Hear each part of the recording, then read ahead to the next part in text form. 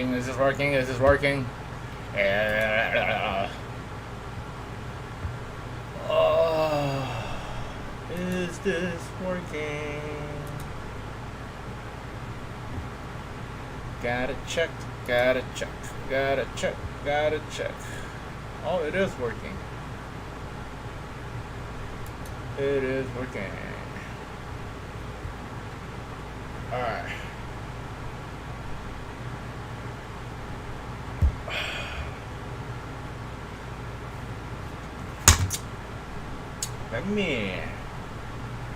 Let me draw some bullshit over here.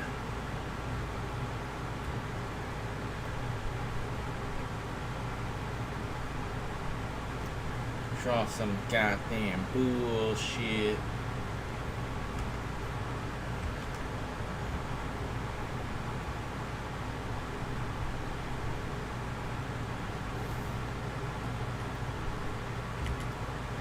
Alright, save it. 3/21/26.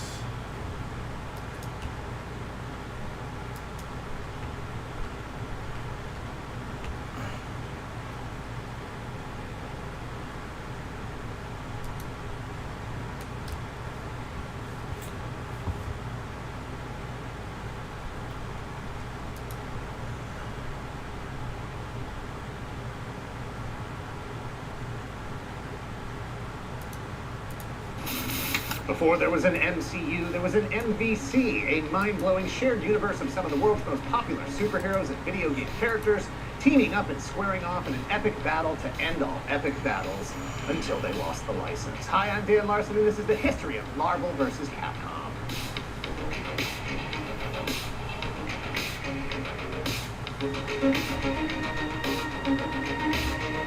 Marvel vs. Capcom is the epic climax of a series of video games spanning 2 decades of increasing anticipation and licensing agreements, each game raising the stakes for both franchises and a gaming genre that seemed like it was already at its peak. Thank you to Secret Galaxy for sponsoring this video. Hey, that's us! And thank you to everyone who already supports us here as channel members on YouTube and as members of our Patreon at patreon.com/toygalaxy. For the last year, in addition to our regular videos, we've been producing member-exclusive videos that have allowed us a wider range of freedom ready to ship. For 34-year-old Kenzo Sugimoto founded a company called International Playing Machines, or IPM. It was an expansion from selling pachinko machines and other hardware to building and installing video games for Japanese businesses. As the video game industry boomed through the mid-70s, IPM built, rented, and sold arcade cabinets for other game manufacturers. In 1977, IPM teamed up with the Nanao Corporation to form a one-stop shop which allowed them to also produce the CRT monitors that went in the arcade cabinets. Over the next 3 years, IPM released their first arcade game, a Space Invaders clone called IPM Invader. They were forced to change their company's name from IPM to IREM because IBM thought it was a little too close for comfort, and then Sugimoto founded another new company called IRM while remaining president of IREM. Over the next 3 years, Nanao Corporation became the majority shareholder of IREM. IRM and its subsidiary, Japan Capsule Computers, were merged to create the Sanbi Company, and in 1983, Sugimoto created another company focused on internal sales for Sanbi called Capcom. Capcom is, of course, a portmanteau of the capsule and computers in Japan Capsule Computers. Capcom jumped into the arcade business with a string of new games through 1991, including but not limited to Section Z, Commando, Bionic Commando, Captain Commando, Ghouls and Ghosts, Ghosts and Goblins, Strider, Mega Man's 1 through 3, and Street Fighter. At the same time, Marvel Comics dominated comic book shelves, cartoons, and the toy aisle. Through 1992, nearly all of the most popular artists in comics were working on books at Marvel. Jim Lee, in particular, rose to prominence through his work on The Punisher on Punisher War Journal, one of the grimmest and grittiest characters in an era obsessed with getting grimmer and grittier. Spider-Man, the Avengers, and the X-Men were already featured in arcade games produced by Sega, Data East, and Konami, respectively. So in 1993, Capcom produced a Marvel title of their own, a side-scrolling beat-em-up that featured the Punisher just as fighting games became the dominant force in arcades. Fighting games as a genre didn't start with Capcom's Street Fighter, released in 1987, but it deserves a lot of credit for establishing the 6-button strike system and the ability to perform special moves when a specific order of buttons and joystick movements were entered. Capcom followed Street Fighter with the side-scrolling beat-em-up Final Fight in 1989. The popularity of Final Fight in the US led Capcom to revisit Street Fighter and, well, make an even better fighting game. Let the records show they did. Street Fighter II was a huge success, and when Midway's Mortal Kombat hit arcades a year later in 1992, the fighting genre as we know it today exploded across arcades and pop culture in general. With the intent to stay dominant in a genre that they helped create and popularize, Capcom released Darkstalkers in July of 1994. Based on their own original IP, Darkstalkers built on Street Fighter II's success while it added more gameplay features like blocking in the air, walking while crouching, and chain combos. Capcom continued their relationship with Marvel in 1995 with the release of X-Men Children of the Atom, inspired by the hit X-Men animated series, and hit X-Men toys, which were inspired by the hit run of comic books illustrated by Jim Lee, literally the best-selling books in comics at the time. 10 playable characters including Colossus, Cyclops, Iceman, Omega Red, Psylocke, Ace Sentinel, Silver Samurai, Spiral, Storm, and Wolverine. Magneto and Juggernaut were both non-playable boss characters, but Capcom also hinted at the future to come with a secret character unlockable through a code, Akuma from Street Fighter. Several voice actors from the animated series are featured, including George Buza, Catherine Disher, Dan Hennessy, Norm Spencer, and Wolverine himself, Cal Dodd. Like Darkstalkers, X-Men built on the successful Street Fighter II gaming system, it amped up the frenetic arcade action with higher jumps and beam attacks with directional control. As someone who was there at the time, I can tell you that the first thought after seeing X-Men in the arcades was, these characters all look so cool. I hope they make a game with Spider-Man, Captain America, and other popular Marvel superheroes in it. And by God, Capcom did. In fact, that same year, Marvel Superheroes also hit arcades in 1995. The roster stayed at 10 playable characters, retaining Wolverine and Psylocke, making Magneto and Juggernaut playable characters, and adding Spider-Man, Captain America, Iron Man, Hulk, Blackheart, and Shumagorath. What? Bro, what are you talking about, man? But fans still clamored for more. Where could Capcom go but to add more characters? Their answer was to pit Marvel's most popular franchise against Capcom's most popular franchise in 1996's X-Men vs. Street Fighter, a game that not only added more characters, but allowed them to team up like never before in a game that paid off Akuma's appearance in 1995's X-Men. Cyclops and Storm were back after skipping Marvel superheroes. Gambit, Rogue, and Sabretooth all made their debut, and for the first time in any media, they faced off against 8 of the most popular characters from the Street Fighter franchise. Akuma was, again, hidden by a secret code. While most of the gameplay was already well established by previous games in the series, X-Men vs. Street Fighter added a tag team dynamic that allowed players to swap between characters during matches. And, like before, the logical follow-up to X-Men vs. Street Fighter was Marvel Superheroes vs. Street Fighter, which Capcom released in 1997. 17 characters were immediately playable. That included Sakura and Dan in their debut on the Street Fighter side. Marvel Superheroes vs. Street Fighter added the variable assist gameplay mechanic, allowing players to call on their off-screen tag team partner to perform enhanced team-up attacks. From there, Capcom opened up their own library of characters for 1998's Marvel vs. Capcom Clash of Superheroes. 15 characters selectable from the beginning, 7 Marvel vs. 8 Capcom. Gameplay is enhanced this time by including another 20 characters as special partners from both Marvel and Capcom.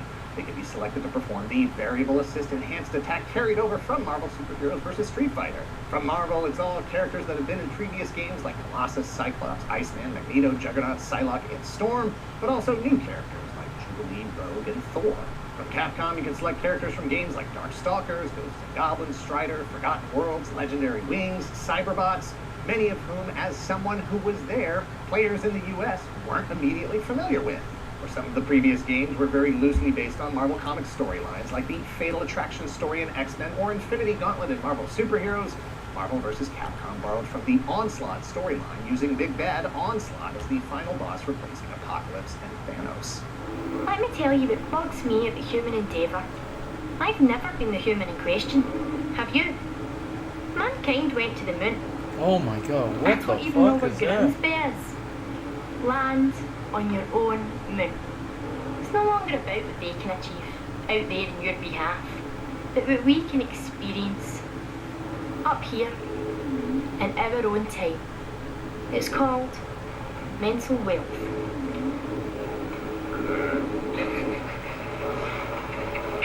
What the hell is 2 years that? later, in 2000, Capcom upgraded the What gameplay of the the rosters from both companies for Marvel vs. Capcom 2 New Age of Heroes. Players were overwhelmed by an astounding 56 playable characters that unlocked over time, and I'm not going to name all of them here. But I was happy to see Resident Evil represented by Jill Valentine. The most notable change to the gameplay was the selection of 3 playable characters instead of the previous 2, and now the variable assist character was just one of the 2 characters that wasn't on screen at the time. Fighting games peaked as a genre in 1999. Each year since 1992, when both Street Fighter II and Mortal Kombat owned arcades, there were increasingly more and more fighting games released. That said, in 1999, Capcom released another crossover fighting game, this time with SNK. Developed for the Neo Geo Pocket Color handheld game console, SNK vs. Capcom, the match of the millennium, featured characters from both Capcom and SNK libraries, and it was followed by 2 more games, Capcom vs. SNK Millennium Fight 2000, which hit arcades in 2000, and Capcom vs. SNK 2, Mark of the Millennium 2001, in 2001. While the Capcom vs. SNK series did not perform as well as Marvel vs. Capcom, it was something, which was good because Capcom no longer had the Marvel license. As of 2000, Marvel was in the movie business and signed all new licensing deals for video games that featured their characters. Fighting games never completely went away. They carried on as a normal genre of video games with puzzles, sports, first-person shooters, airplanes. Through 2007, there were multiple releases of Mortal Kombat, Soul Calibur, Virtua Fighters, Bloody Roars, Samurai Showdowns, Tekkens, Dead or Alives, and yeah, Street Fighters. Fighting games as a genre were once again surging in 2008. Capcom released Street Fighter IV, and Midway offered their own take on the cross-company exploits with Mortal Kombat vs. DC Universe. At the same time, Capcom released Tatsunoko vs. Capcom Cross-Generation of Heroes. It was a 2D fighting game, just like all the previous games, but now with 3D graphics. Tatsunoko was the production company behind cartoons like Mach Go Go Go, which was adapted as Speed Racer in the US in 1967, Gatchaman, which was adapted in the US as Battle of the Planets in 1972, and of course, Super Dimension Fortress Macross, which was adapted in the US as Robotech in 1986. We're gonna get a cease and desist for this. Yes, Tatsunoko made a lot of other stuff, but very little of it crossed the Pacific to be adapted in the US, and therefore is considerably obscure to anyone who wasn't locked into the import anime scene through the 90s and early 2000s. Capcom brought back Ryu and Chun-Li from Street Fighter, Morrigan from Darkstalkers, and characters from Mega Man. Tatsunoko came out swinging with Ken and Jun from Gatchaman, and, Cashern, Tekkaman, Yatterman, you know those guys? A second game with even more characters called Tatsunoko vs. Capcom Ultimate All-Stars followed in 2010, but by then Marvel was ready to get back into the fighting business with Capcom, and Tatsunoko was dismissed for a series that would sell better in the US. Marvel's international profile had grown significantly since Marvel vs. Capcom 2 in 2000. Movies based on the X-Men, Spider-Man, Daredevil, The Punisher, Blade, Hulk, The Fantastic Four, Ghost Rider, and Iron Man made Marvel into a household brand around the world. Using the same style of 3D graphics in a 2D fighting game, Capcom released Marvel vs. Capcom 3 Fate of Two Worlds in 2011, and then Ultimate Marvel vs. Capcom 3 later that same year. Resident Evil's Chris Redfield and Albert Wesker, among others, showed up for Capcom. And while it was a very successful game, it marked the end of the franchise for another 6 years, because Disney owned Marvel now and they had their own plans for including Marvel characters in video games. X-Men characters appeared in a few Activision games, while Avengers characters were wrapped up in Disney's Disney Infinity Toys to Life game series from 2013 to 2015. After that, Disney went crawling back to Capcom. In 2017, Capcom released Marvel vs. Capcom Infinite, a return to a 2-on-2 tag team match with 3D graphics and a 2D fighting system. For Marvel, it was a perfect opportunity to lean into characters that had a much higher profile than in the 90s, made popular by all of the MCU films of the last 2 decades. This, of course, was at a time when the X-Men, the Fantastic Four, and the rest of the Marvel Universe were licensed separately from one another. Fans of Marvel may have appreciated the Avengers' heavy roster, but fans of Marvel vs. Capcom were disappointed by the exclusion of the X-Men, the characters that started it all. Marvel vs. Capcom was celebrated in 2024 with the release of Marvel vs. Capcom Fighting Collection Arcade Classics, available on Nintendo Switch, PlayStation 4, and Windows. It includes 7 entries in the crossover series from 1993's The Punisher through 2000's Marvel vs. Capcom 2 New Age of Heroes. It's the first time The Punisher has been included in the franchise since the 1993 game. Time will tell if there'll be another game in the series. For now, you can live out your own adventures with a variety of action figures. Hasbro has been producing the Marvel side of things with figures inspired by their in-game looks as part of their Gamerverse line since 2025, including Captain America, Wolverine, and a 2-pack with the Punisher and Nick Fury. Multiple companies, including Jada and Storm Collectibles, have made Capcom licensed figures of characters from Mega Man, Street Fighter, and Darkstalkers series. For now, it is you and your shelves that will decide the future of Marvel vs. Capcom. Thanks for watching. This Please guy... hit like, hit I can't remember anything this guy says. He says it clearly, fast, succinctly, but I can't, I didn't learn anything. I don't know what this, it's so weird. This guy, just like, I can't process anything he says. He talks at a weird speed.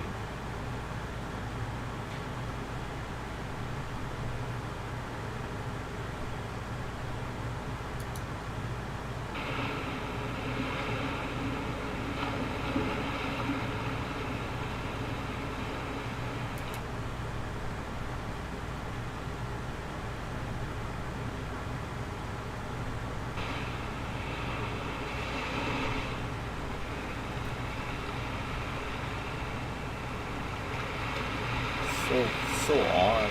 So odd.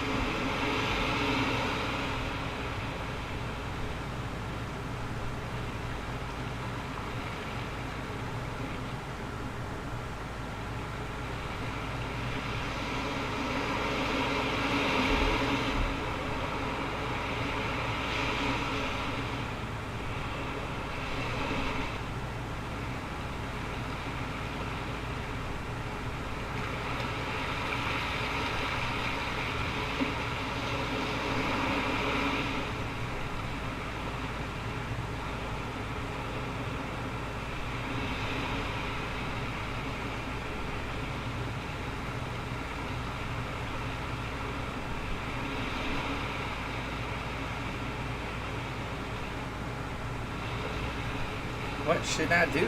What should I do?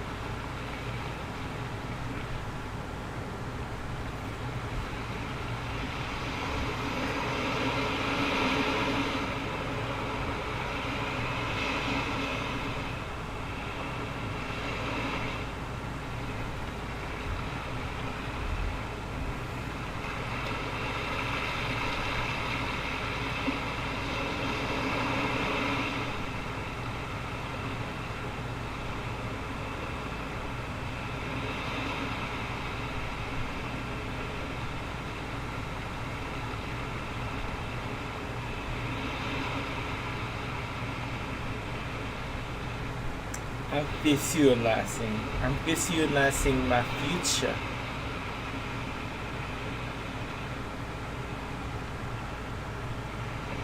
I want to be living in Newport with the beach.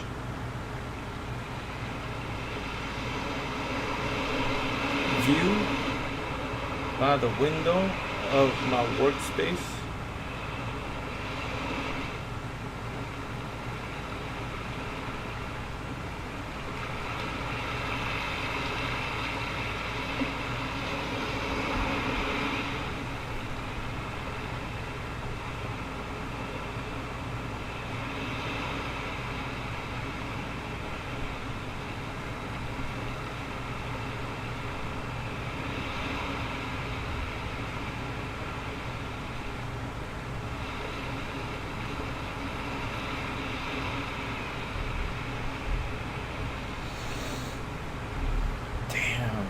I'll get there, man. I'll get there. I have to work on getting my skill level up. And I did. I really did.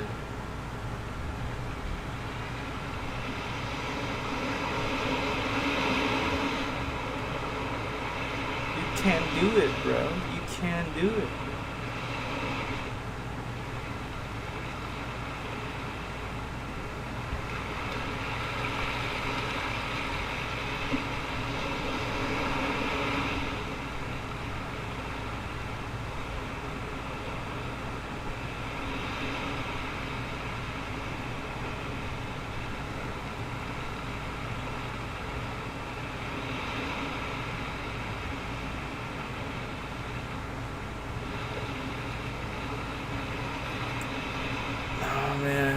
Do it, man. It's just you gotta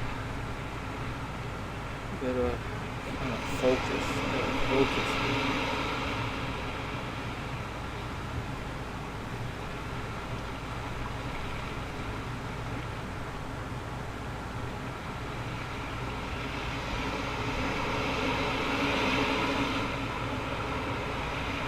God damn it!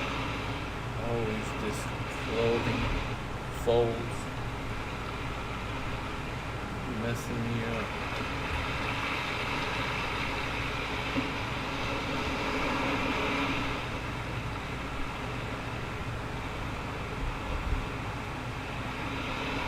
That's alright. See, you gotta chill out on the folds though. You always go too much on it. That doesn't help you with anything.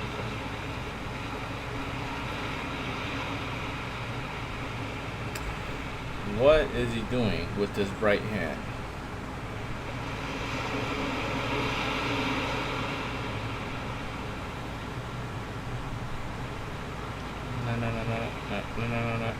No.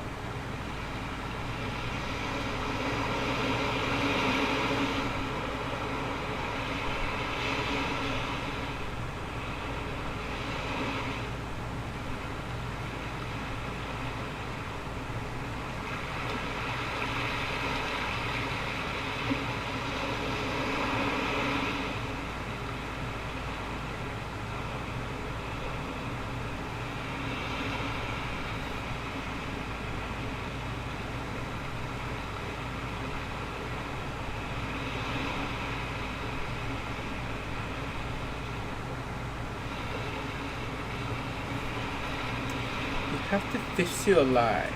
You gotta visualize.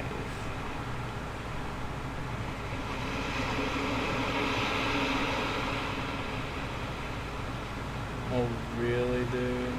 Gotta visualize.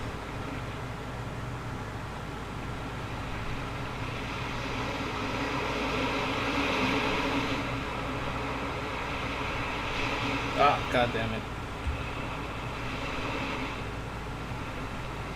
It's like the stylist, dude. It's hard to control this shit. Ugh.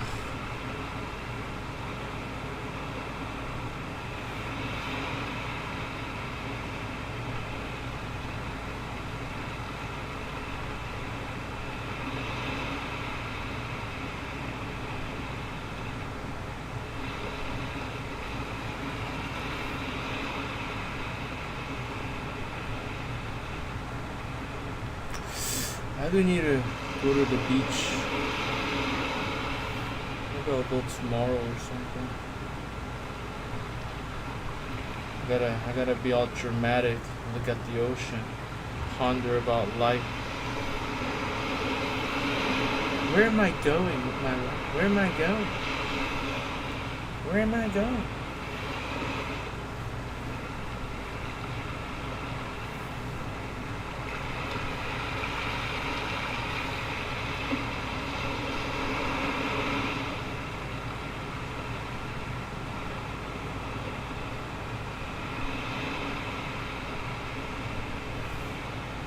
Think.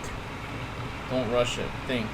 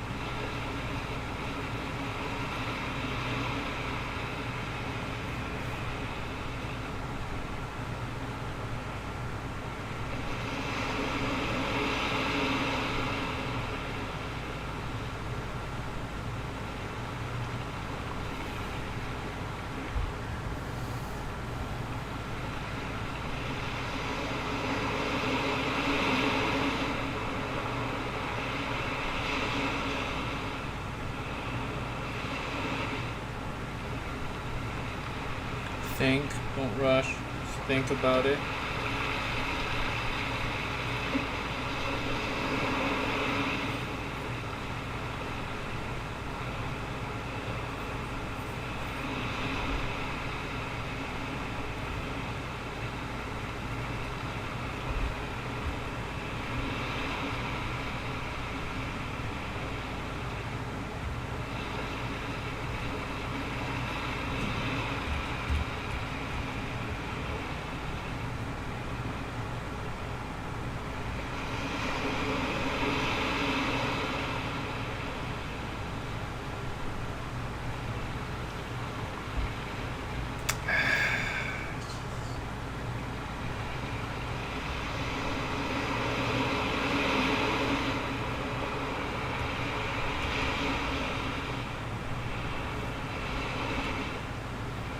No. It goes like this. So the issue is that it has to be like that. Which means the t-shirt has to be more like that.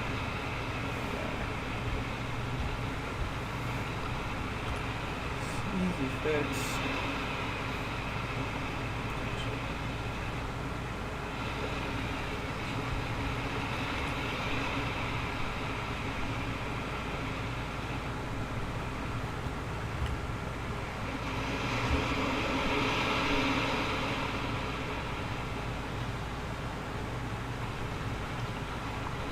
Okay, I know how to fix it, but how did I come to this issue?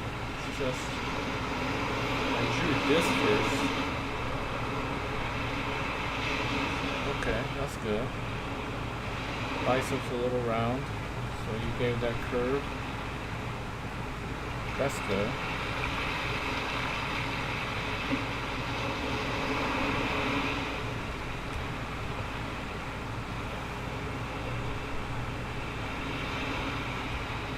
Is this is the issue. Well, let's say you erase this. It's not as bad. It's a shirt that's messing it up.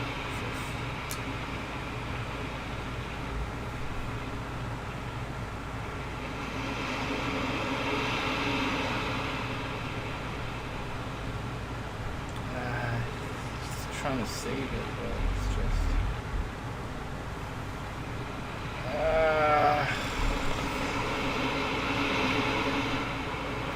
I mean, you could get away with it, but it's just yeah, you can stop.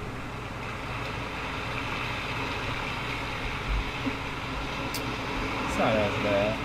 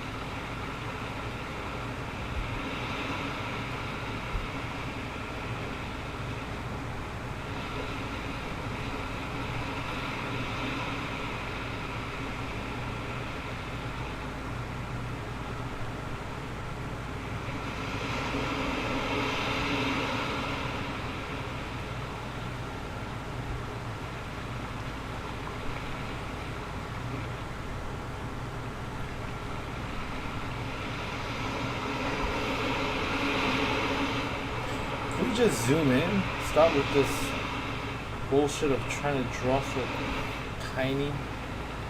Jesus Christ.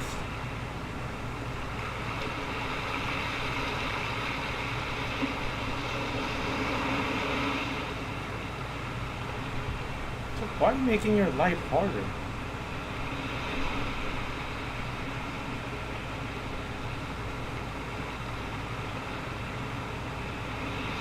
You got this amazing tool.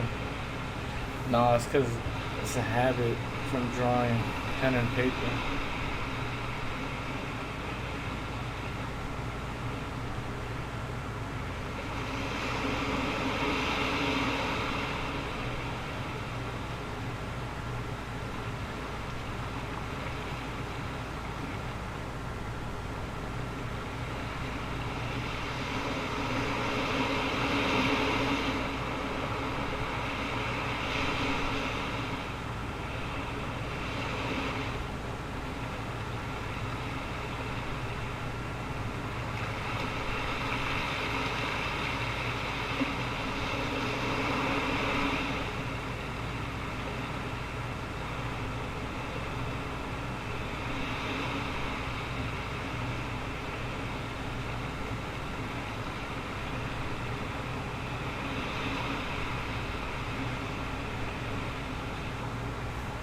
Too long.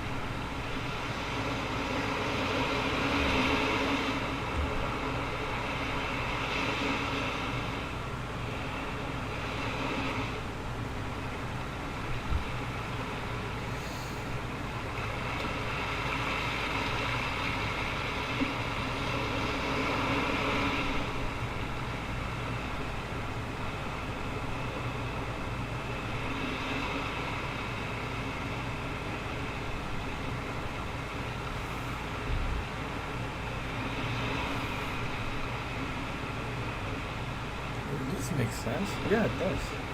Why wouldn't it not make sense? I like this better.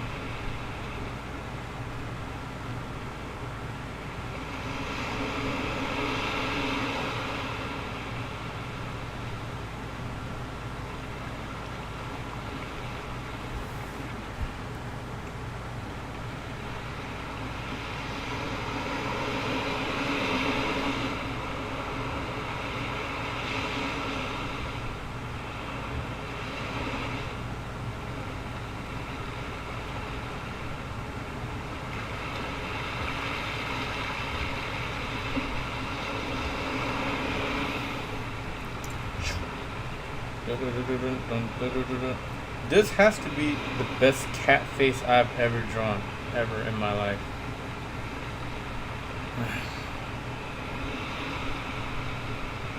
This handsome ass cat. Today's the day. It's 3/21, the day I drew the best cat face ever.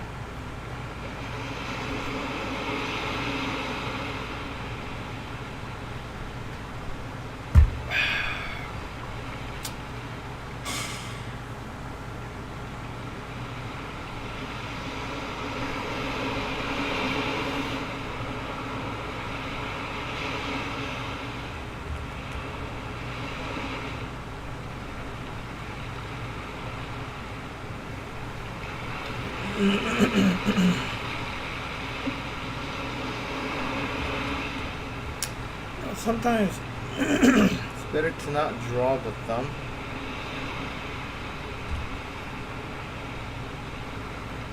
It makes it even more confusing. Yeah, just, you know, pretend it's covered up.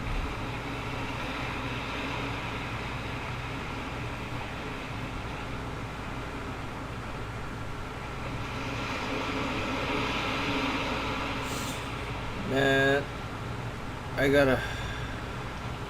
It's gonna happen. I'm gonna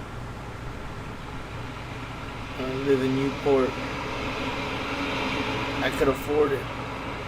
It's gonna happen. Let me just live there. With the beach.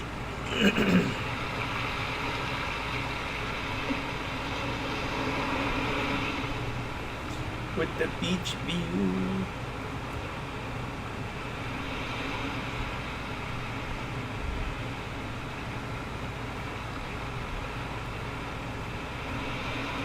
Oh. What am I always draw in the middle. I don't know why I drew so low. I should. I want to draw the whole body. Sexy body.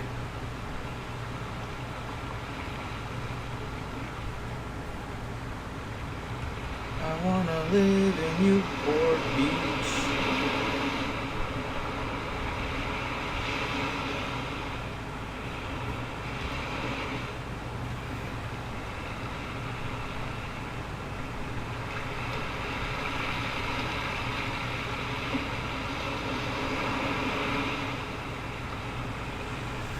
It's gonna happen, bro.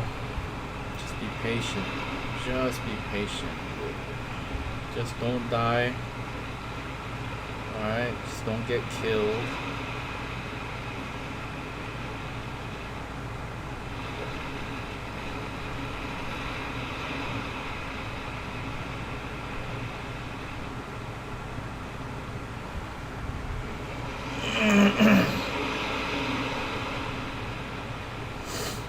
I think that's rule number one. Don't get killed.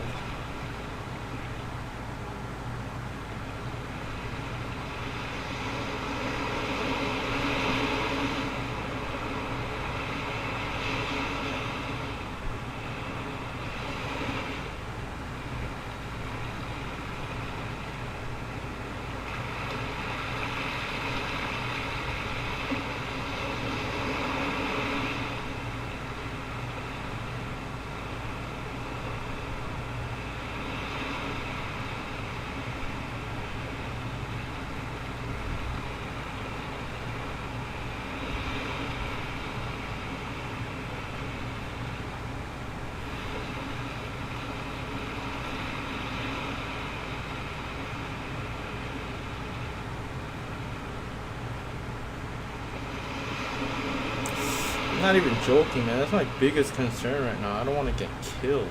You know, I'm not gonna die, but it's like I don't want to get killed.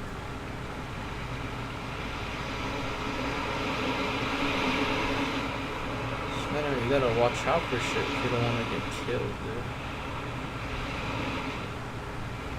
Oh my god, that fucking car crash, dude. So goddamn.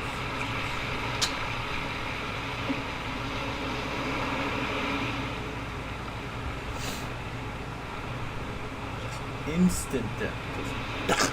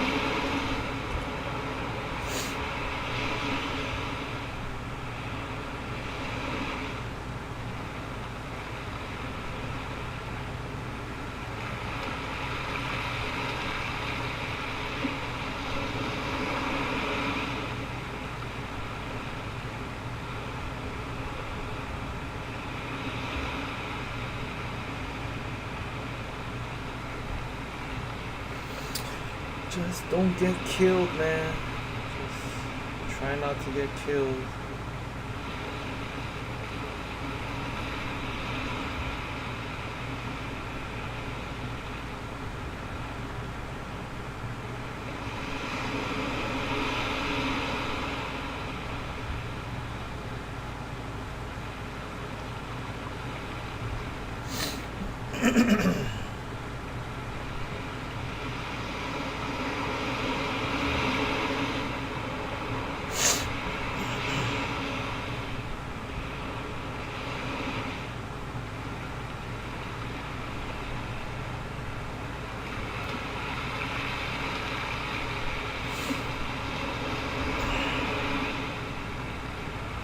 Like dying in a, like imagine you die on a freeway. That's where you die. Just,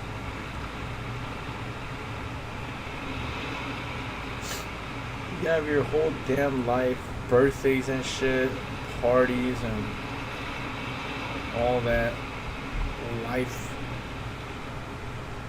family and first love and graduation or failure and all that.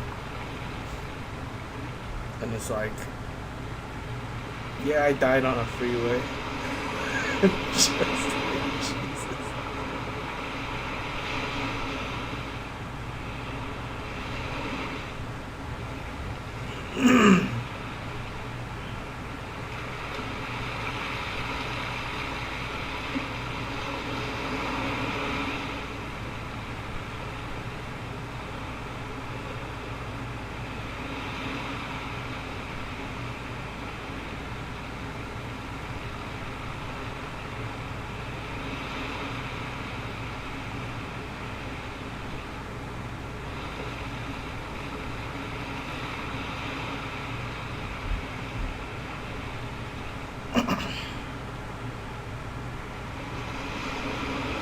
That person was married, they had a wedding, people celebrated when they were born, their parents probably celebrated. Oh my god, it's a boy or it's a girl. You have parties, you know, changing people's lives.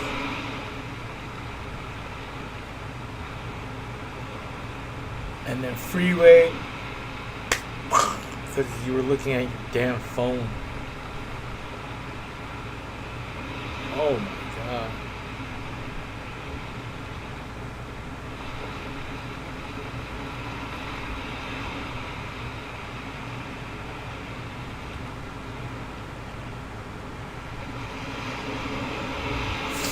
How sad is that, dude?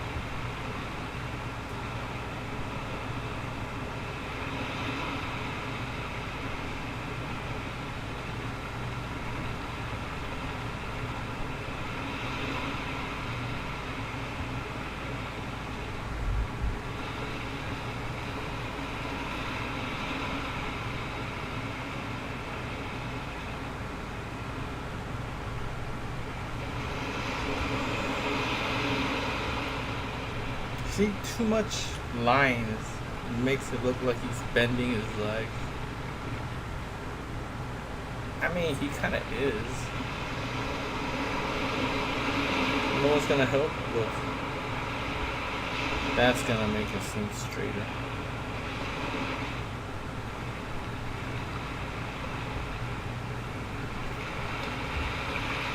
I mean, you know, I gotta. It's the clothing. folds I always mess up on. You overdo it. Can't overdo it. It fucks it up more. Don't overdo it. Jesus.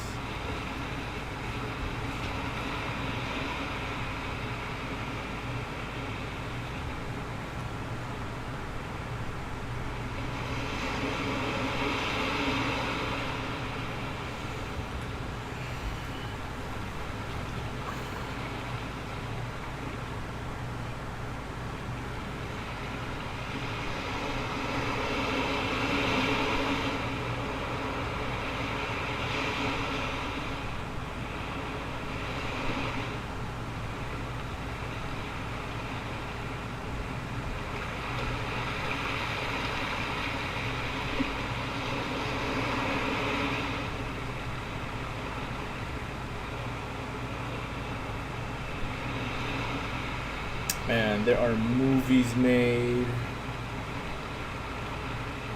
And people go to war for that shit, you know, for somebody they love.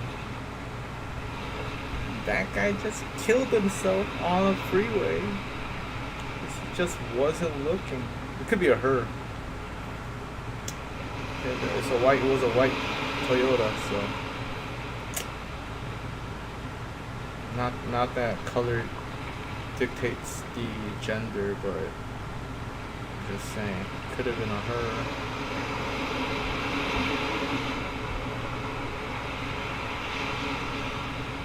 God damn, man. It's just...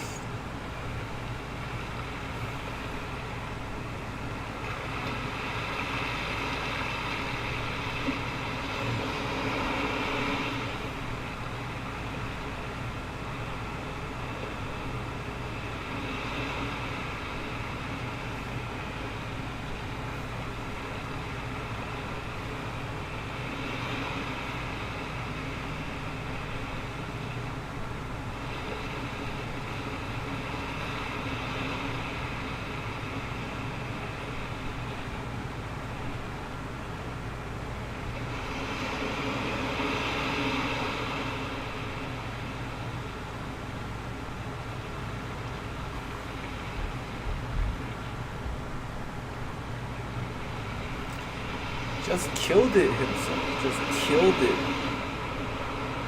I killed it myself. Man, how'd you kill yourself? It's like I ran into a fucking semi-truck beam.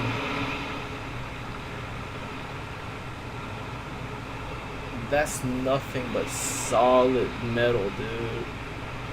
Not gonna bend for nobody. Just fucking ran 70 miles, 60 miles per hour on that shit. Straight on. Are you fucking stupid? Just like, why the fuck would you kill yourself?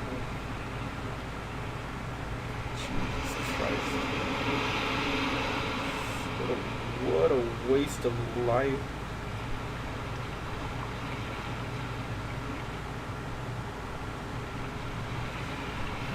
Don't say that, man.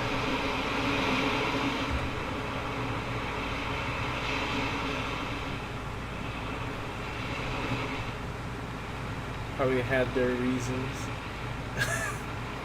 I had my reason running into a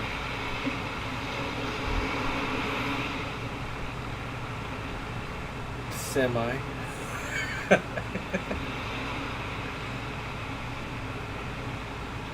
Can't judge me. I have my reasons.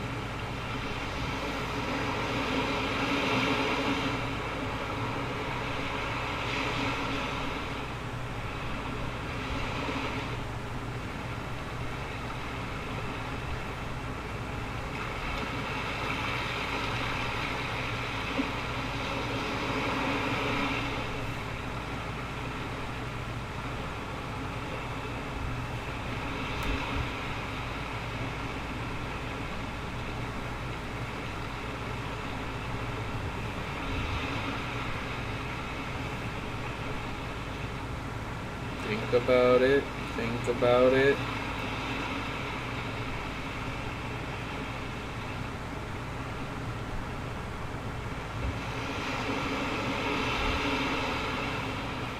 Think about it.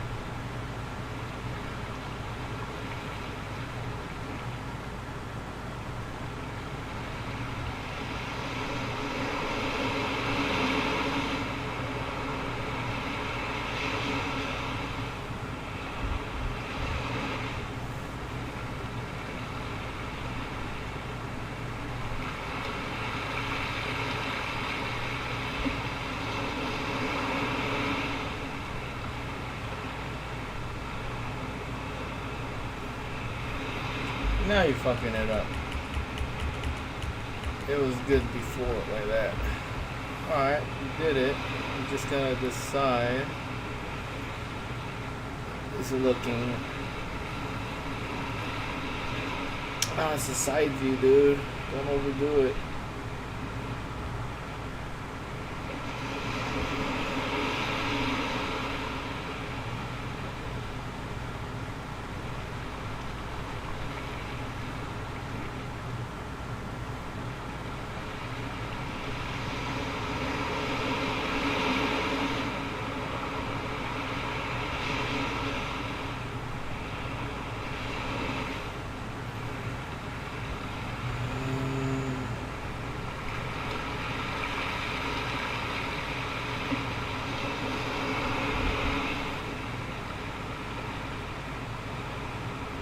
I gotta look at some shoes. I'm working on drawing some shoes, but it's alright.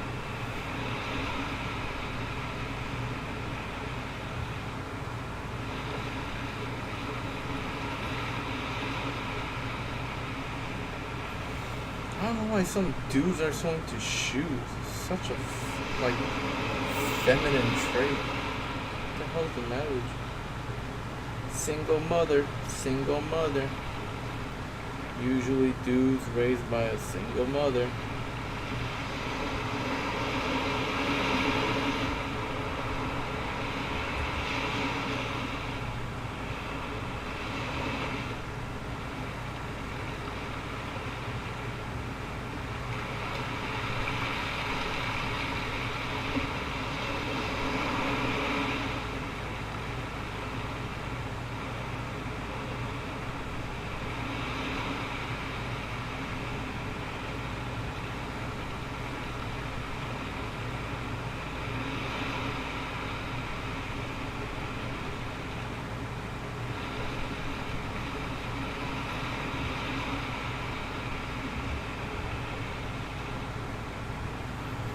See these clothesline, dude. It's like, why are you going so crazy with it, man?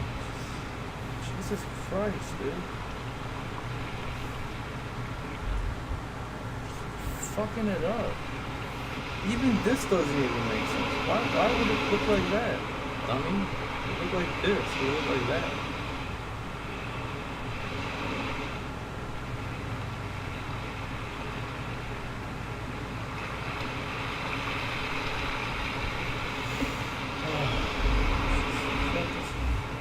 Later when you're painting or something.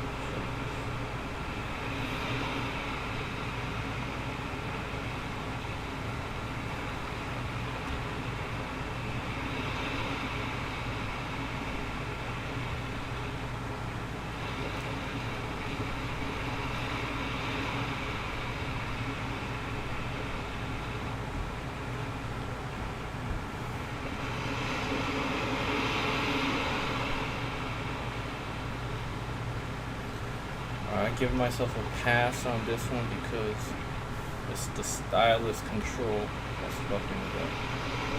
It's sensitive. I mean, just looking on the side, the horizontal line, yeah, it makes sense. It makes sense.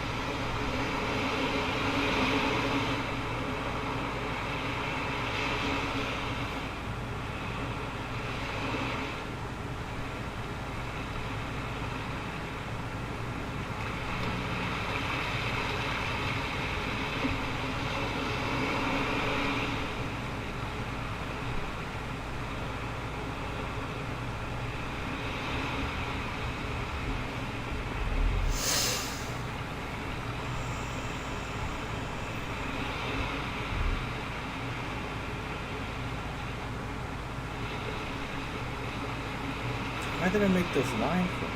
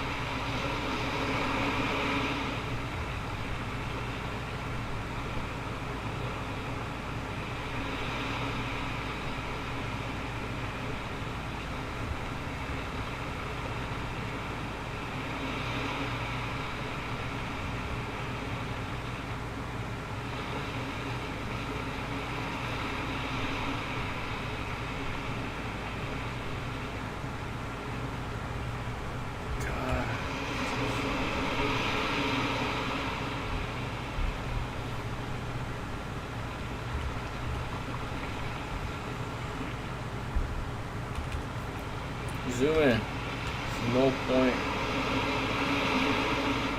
trying so little.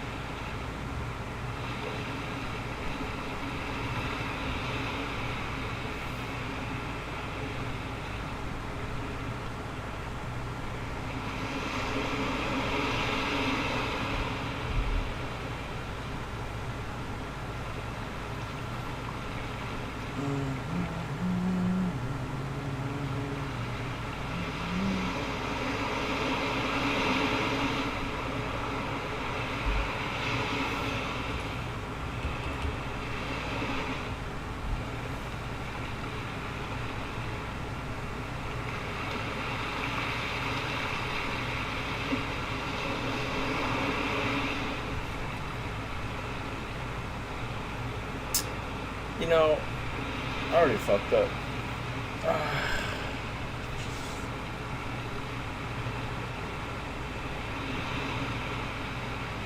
No, maybe you could save it. Maybe you could save it.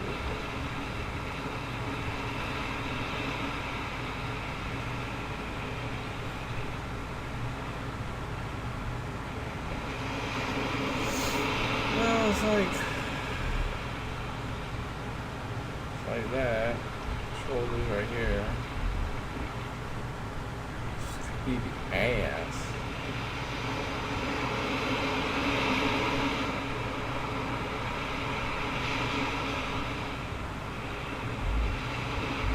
No. This is hard to figure out. When it's like this.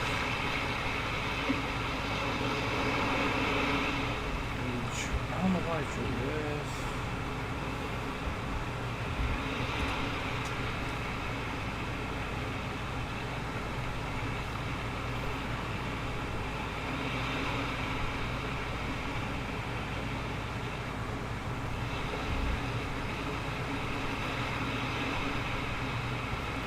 Doesn't make any sense. Delete. You don't deserve to draw that. You messed up hard. No. Here's the issue. It's because you didn't know what the hell you were drawing. You gotta think about what you want to draw first. Visualize. Then you draw it. It's Nike.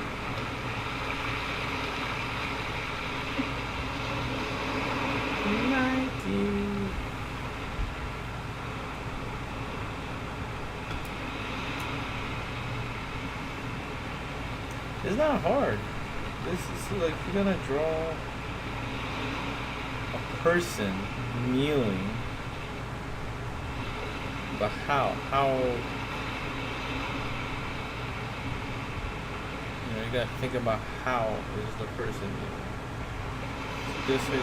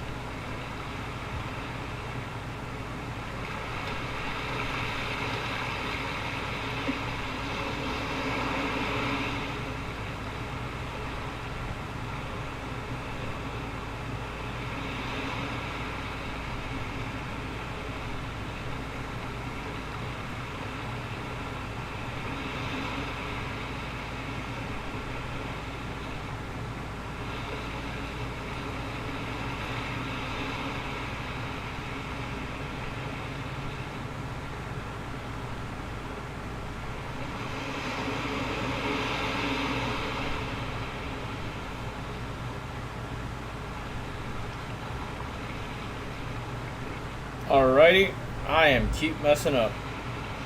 Some gigantic ass head.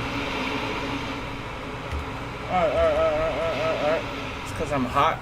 I gotta kind of relax. I gotta stretch my back. Hold on.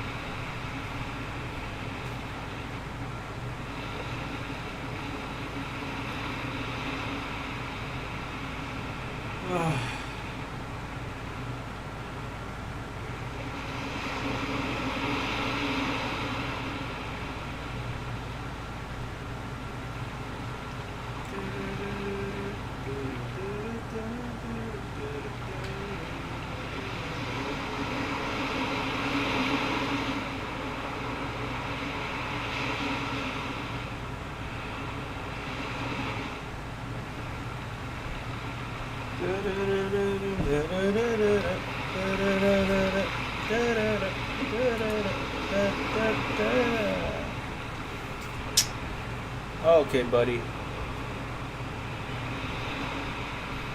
not a hard thing to draw.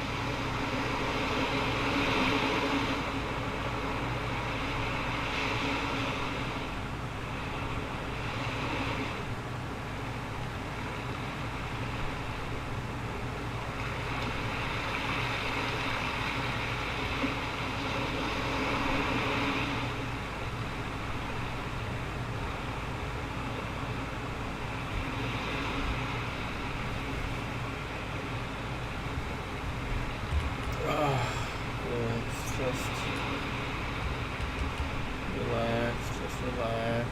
Stop tripping out.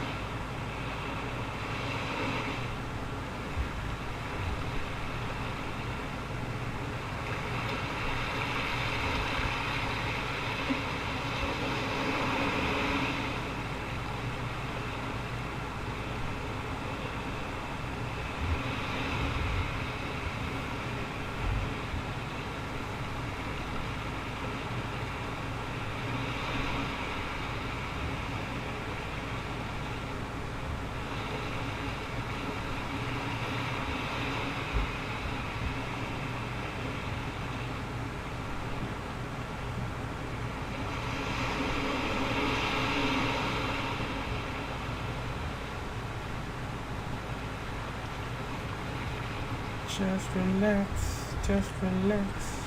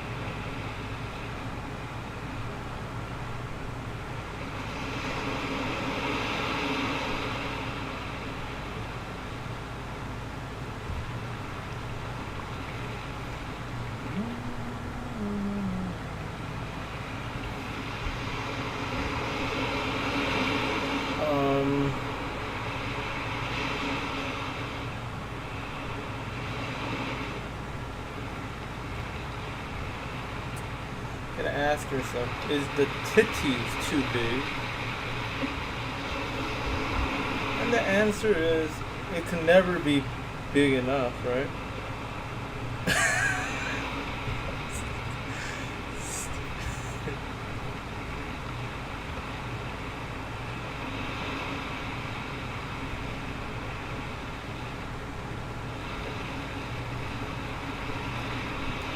Why is there women like that? Are you sexist?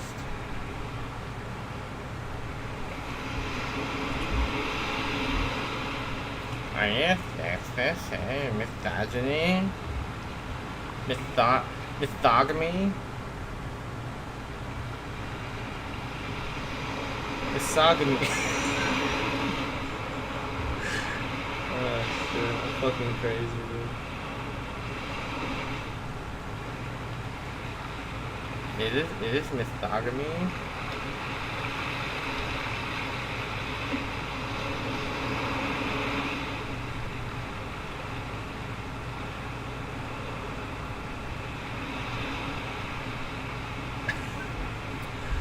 Oh fuck, I'm crazy, dude.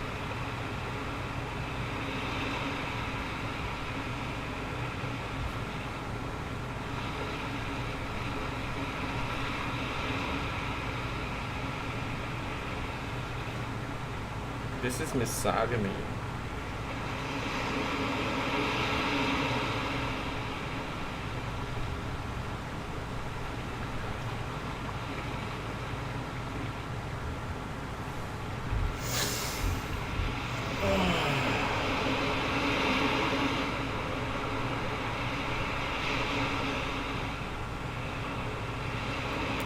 This is anatomy study.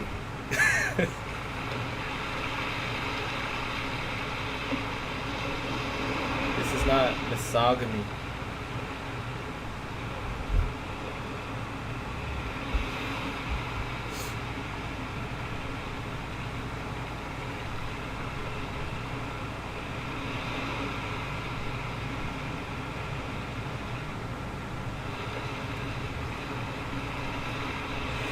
It's like I'm obsessed with drawing the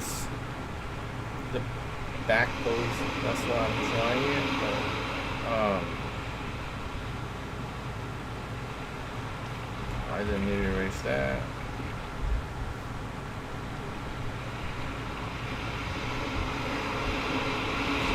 Erase a little bit, but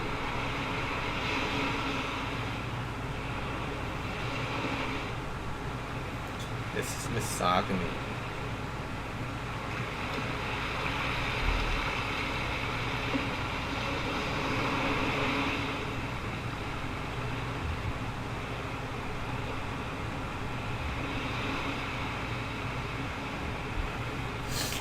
This is total misogamy.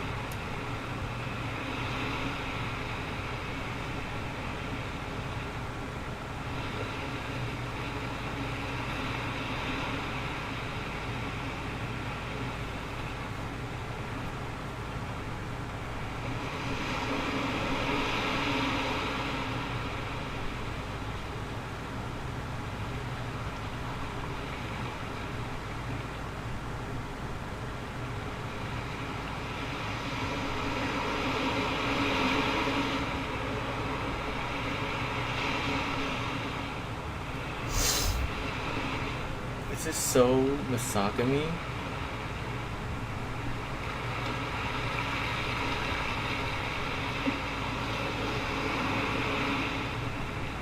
I don't condone this. I don't approve of this misogamy.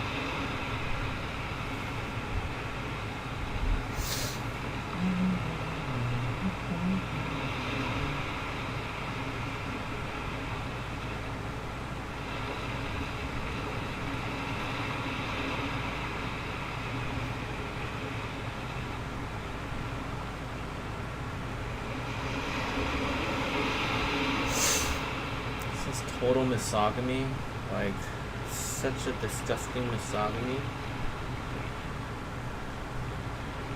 God damn it.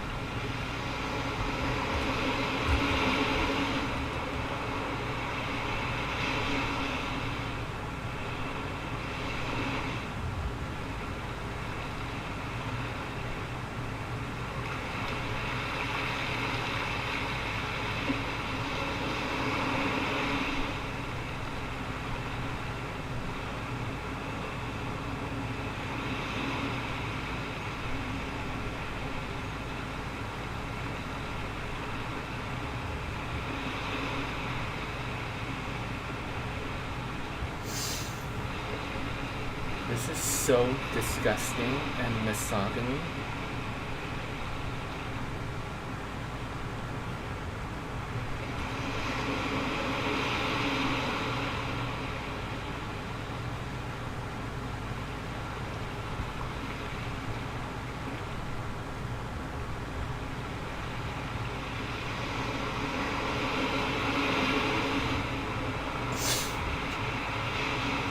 It's alright. I mean, it's like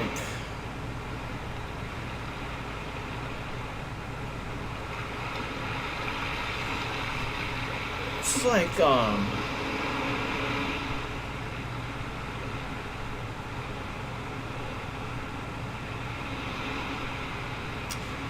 know what it is? This is like you're not supposed to show that much. This is like really towards the back, you know, so it's like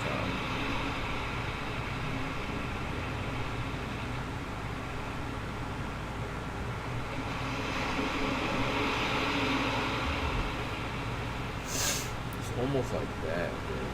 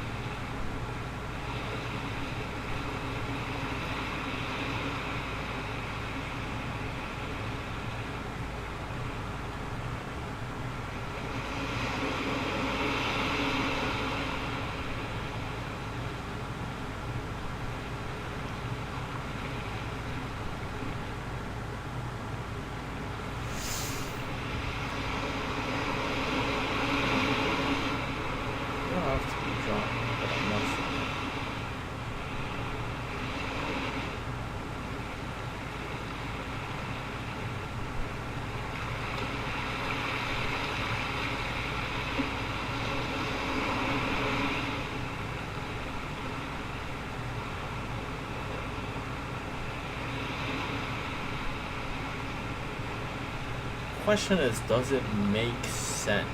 Alright.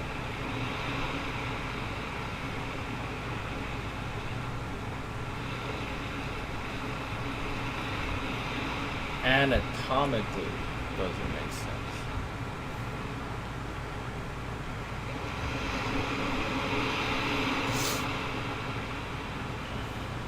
All jokes aside.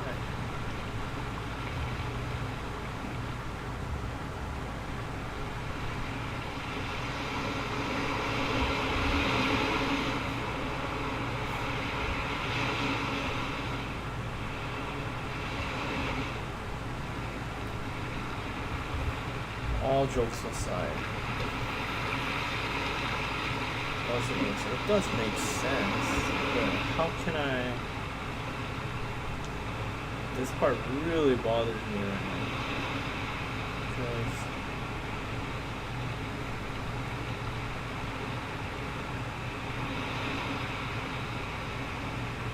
no, it does make sense. It does.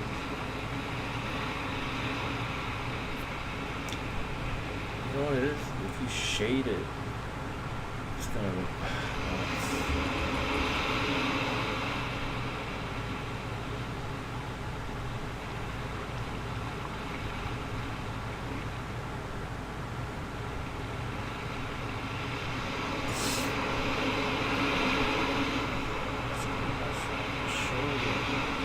traps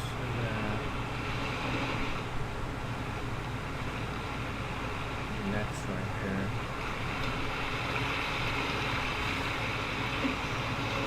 It's too. Okay, I get it.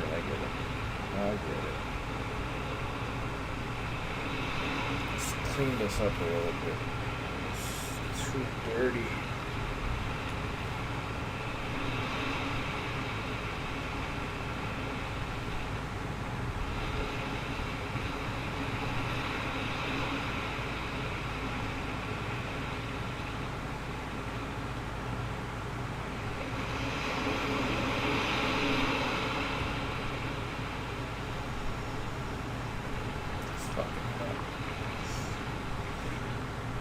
can't just.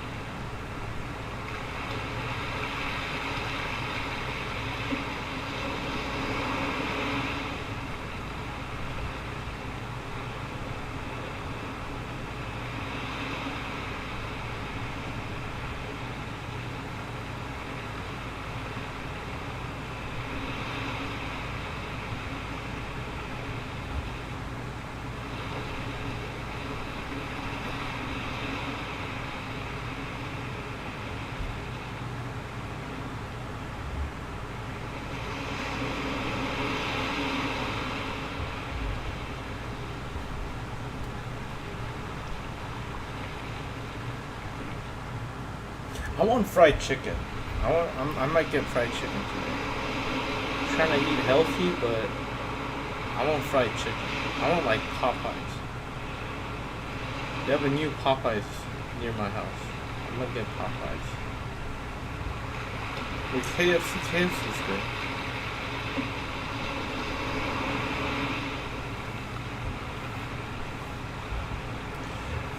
But this drawing is so misogamy. Oh my god.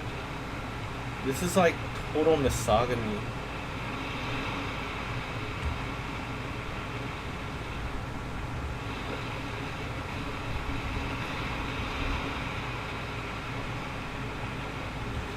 You know, it's not a crime to eat, you know. Don't feel guilty about eating. I feel guilty spending money on food now. Jesus Christ, how fucked up is that? What's going on here? What's wrong with you, dude?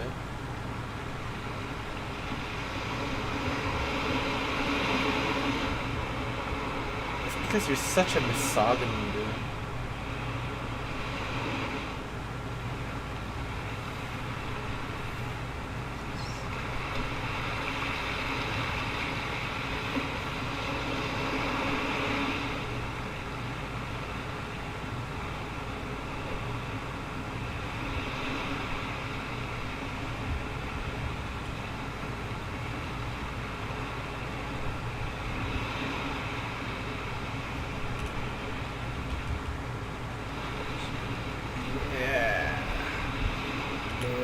Hard to see, but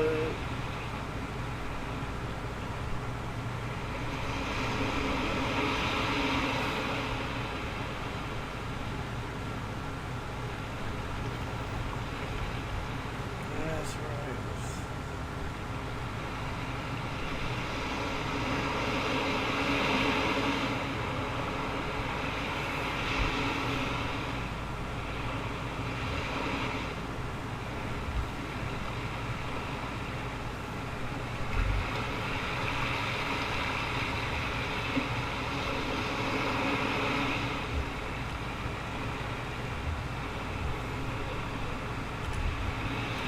You're such a misogamy, dude.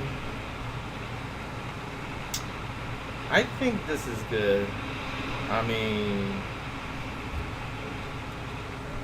this is correct, dude. Anatomically.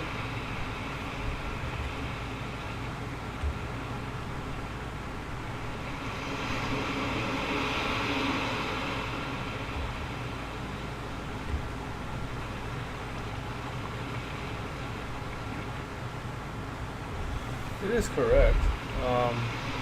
Yeah, dude, one trip.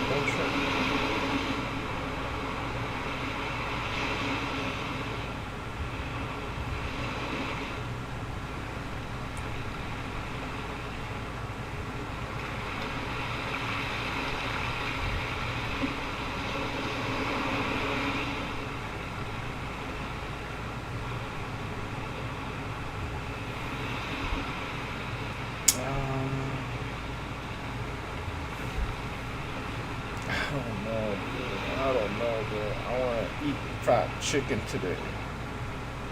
Nah, you shouldn't, dude. It's not good for you. It's not good for you. You're just gonna gain the weight you lost. It's not good. It's not good.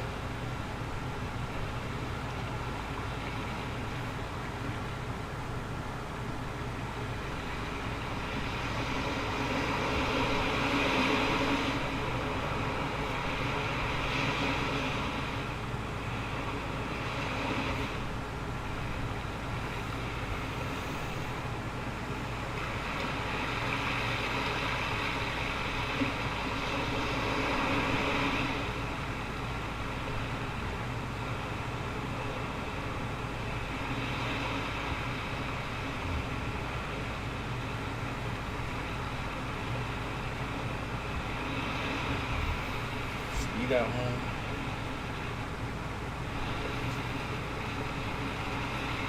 Don't be a misogamy.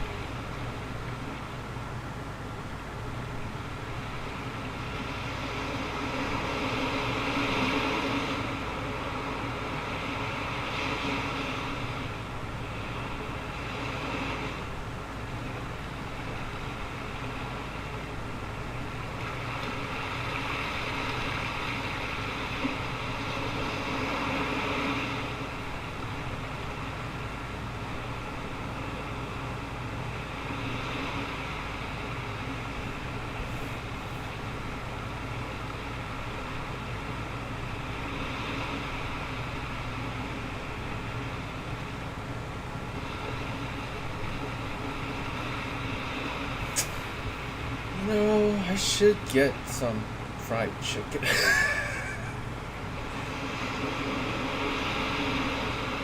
Like, who cares, right?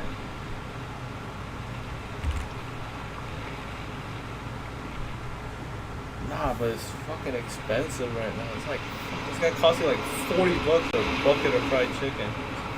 Fucking economy's bullshit.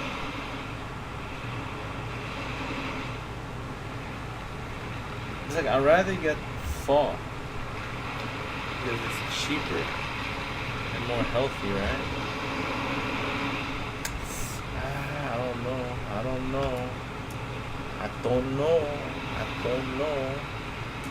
Misogamy.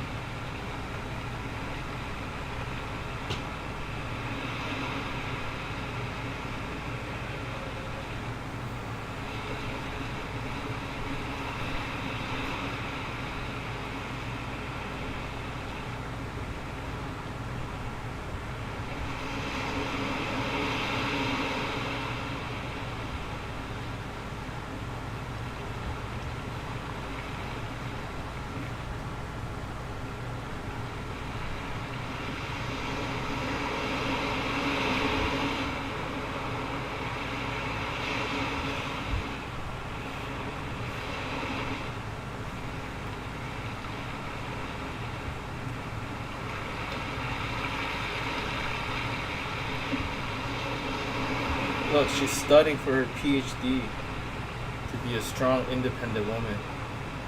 This is not misogamy.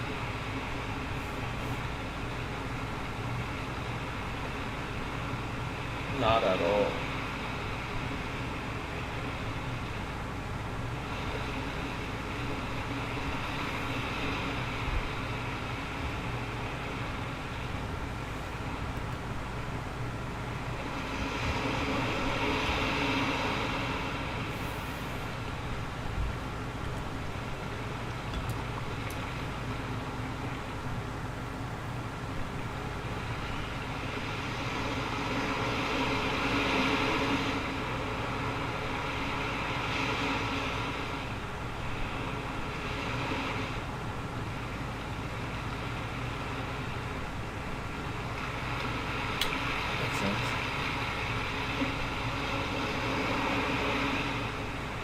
Well, actually, it doesn't, but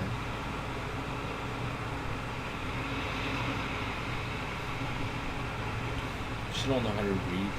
Nah, I'm just.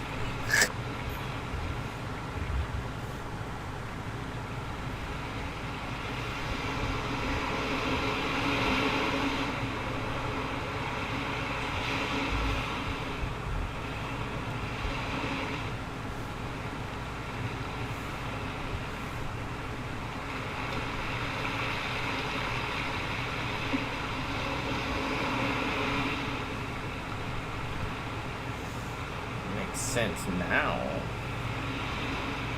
Does it? Does it really? Does it really making sense? Does it?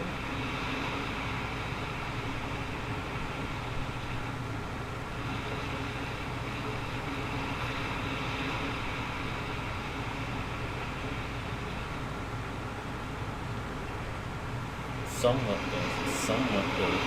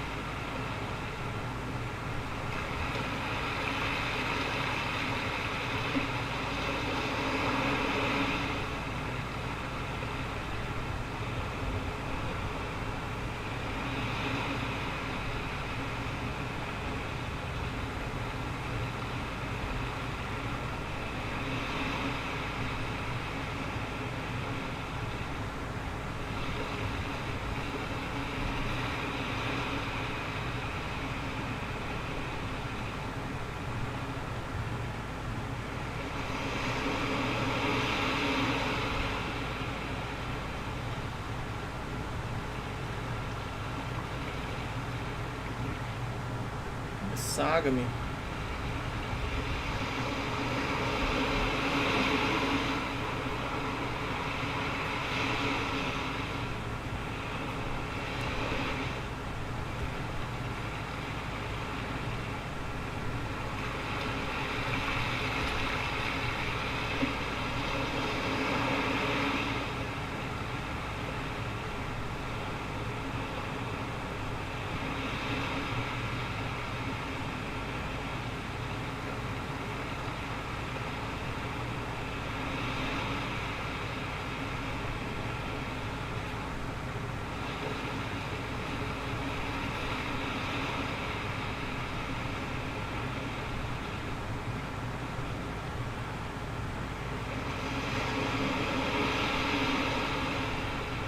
is like stylus is pretty hard to control compared to pens.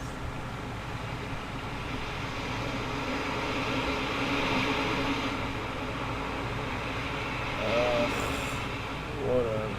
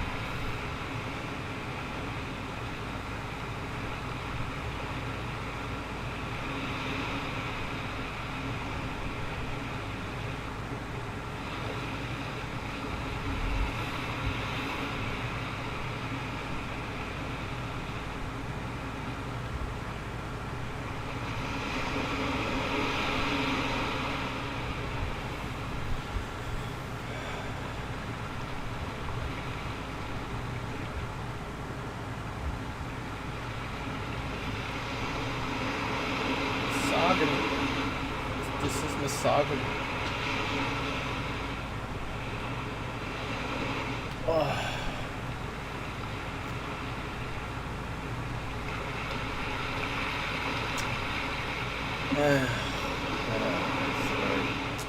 I gotta start moving, man. I gotta.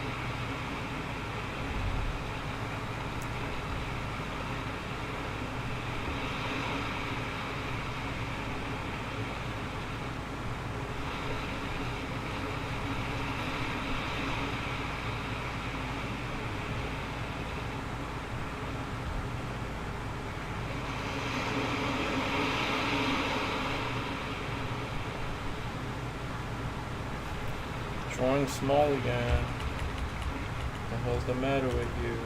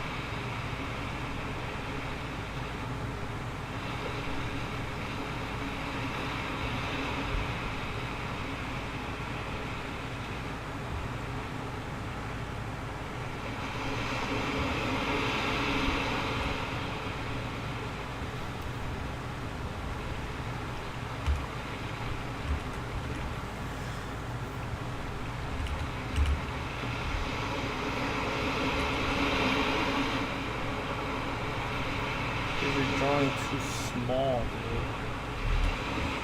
That's just what it is.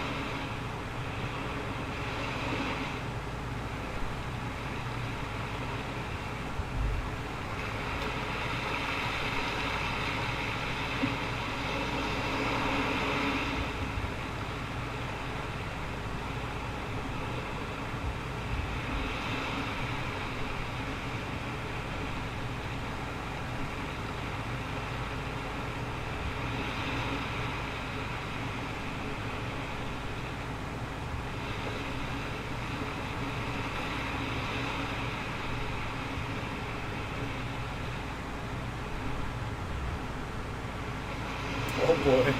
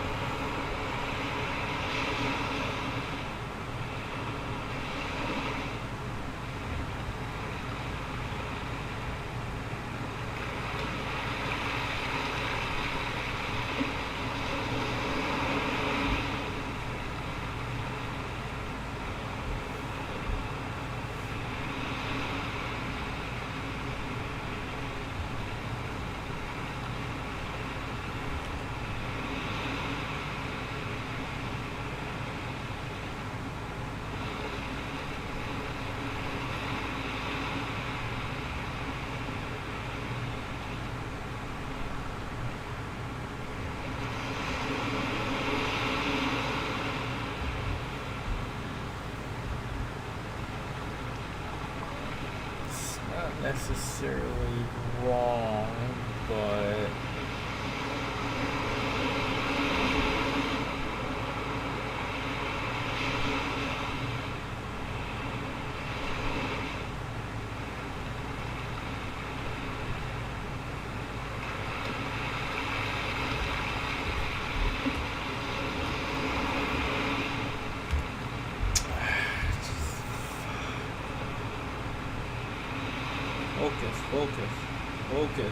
focus. Jesus Christ.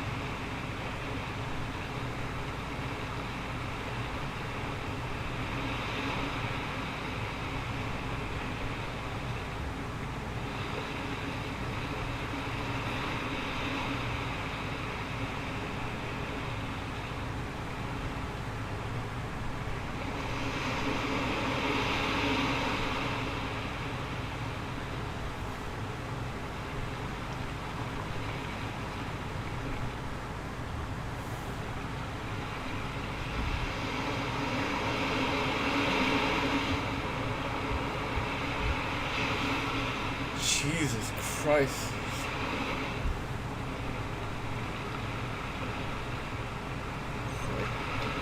Gotta be fucking focused for this shit.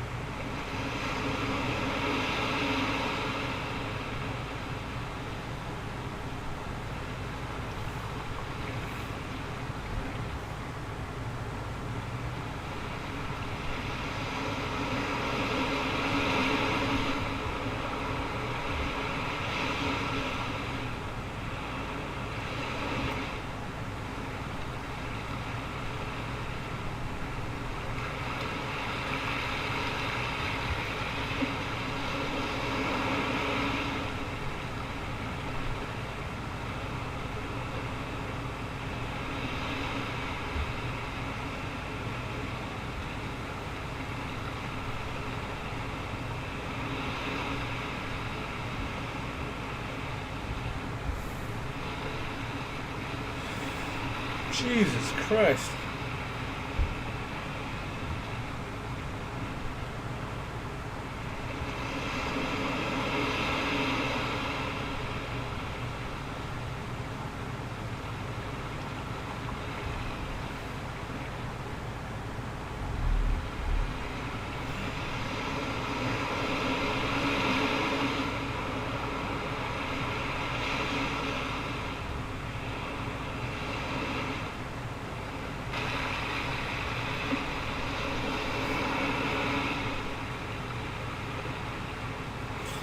I mean, it's like the head looks too big. Fuck, dude.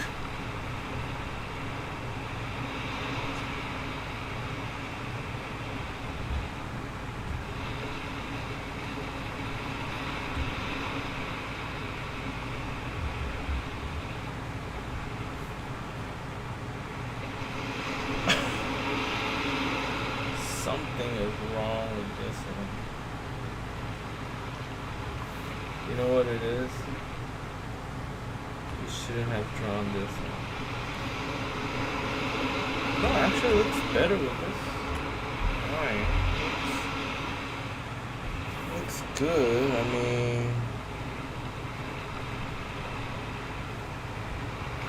can't pinpoint where's. Okay, I know what it is. This is the same mistake that I usually make. Alright.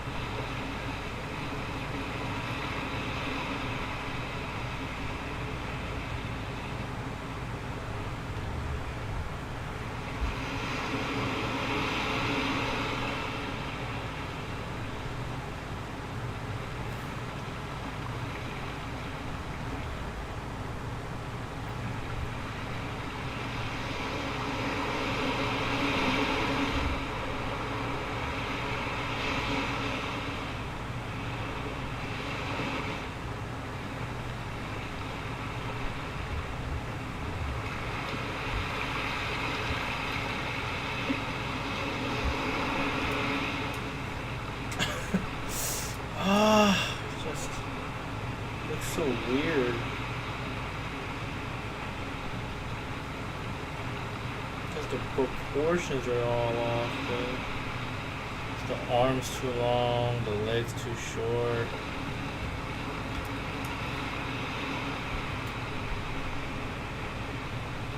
Head's too big. Fuck. Fuck.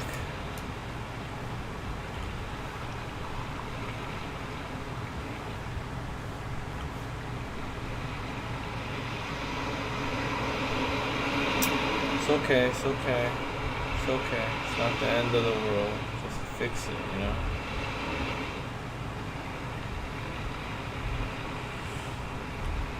It's not a crime to fix it. It's just the length. The length of the, it's like the proportions I'm getting it wrong with.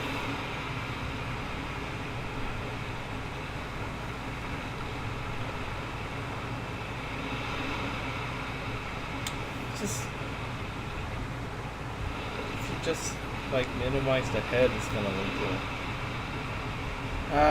They don't want to do this, but let's see if I'm right.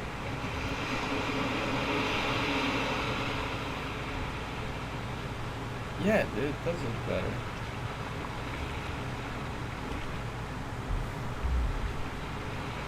But I like the shoulder length.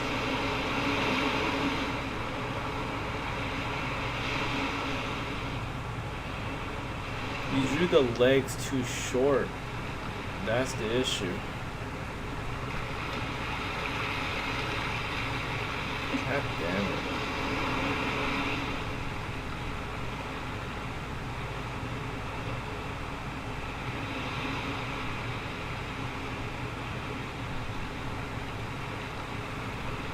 How do I fix this?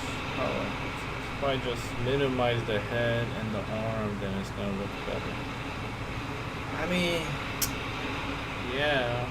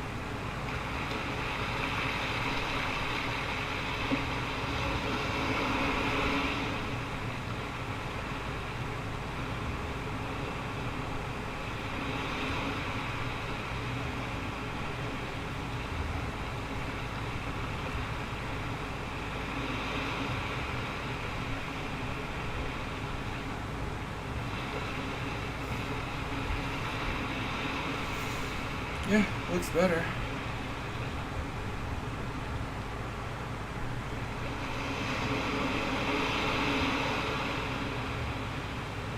Now we gotta kind of redraw the titties.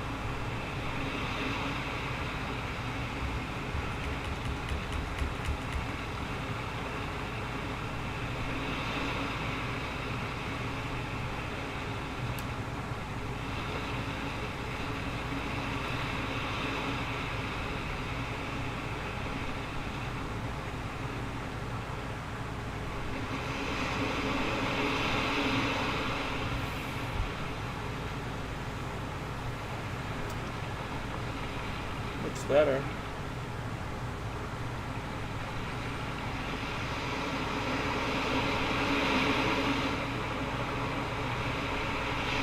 The shoulders are way too big, though. Fuck. Well, I mean, did change the size of the head. Natural. It's only natural that you.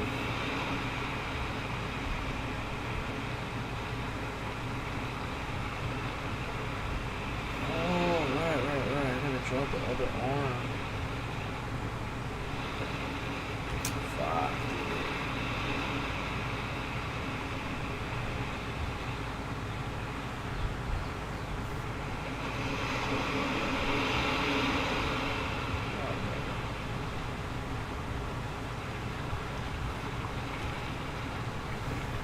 I wish I could have done this without fixing it, but it is what it is now.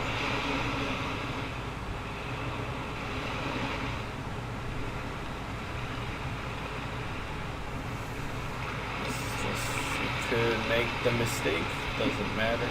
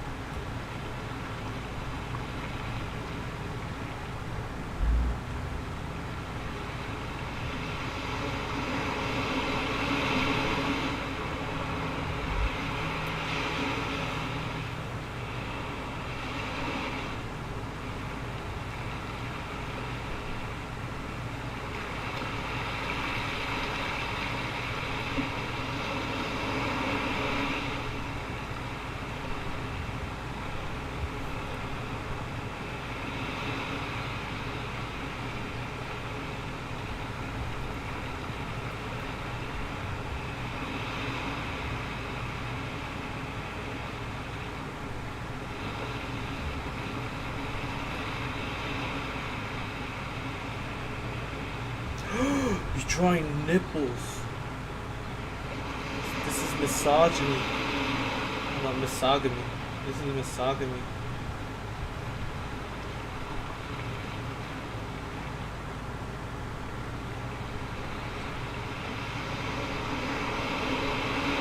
I'm going all out on the misogamy today. There's misogamy right here, man. Misogamy.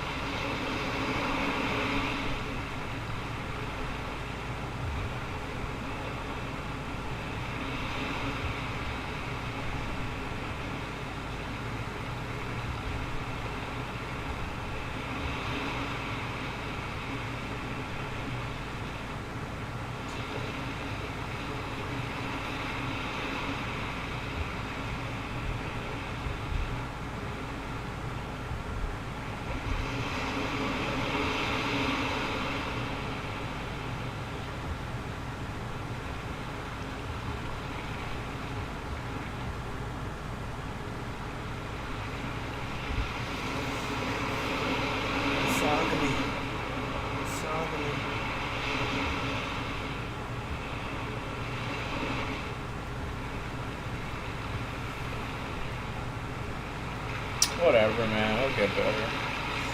We'll get better, dude. Don't sweat it so much. It's not the end of the world, but you can.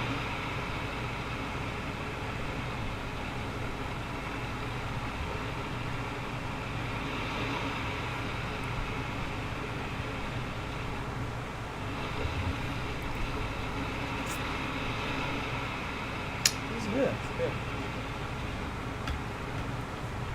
Jesus Christ. It's tiny. A tiny drawing, dude.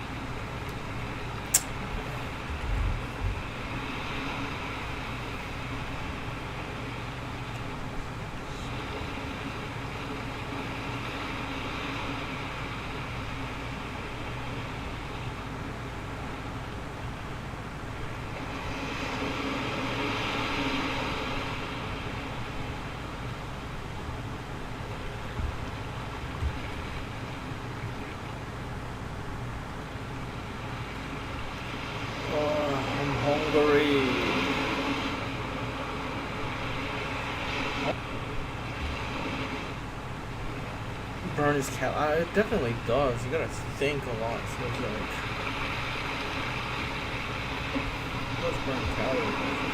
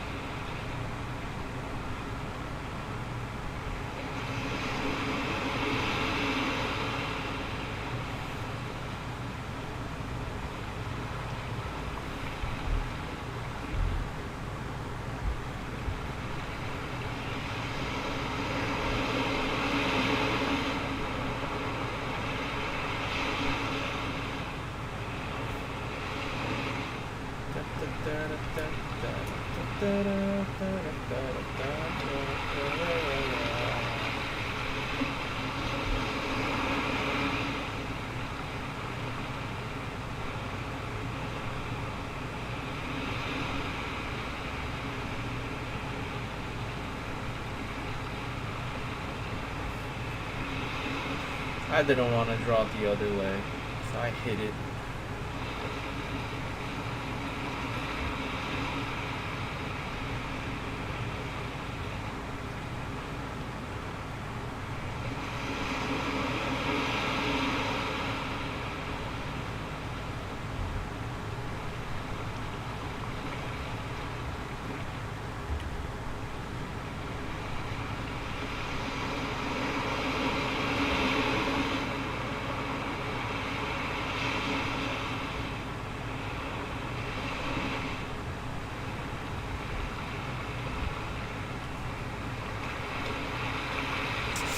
I always draw this, but is this necessary? You know, I don't think it makes sense. If anything, that makes more sense. Yeah, I should stop doing that.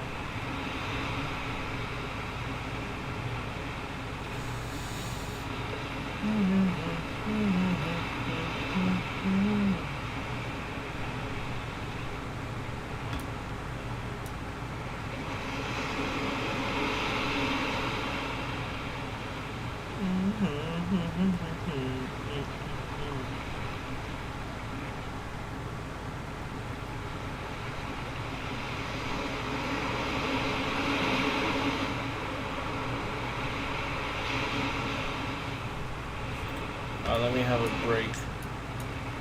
Break. Break. Let's stretch my back.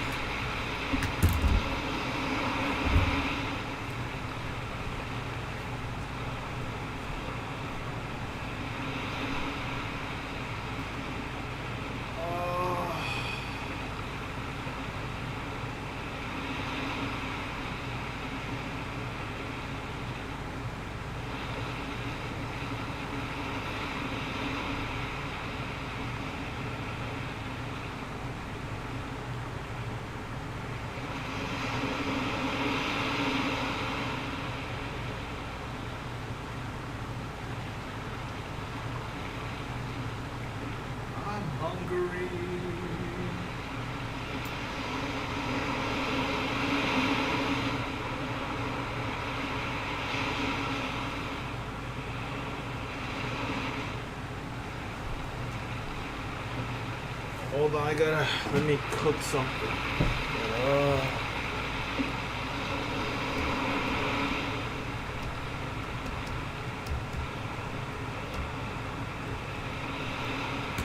A minute break.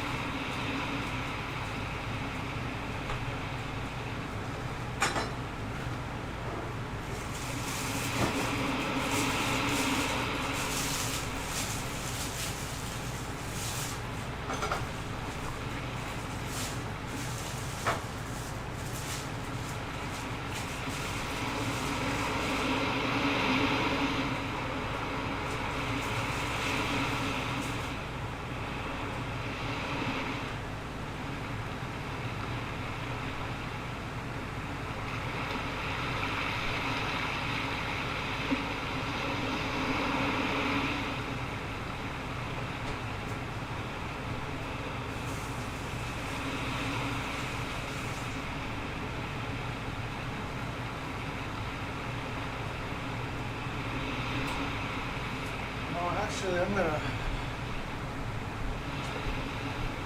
need to wait until the bread defrosts, so I gotta just draw a little bit more.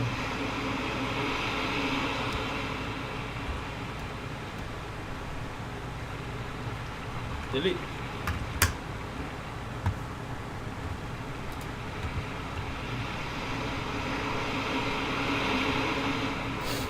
There's UFC today.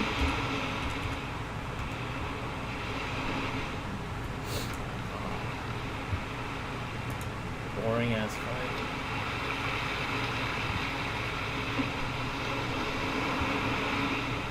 Nah, whatever. I'm not interested.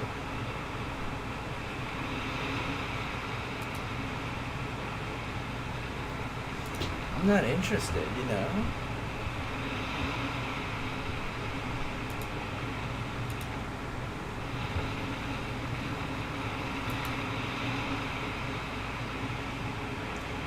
I am not interested.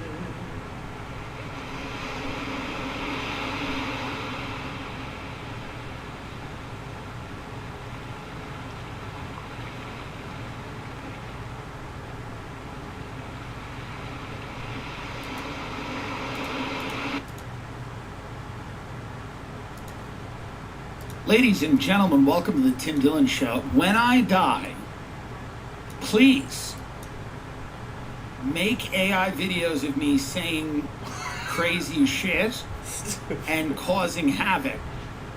Now, I don't think BB's dead, mind you, but what a great story if he were dead and he was like still causing international incidents while dead. He's not dead. From the people I've spoken to, he's not dead. But it's a nice idea that whenever a leader were to die now, we just have to sift through things that they put out and wonder, is this real? Is this not? This guy's saying Genghis Khan is going to beat Jesus. That would be so much more funny if he were dead. If he were dead and then they were sitting there and they go, BB's got a list of things he wants us to use AI to make him say.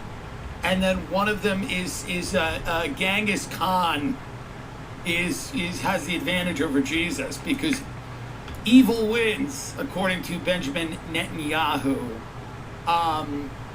And a lot of people are thinking the guy's dead. I don't think he's dead. But this is like big speculation. I've even texted people. I've said, hey, is this guy dead?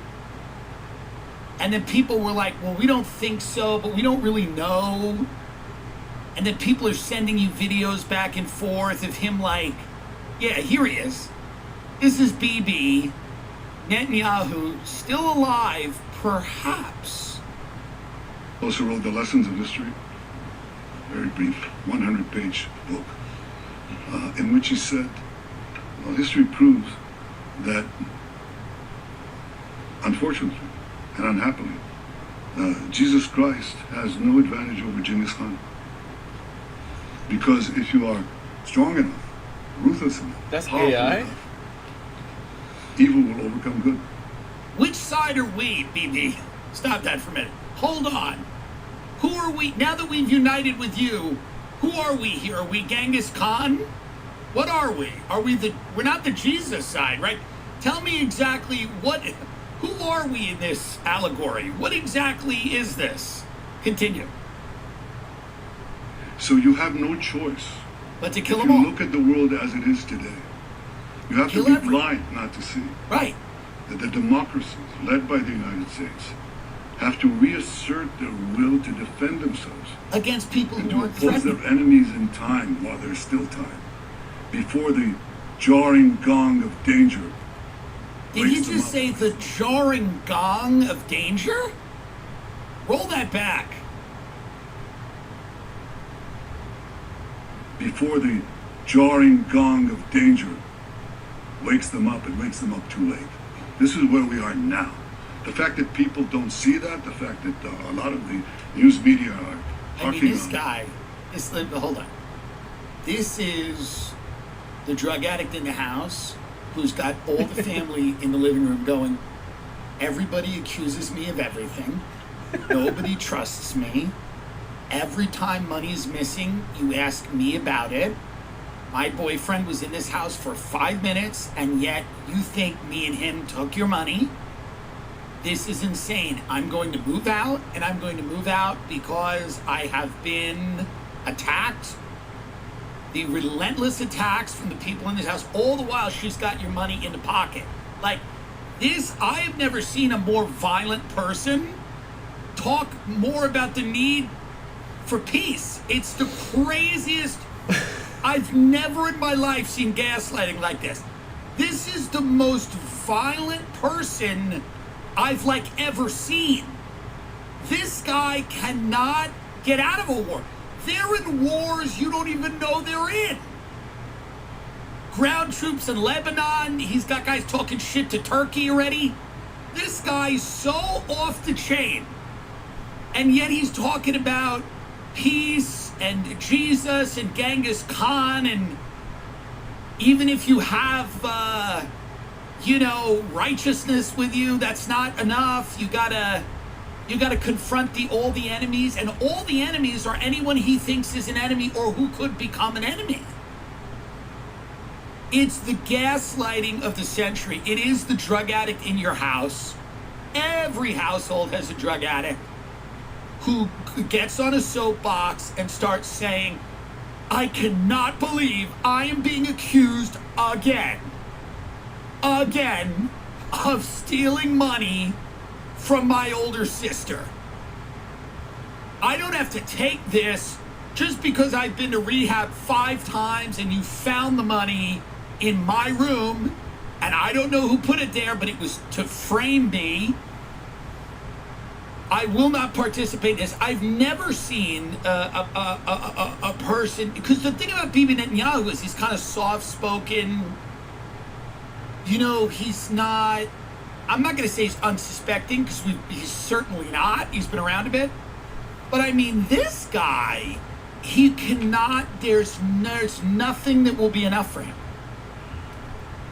And the people that really support this, the people that are like, well, it is in America's interest to be in an unwinnable war with Iran and have the Straits of Hormuz closed and have oil go up and have, potential repercussions financially, and to lose all their relationships with the Gulf states, and to have the Gulf pull money out of projects in Silicon Valley and Wall Street and Hollywood and all these different places, and have our economy go belly up and have a draft and then a nuclear war. It is in America's interest, and if you suggest otherwise, you're an anti-Semite and a pig. It's everything I just listed is happening. It's not like a thing that might happen. It's literally happening. We're not in. Get Pete Hegseth up. This guy, he's coming out every few days and going, "We're winning this war," and there's no evidence of that. Every few days, Pete Hegseth comes out and says something more ludicrous about what we're going to do to the Iranians. He's like, we're gonna skin them. And you're like, well, we're not doing anything, actually. He said something that was, he's like, we're sharing the ocean with the Iranians. We're giving them the floor tonight. Tonight, they're getting the floor of the ocean. It's like, this guy doesn't talk like a Secretary of Defense. I'm sorry, Secretary of War, which I don't know how good he is at. And yeah, I mean, the whole thing is an embarrassment. And the reason that America is not just going to walk away from this is because it would really show the world that the American empire is in a stage of terminal decline, and our dollar would probably be in trouble. Here's Pete Hegseth saying we hold the cards, which, by the way, that means like nukes. What are the cards? Pete Hegseth, everyone, friend of the show. Why are we helping Israel prosecute this war if they're going to pursue their own objectives? We hold the cards. We have objectives. Good. Those objectives are clear. That's right. What are they? Stop that. What, by the way, what the fuck are they? The objectives are clear.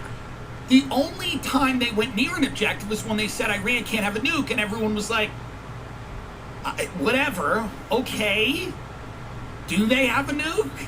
Are they close to a nuke? Because this guy Bibi has been saying they've had a nuke for 30 years. Well, they're enriching uranium. Okay. Didn't we bomb their nuclear enrichment sites at Fordo and other places? We bombed them. Well, yeah, but it didn't do enough. Oh. So what's the goal here? Regime change? Right, so troops on the ground. No. Right, so regime change, though. How would that happen? Well, it'd be a popular uprising. The people of the country? Yeah. Which people? The people that don't like the regime. Yeah, are they hardliners? Are they more progressive? They'll figure it out. So the people are going to overthrow the Revolutionary Guard that we can't get rid of. Something like that. Oh, okay, let's watch the rest of Pete here. Maybe I'm wrong. Pete Hegseth.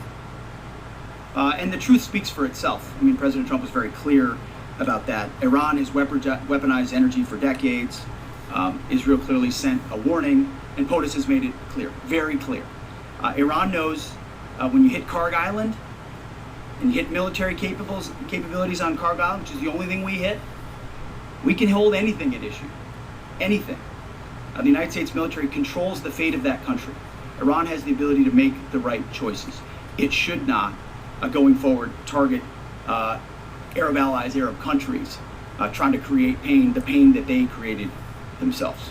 Thank you all very much. Thank you for your time. I mean, this guy, they should not try to create pain, the pain that they created themselves. We attacked their country. We killed the leader of their country. Like during Ramadan. Whatever you feel about the dude, I don't want to live in fucking Iran. But this idea that this is like a moral imperative that we need to be out there helping the Iranians set up a new government whilst a lot of Americans get killed.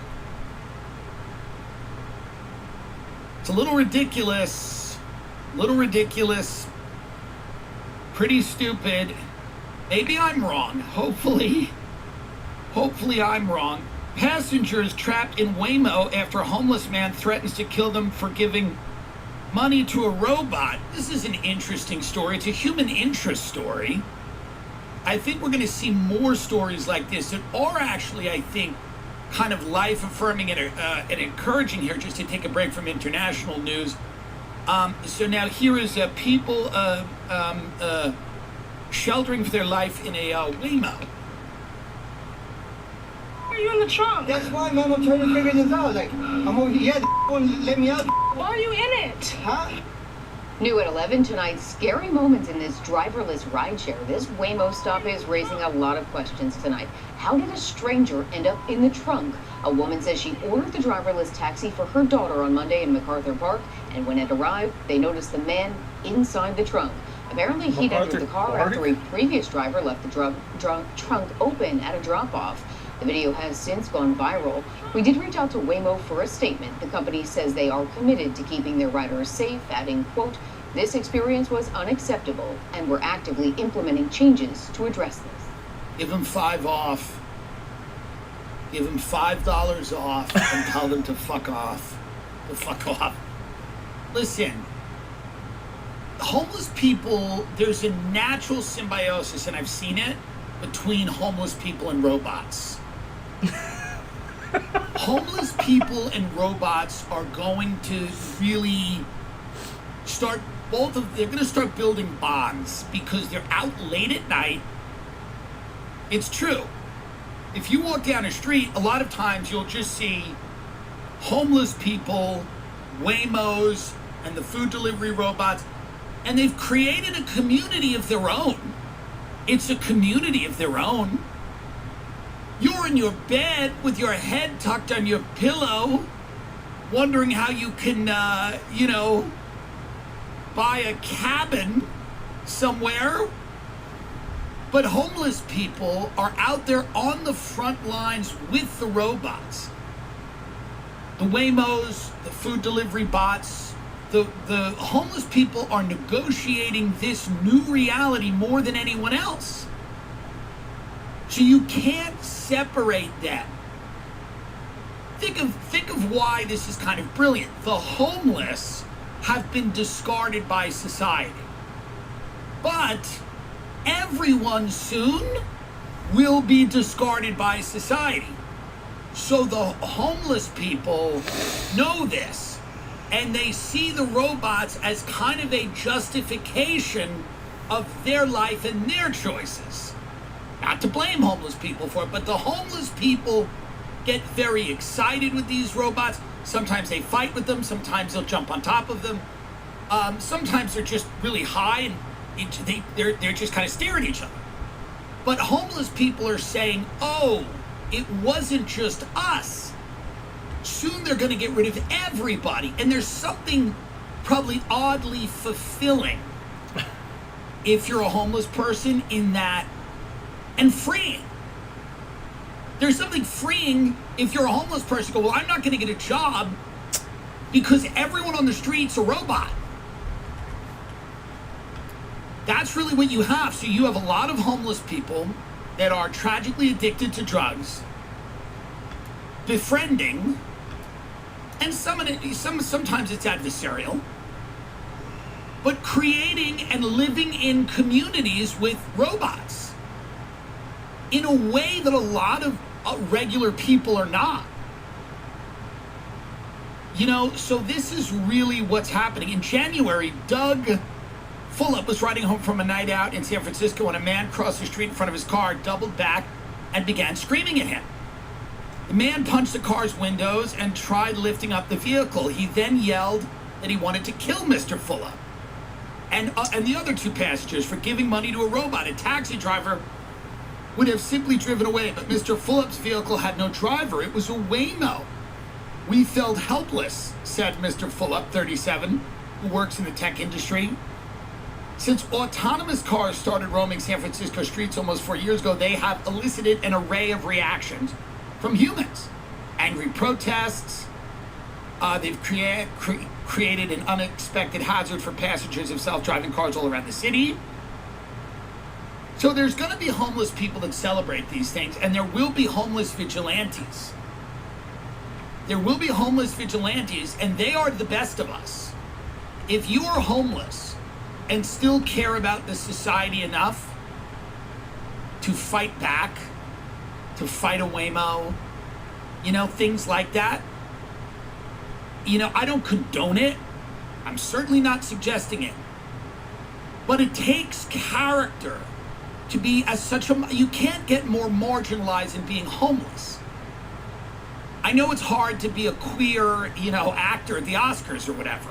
I know it's hard. But imagine being homeless. That's like gotta be like kind of worse. Now, if that person can muster up enough rage to say we have to fight these machines, but I don't know how it's going to go. It's hard to know because the homeless are the first line of defense. They are. When the robot, and I don't like any of this, but when the robot police come out, they're going to get good on the homeless. It's not something I like saying, and the homeless know that. When the robot police start patrolling the streets, when Peter Thiel's accountability bots are unleashed into the downtown streets, they are going to be training on homeless people. And there will be a room, and there will be a closed-circuit TV at Palantir or some such company, and they will all be watching a robot downtown, and that robot will be fighting 20 or 30 homeless people, and some nights the homeless will win. Some nights the homeless will win, and it'll go on YouTube, and we'll watch it, and we'll say the homeless downed an accountability bot. They downed one of the bots in downtown LA. 35 homeless people attacked it. in a coordinated way. Homeless people are just going to start attacking these things in a coordinated way. They are our first line of defense. They are the Minutemen. It's just what's going to happen. This is where society is going very quickly. It's going to AI-driven security apparatus. One of the reasons that horrible attack on the girls' school in Iran happened was because we're using AI to pick targets. So AI is already a major player in this war that's not going so hot. And it's gonna, all this stuff that gets debuted in like a foreign war zone is gonna hit the American streets. It's gonna hit the American streets. And who's gonna fight? You? I think not. The homeless, the unhoused. And there'll be thousands more of them at that point. But that's what's going to happen. These are going to be the initial clashes. What are we talking about here? We're talking about stuff that you can't not talk about, and that's the Aura frame. It's a digital picture frame. It's #1. It was rated #1 by Wirecutter. You can save on the perfect gift by pop RA follow through. Not enough. Stop screening people. You want to hear it? You want to hear a solution? Stop screening them. Get on the fucking plane. Whatever happens, happens. Get on the fucking plane. If you want to go to Phoenix that much, just get on the fucking plane. Who cares? The cockpit door's locked. Who gives a shit? A couple of people might fucking have a bomb. You want to wait in line, or do you want a chlorine bomb to go off an hour outside of Orlando? It doesn't matter. Just get on the plane. Just get on the plane. Security lines snake out of more terminals as TSA goes unpaid. Well, this is the government shutdown thing. Stop traveling. I don't know what to tell you people. Find a place you like and stay there for a minute. This is not exactly the time to be gallivanting all over the world. Are you going to be an American tourist right now? You psychopath? We're destabilizing the globe. What kind of psychopath are you going to be right now? You're going to go to Italy and tell them why they're fucked because we're attacking Iran? And we've driven the price of oil up and everything's gone insane? Have the decency to not inflict yourself on the rest of the world at this point. Do you think anyone wants you? Does anyone want the American tourist right now telling people how it is? Oh, it's the ugly like American here who's blowing up the world with Israel, everyone's other favorite country. Oh, good, it's America and Israel, everyone's favorites. Oh, Jesus Everyone's Christ. Favorites. Tell them where the best cheese shop is. It's America and Israel. Us in Israel right now are like just two chunky meth heads the town has had enough of. The town has had enough of this behavior. I mean, us in Israel, nobody is excited right now to hear anything about the United States or Israel. No one in this world wants to hear about that.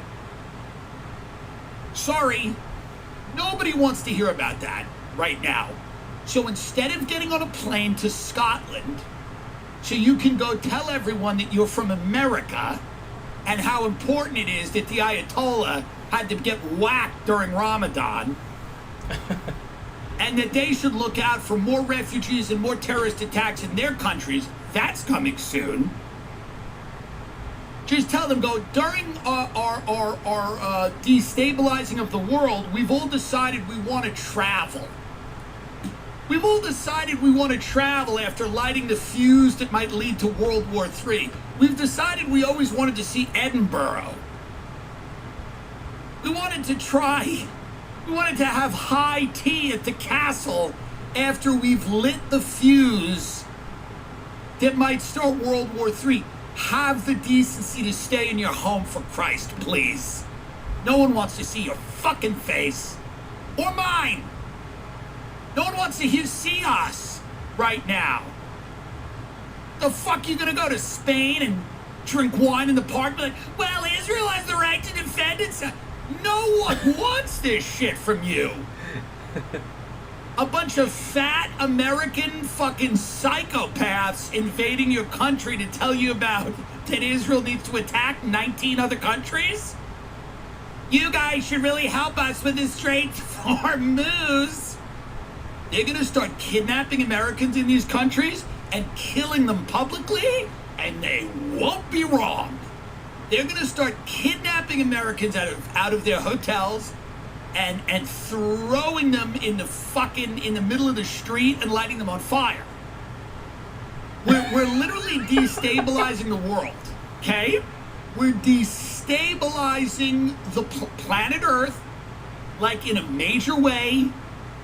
And Americans' main concern right now is how they can get their fat ass on a cruise to one of the other countries who were also fucking in the process of this, by the way. So the thing about Americans, we'll never not travel. We don't care. We'll nuke Iran. We'll start a nuclear exchange, and then we'll get on a flight to Paris. We don't care.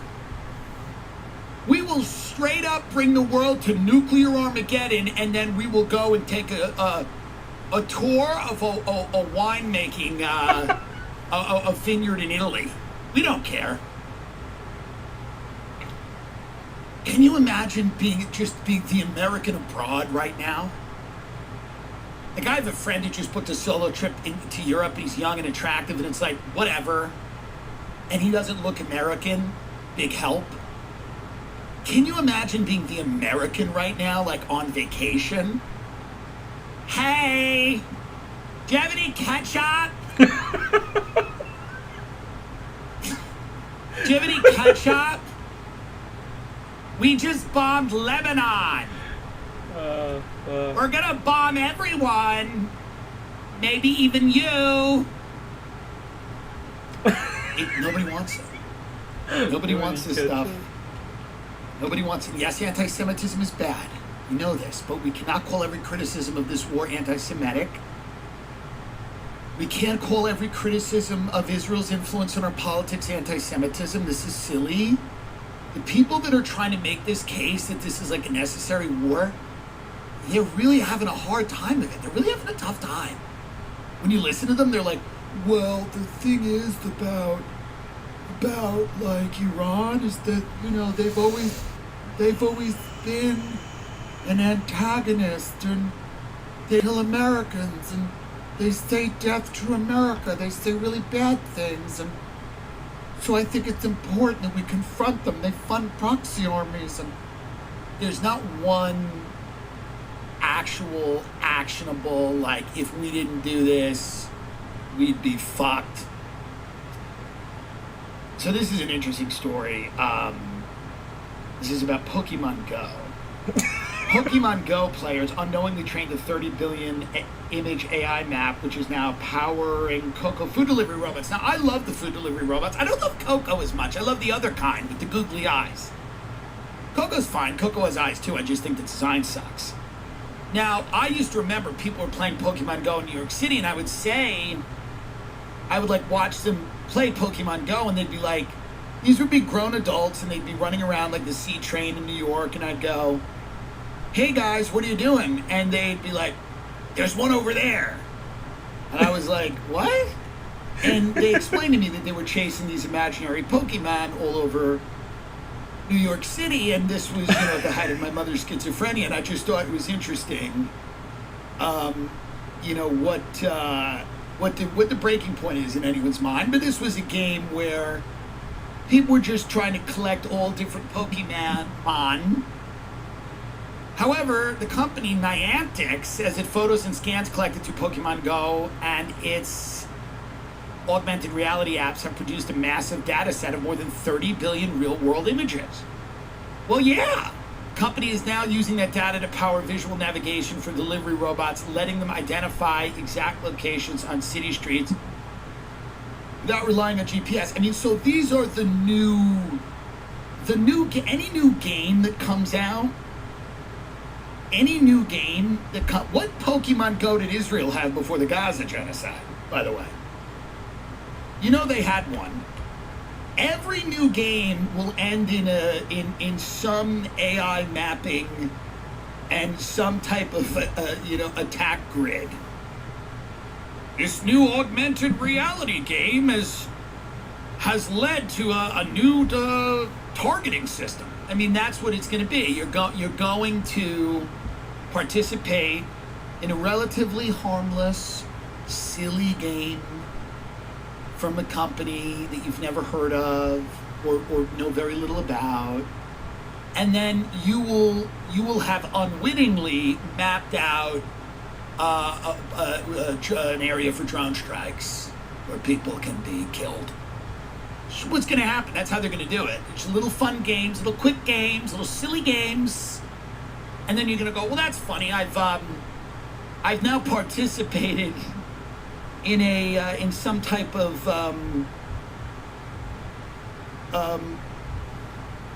infrared targeting map, so we know what installations need to go.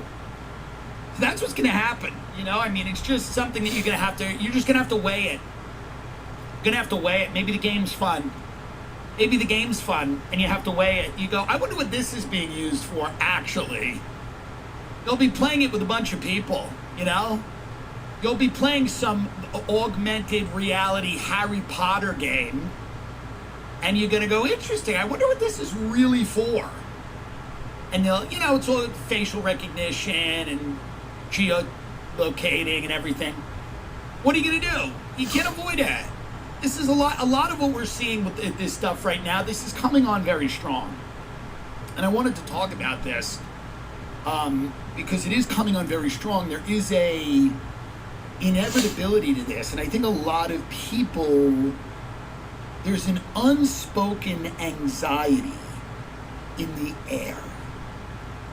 And that anxiety, I think, is directly related to the fact that we're being ushered into this new world without much of an understanding of its costs or its benefits. And it's completely and utterly inevitable. We don't really have any say in what happens next. And there's an anxiety to that. It's one of the reasons you are more anxious on a plane than in a car. In a car, statistically, you're much more likely to die. But in a plane, you have no control over what happens.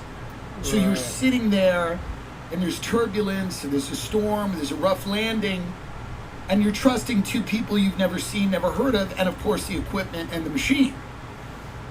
And I think there's an anxiety in our culture right now where people go, we don't have a say. We don't exactly get a vote on what happens next. Yeah. How quickly these jobs are eliminated, what the privacy rights embedded into these systems are,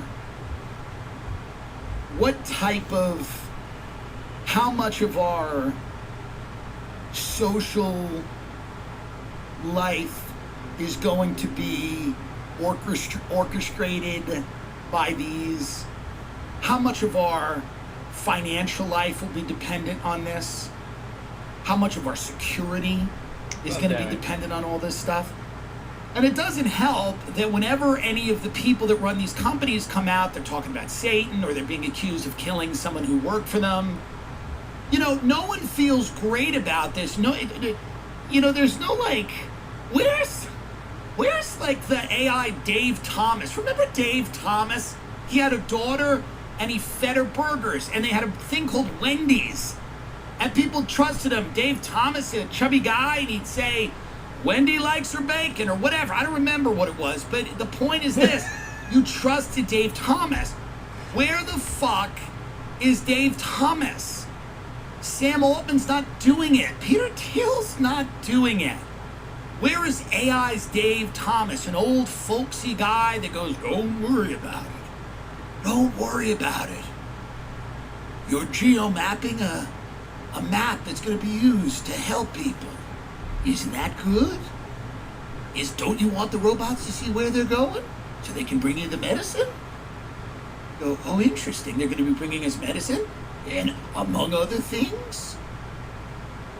That's what AI needs desperately. It needs desperately some type of spokesperson that everyone isn't automatically completely disturbed by.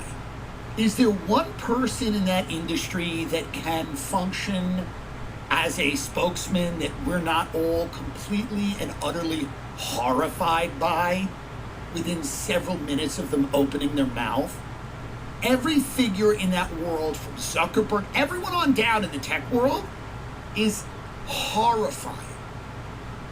So what they need, get an old Wendy's commercial.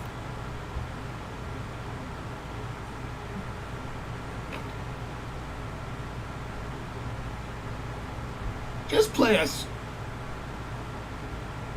This is what people want. Yeah, play this one. The road leading to Wendy's next great chicken sandwich is a hard one, fraught with disappointments and dead ends. But when you're Dave Thomas and you're starting with Wendy's whole breast filet, you don't give up. I think I'm onto something. Introducing Wendy's Mozzarella Chicken Supreme, an all-white meat filet, mozzarella, and a creamy Parmesan sauce. One bite and you'll jump up and say, "Gee, this is pretty good." Exactly. Come try one today. You trusted him. You trusted him, you felt good with him. You trusted the man, and he's in the kitchen, he's making mistakes. It's not easy. And he's saying, we went through a lot of different formulas here to find the, whatever it was, mozzarella, Parmesan thing. But now, can you play Sam Altman for a minute? By the way, anything he's ever said. Just hit Sam Altman and hit video. Anything Sam Altman's ever said. Let's compare this. Here we go. Here he comes. Their model provider is going to look like selling tokens. You know, they may come from bigger or smaller models, which makes them more or less expensive. They may use more or less reasoning, which also makes them more or less expensive. They may be running all the time in the background trying to help you out. They may run only when you need them if you want to pay less. They may work super hard, you know, spend tens of millions, hundreds of millions, someday billions of dollars on a single problem, but that's really valuable. But we see a future where intelligence is a utility like electricity or water, and people buy it from us on a meter and use it for whatever they want to use it for.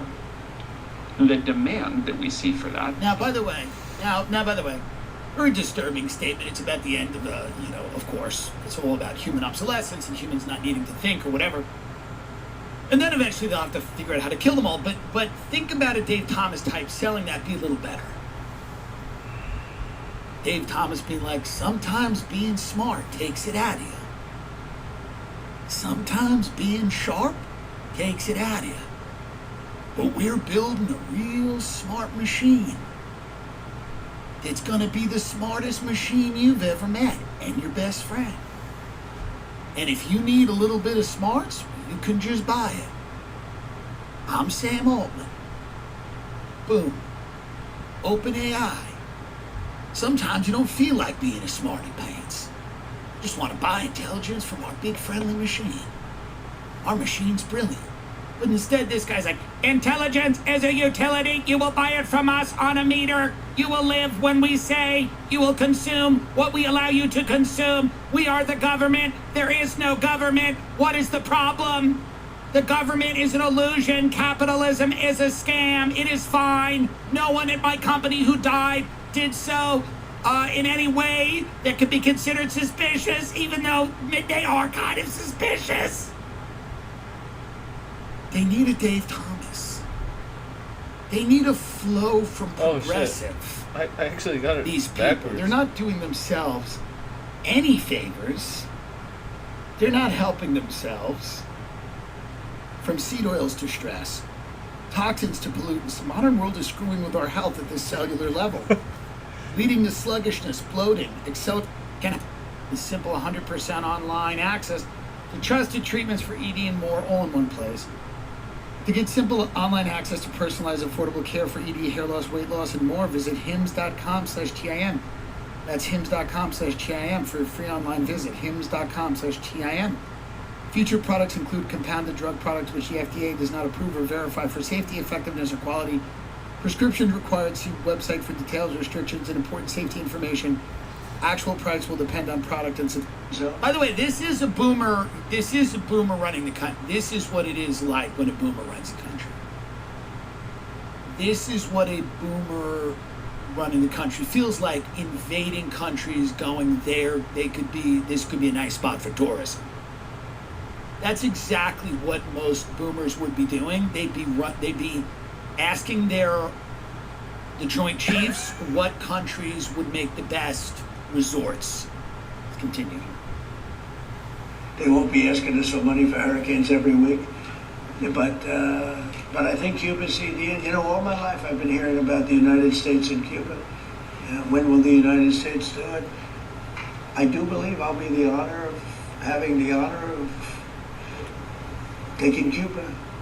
It'll be good honor. It's a big honor. Taking Cuba. Taking Cuba in some form, yeah.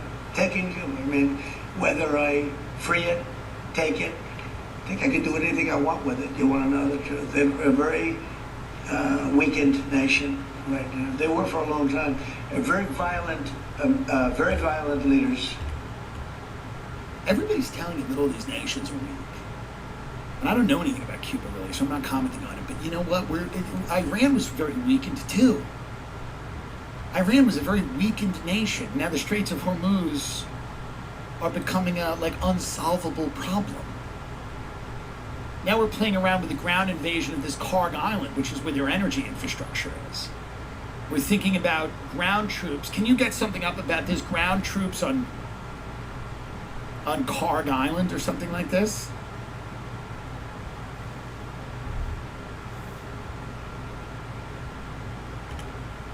People are thinking that we're in an escalatory war that cannot end without us admitting we've made a tremendous kind of mistake here and then retreating.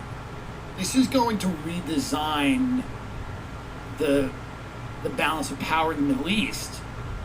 It's certainly going to push more power to Israel and away from the United States. The Gulf allies are going to be incredibly affected by this. They've been affected by it, but it's going to even get worse. Dubai is panicking. A lot of the luxury brands that are in Dubai are panicking. And this is probably going to push a lot of people towards the relative stability of China.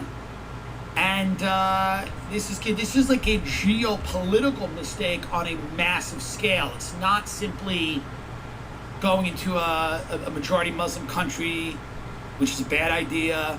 But there's also geopolitical ramifications now that it's driving up the price of oil. It's going to hurt the U.S. dollar. It's going to hurt our relationship with many of our allies in the Middle East. It's laid bare that our military, while amazing,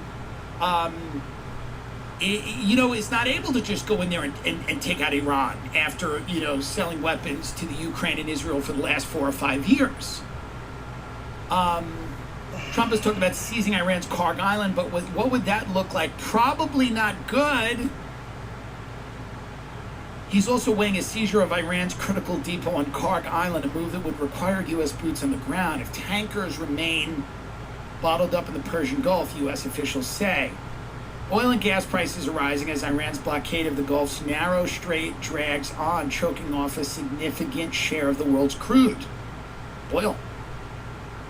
Iran is blocking Gulf countries from exporting their oil while allowing tankers picking up Iranian crude to pass freely, keeping its own oil flowing to China and other countries. As long as the blockade holds and Gulf oil is restricted, Trump could not end the war even if he wanted to, a source with knowledge of the situation said. Well, of course he can. Of course he can't now, because we've made this is a geopolitical disaster. It's a global economic disaster. Like all these dummies that are talking about why this is a good idea, and it breaks down to some version of Iran is bad. They're bad. Whatever. But this is a geopolitical nightmare now. It's an economic catastrophe. And the people, these like dumb, maybe well-meaning, maybe not, people that are trying to justify this as anything other than a strategic blunder are all being exposed as like shills. People that are just, completely and utterly out of the loop. This is not how you project power. You don't project power by getting your allies attacked and making a big mess of everything. Oh, you gotta focus, man. You project power by not invading a country, not getting stuck in a stalemate, not having the price of oil skyrocket, and not getting your allies attacked. That's how you project power. And that power that you keep and you reserve is for when you are in a war, an aggressive war that you're confronted with, or there's something that's literally something you have to deal with. But a war of choice, largely at the behest of a foreign power, if not completely, where you're jeopardizing the entire region and the global economy, is not a way to project power. It is the way a dying empire spits and sputters out. Anyone with any level of intelligence, and I'm a community college dropout, but they'll tell you that this is not the way an empire projects power. This is how they fall. This is how they spin out, where you have people without any justification running around talking about how well we're doing, gaslighting the public. Our government's completely dysfunctional, and everybody knows it, and most of the people know it. There's small groups of them that continue to believe whatever, and I don't care. If you look at the polls, there's probably more people that believe the things that people are saying than I am potentially than I would think. It's a little disturbing, but that's fine. I have friends like that. They don't care. Iran's bad. You know what they do to women? Yeah, I hate it. How's this going to help? You're going to get a more hardline guy now. You're going to get a more hardline guy, or you're going to get a nuclear exchange, or you're going to get Israel, the U.S. Somebody's going to use, Israel maybe, I don't know, use nuclear weapons. Then you're going to get a generational religious war for the rest of our time on Earth, which might be short. And this is what we're going to get, because all the neoliberal retards that run around cities like New York and LA, but here to a lesser extent, because they're too stupid here, which is a fucking blessing. All of these people that are running around these places, and they think the world is still America's plaything. They think the world is still America's plaything because they've gotten so used to gambling on the blood of other people's children and other people's money, and the debt that future generations will pay back. So they still flex, for lack of a better word, that we own this world, and who the fuck does Putin think he is? And we'll go over there and fuck him up. No, we won't. No, we won't. So you can share the globe, or you can perish. Or the system can collapse under its own weight. It's pretty obvious to everybody. All these people that talk like America, there's a lot of people that want to see America's power diminish in the world. The people that are pushing this war, whether they know it or not, have done more to diminish America's standing in the world than anyone I have ever seen in my life. We're in a terribly difficult position right now, and in a very public way. In a very public way. With very few, if maybe no, good solutions. So the idea, and I've heard people say things like this about American power and history and all this stuff, they are drunk on the early 2000s. They are drunk on regime changes in places like Syria that they didn't pay attention to, or Libya, or things like that. It sended floods of refugees and destabilized the political situation and the economy of Europe, but Americans don't care about that. They don't give a shit about that. The effects of those wars they haven't seen that here as of yet, the way they've seen it in Italy, UK, Ireland, France, whatever. So you have a bunch of people talking about American power and the need to exert American power and confront countries like Iran, and the irony of it is that actually this is the complete opposite. The result will be the complete opposite of what you say it will be. It will be the destruction of American power. It'll send a signal around the world that our military is overextended, and that, without using unconventional weapons, we can't do this the way we thought we would do it. And no one in our country wants that.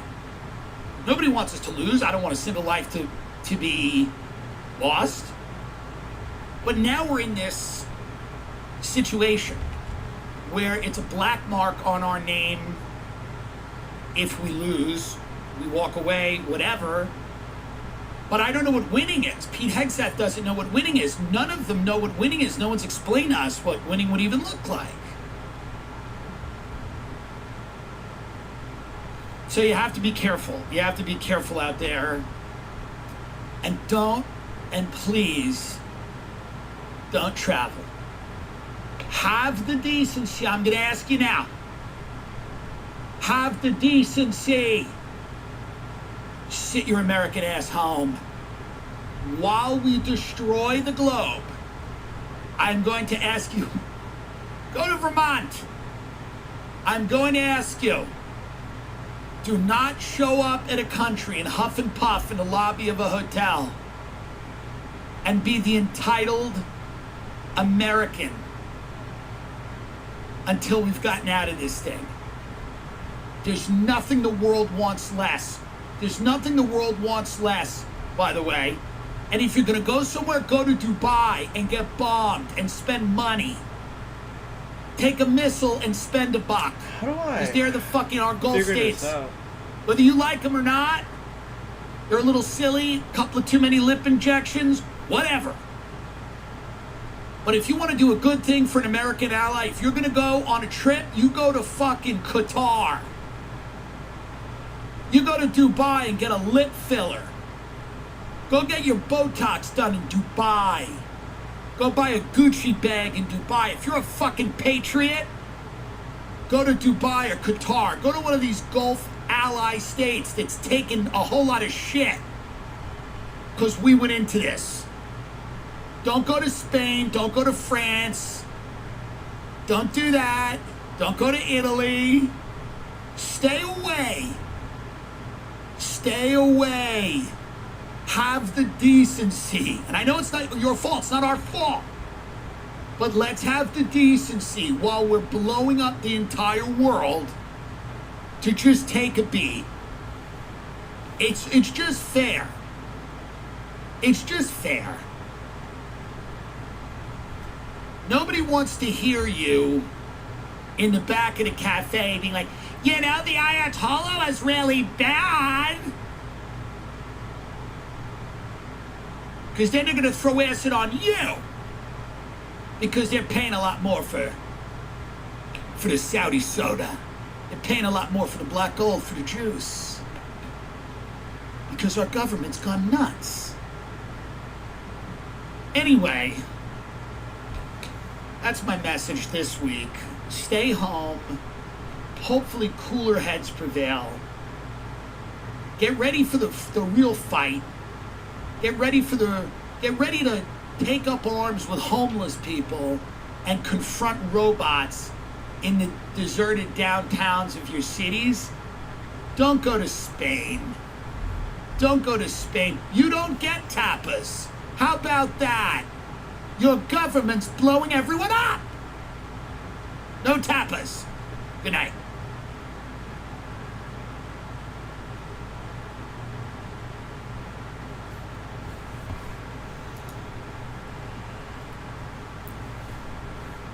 Alright, so it's hard to I don't know what information I need to, hold on.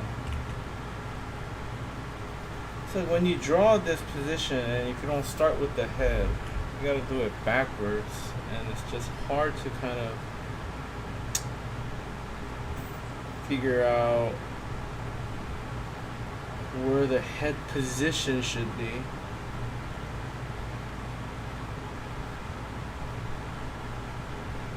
Okay, so if it's, let's say it's just looking down, they're looking down, then it's not that hard because it's like right here.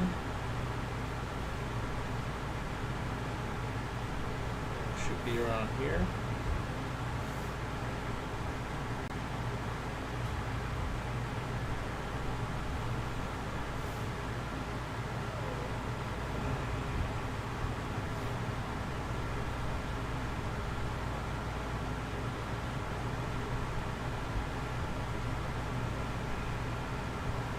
Right?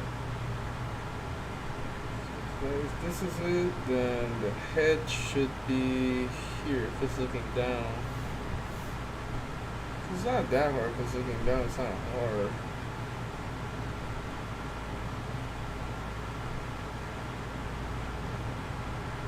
Go out.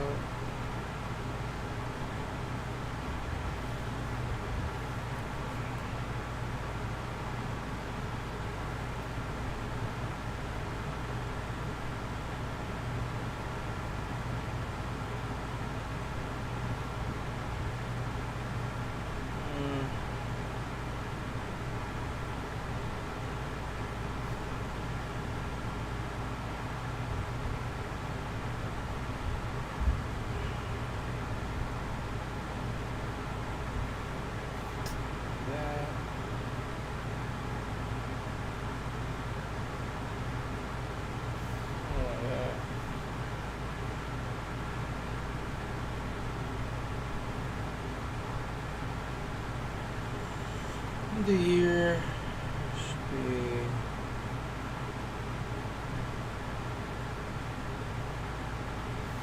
right here.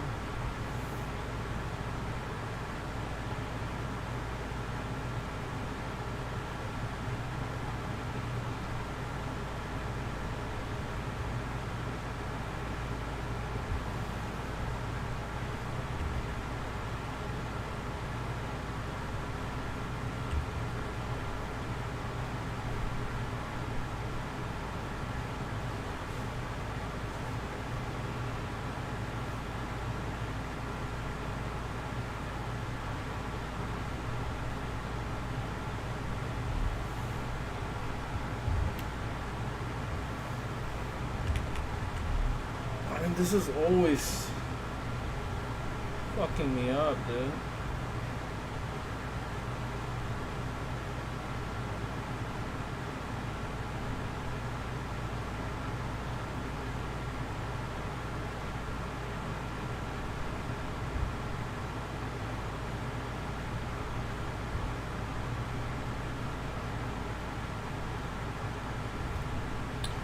Because, okay, let's trust that part instead of the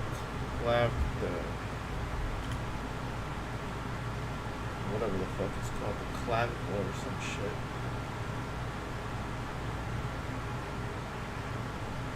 If that's the case, then this is more, this makes more sense. If that's the case,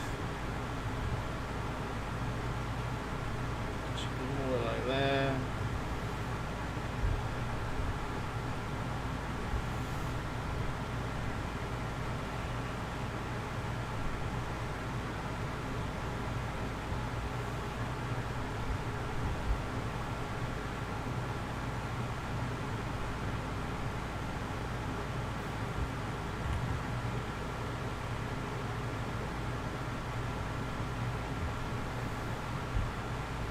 That makes sense. That makes sense. Jesus Christ, man. These poses are so... Well, I mean, that's why you're doing it. Practicing. Just get it right, dude. Just get it right.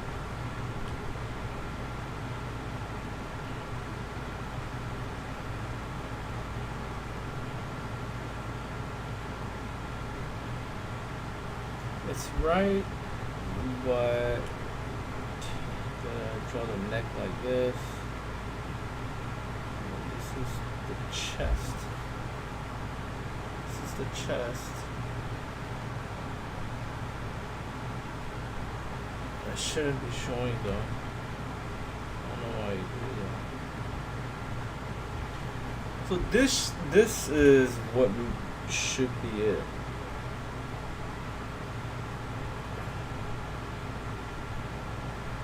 This is what makes sense the most. And it does make sense. This looks the best.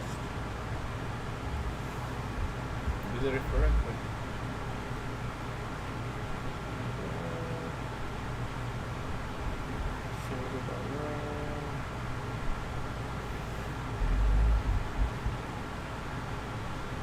The shoulder part's really confusing. I mean, you'll get used to it, but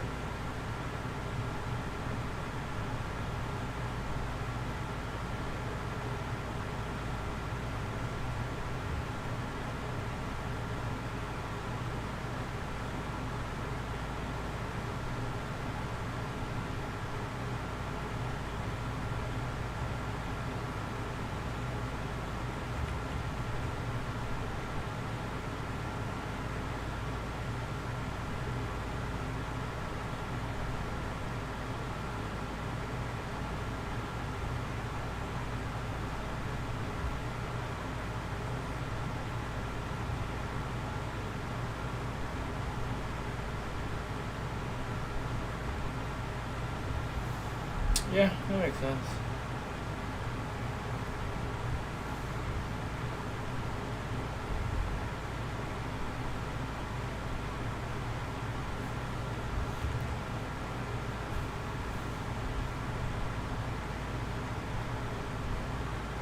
Just think about the center line. That's all you gotta do. Just think about the center line, and it'll come. Everything will come together.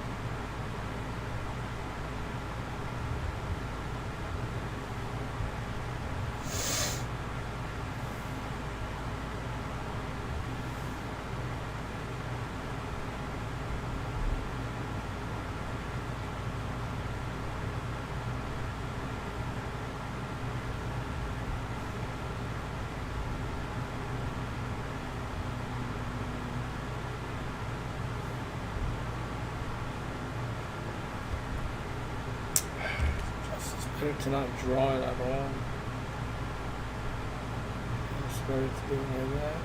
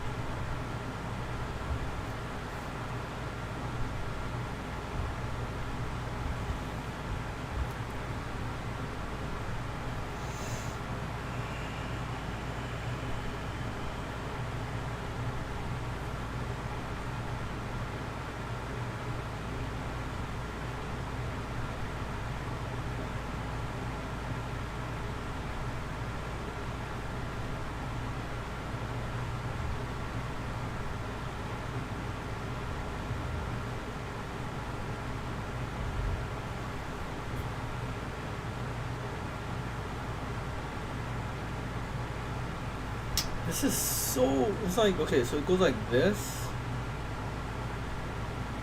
Yeah, it's like, it's not that hard, man. It's just when you're drawing it backwards, it's kind of hard to. Okay, so it goes like this, and then like that, and then the neck. Alright, it's not that complicated.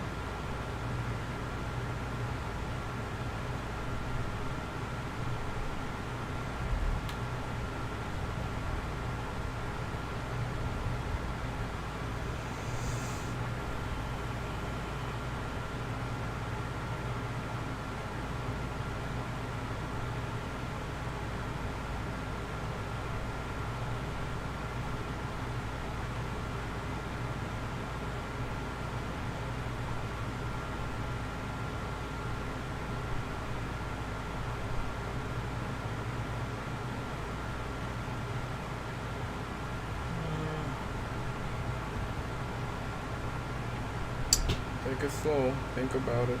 Think about it.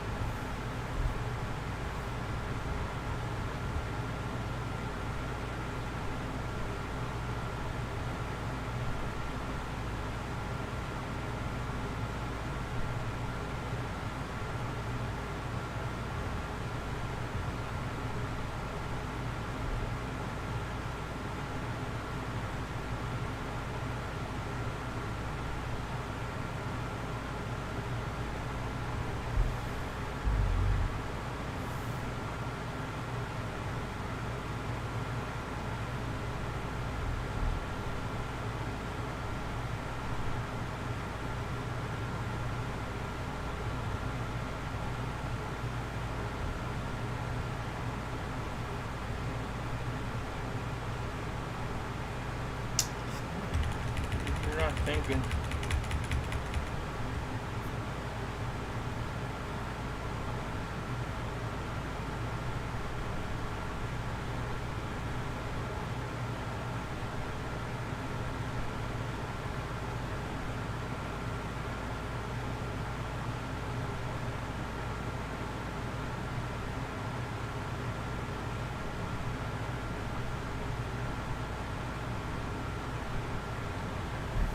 That makes sense.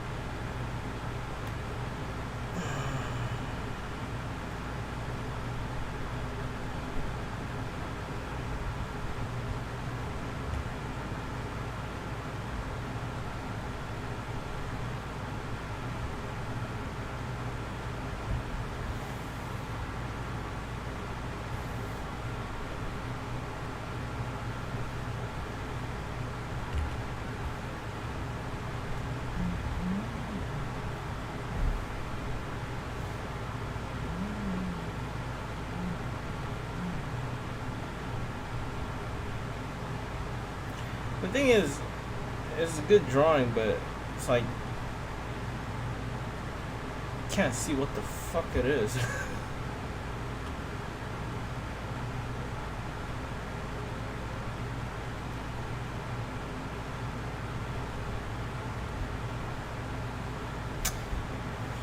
Yeah, I mean, it was good, but just bad position.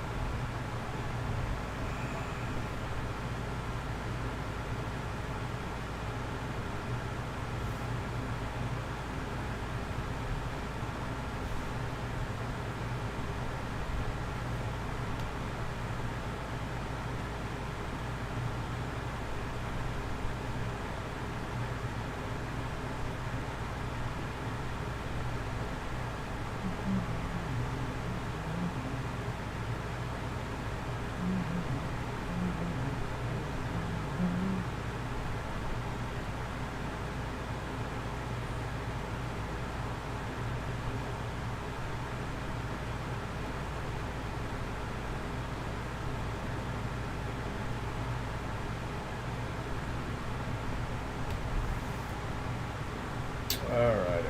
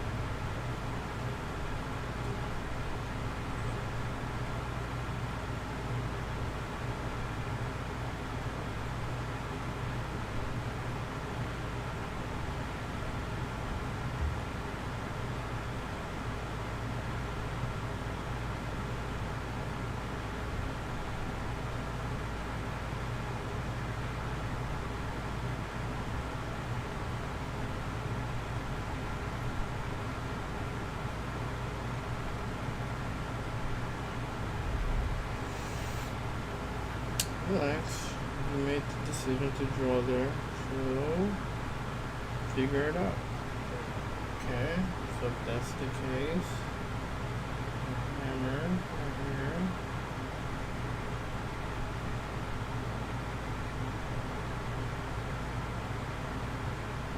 Okay.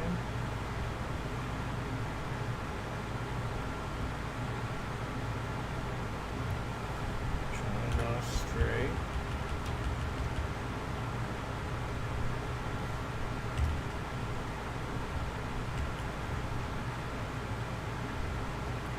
Straight, get rid of the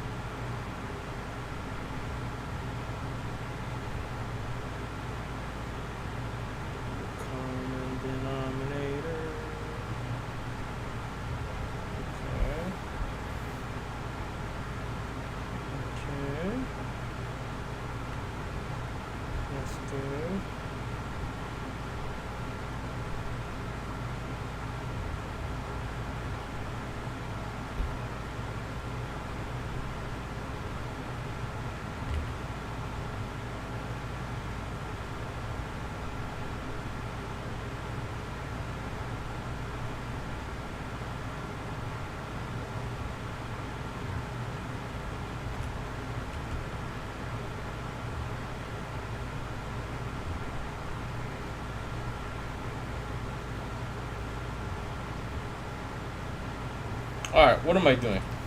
Like, why am I drawing so tiny? Oh, I gotta stretch my back. I gotta stretch my back. I gotta stretch my back.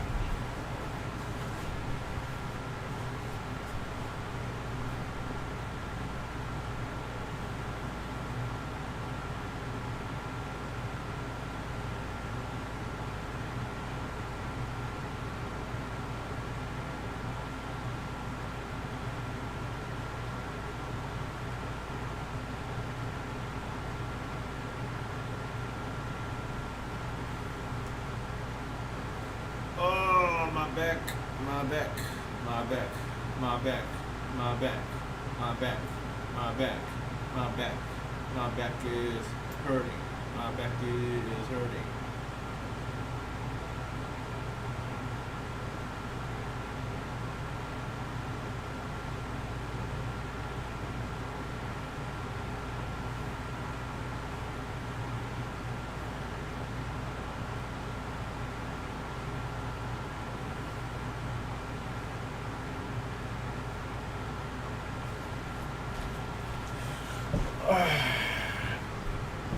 Let's see here.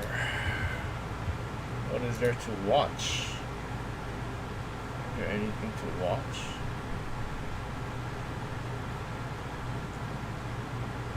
Oh yeah, I have a lot of things to watch.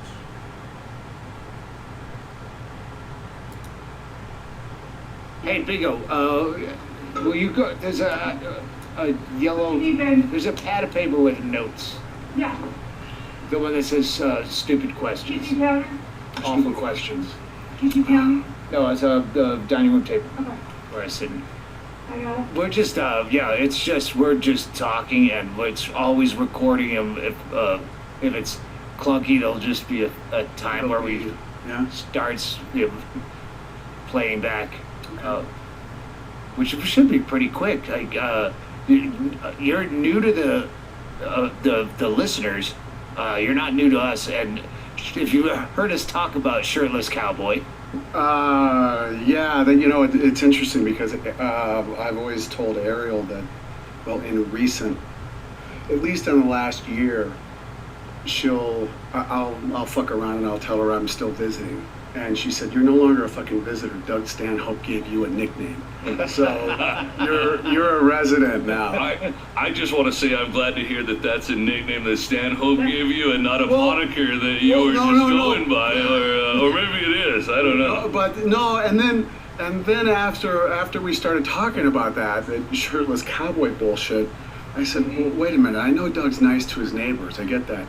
Do you think he was punking me? Do you think he was fucking with me? Because I can't tell. I don't know." And she's like, "No, I think he actually, he invites you over. You got a nickname. I don't think he was fucking with you."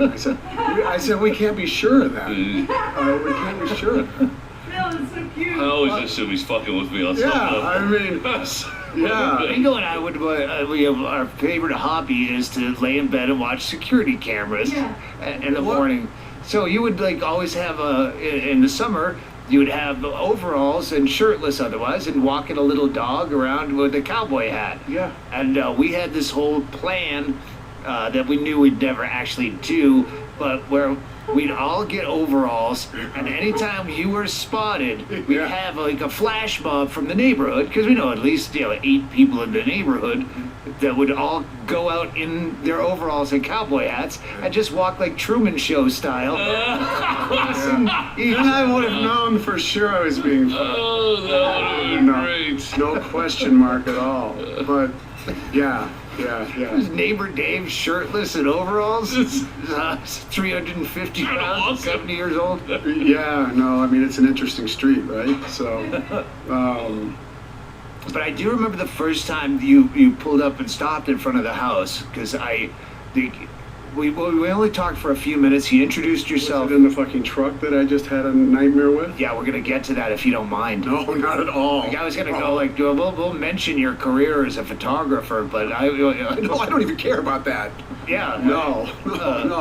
If somehow we can bring some displeasure to that asshole down the street. Yeah. That's how I was going. He's really a jerk.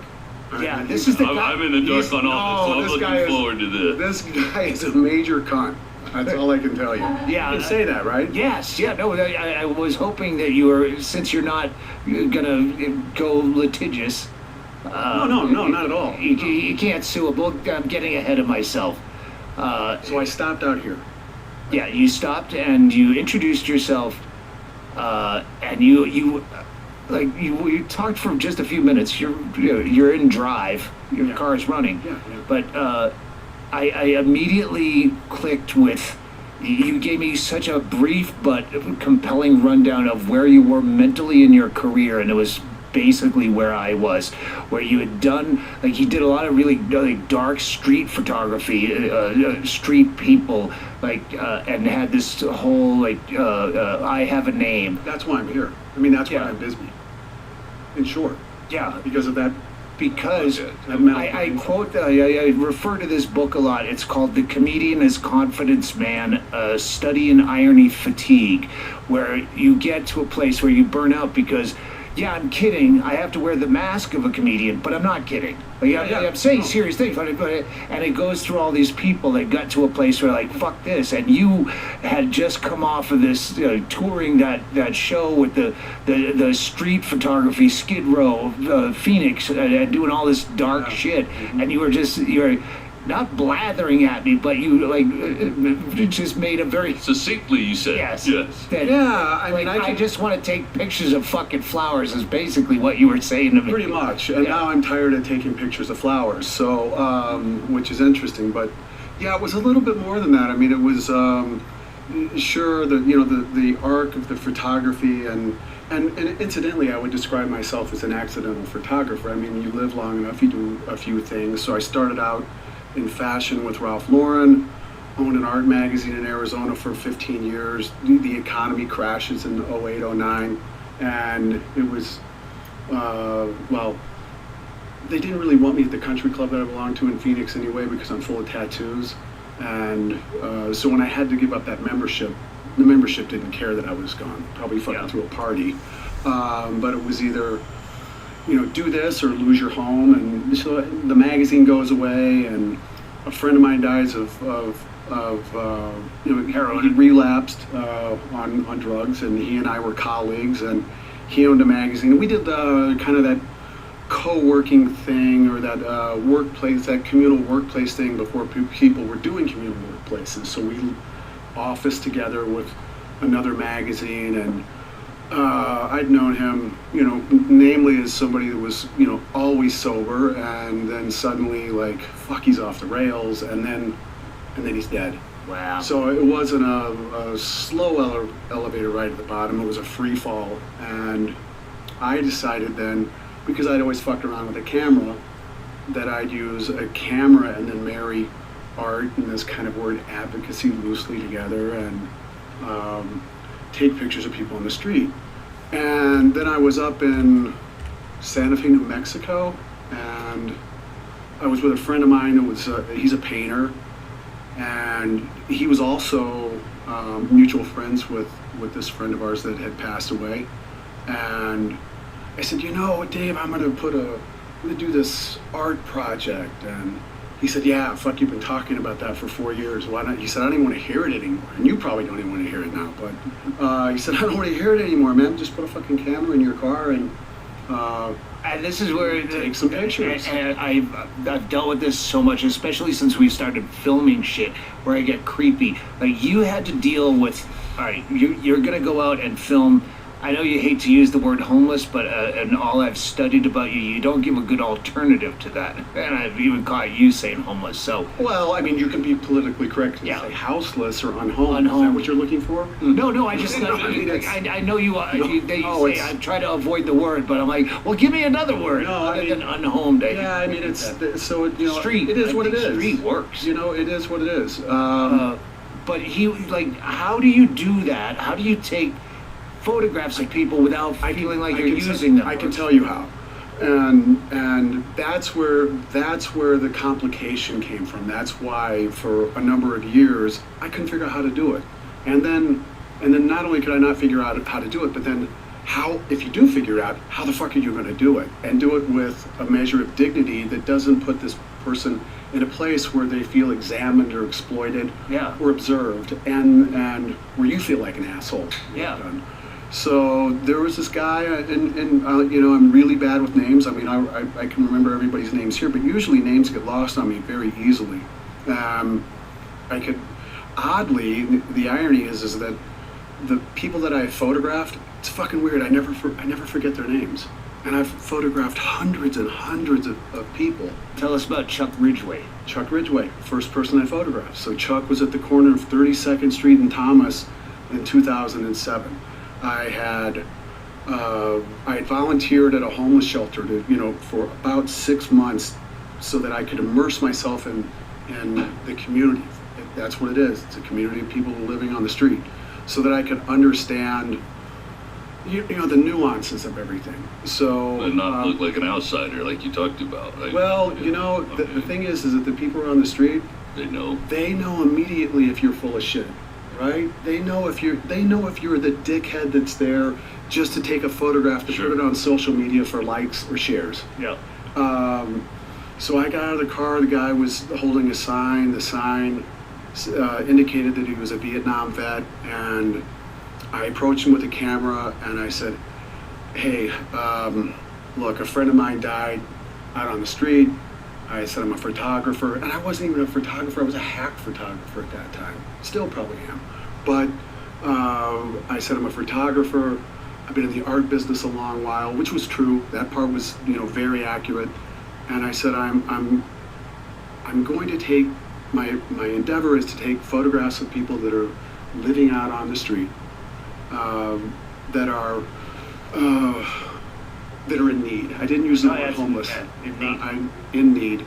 And I said, and I'm going to take pictures of folks that are out on the street in need, and I'm going to have an art exhibition in downtown Phoenix, and we'll do a book that will accompany the art exhibition. It'll be a way to pay honor to a friend's memory, and then at the same time give a voice to people that don't have a voice. And the guy said, "You can take my picture, man. I'm in need." And then I felt like an asshole because I didn't even introduce myself. So I said, "Hey, man, my name's Johnny. What's your name?" And he started to weep, man. And if you have any soul at all, any place, turn on the air conditioner. It's too hot. Feels. I mean, we were both in tears, and I knew what was coming. And he said, "You have no idea how long it's been since somebody's asked me who I am." So in that moment, this project that had, no construct really, or no shape or no form, in that moment, it was I Have a Name. And the intention was then, my intention, ironically enough, was just to have this single one-off exhibition in downtown Phoenix. I called a friend of mine that he's a doctor that lives on the reservation up in northern Arizona, and he's been providing health. He's called the saddest man in the world.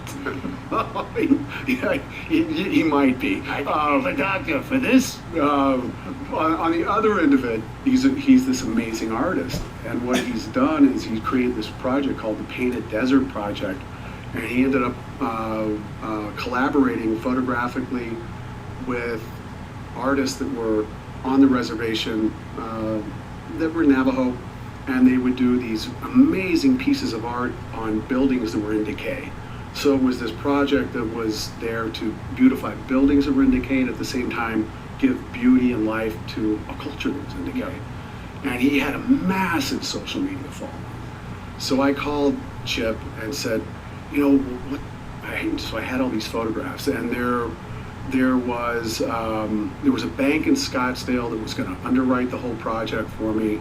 And then the housing crisis happens, economy collapses, and the funding, the founder of the bank called me. It was a community bank. And I'm not going to mention the name of the bank because don't mention it. We're going to fucking out everyone. It's that asshole at the foot of the street that fucked you over on your truck. We can out him. We can out him. I'm not going to out this family because it's a prominent Arizona family, and I've been friends with the granddaughter for years. And it wasn't necessarily even their name was on the bank only not by the Dillons in Minnesota, not the Seagrams, the Canadian Jews. Which ones are they? The Goldwaters. The Goldwater family. All right. So yeah. So the that would have been my guess. Yeah. So, but the bank was only Goldwater in name.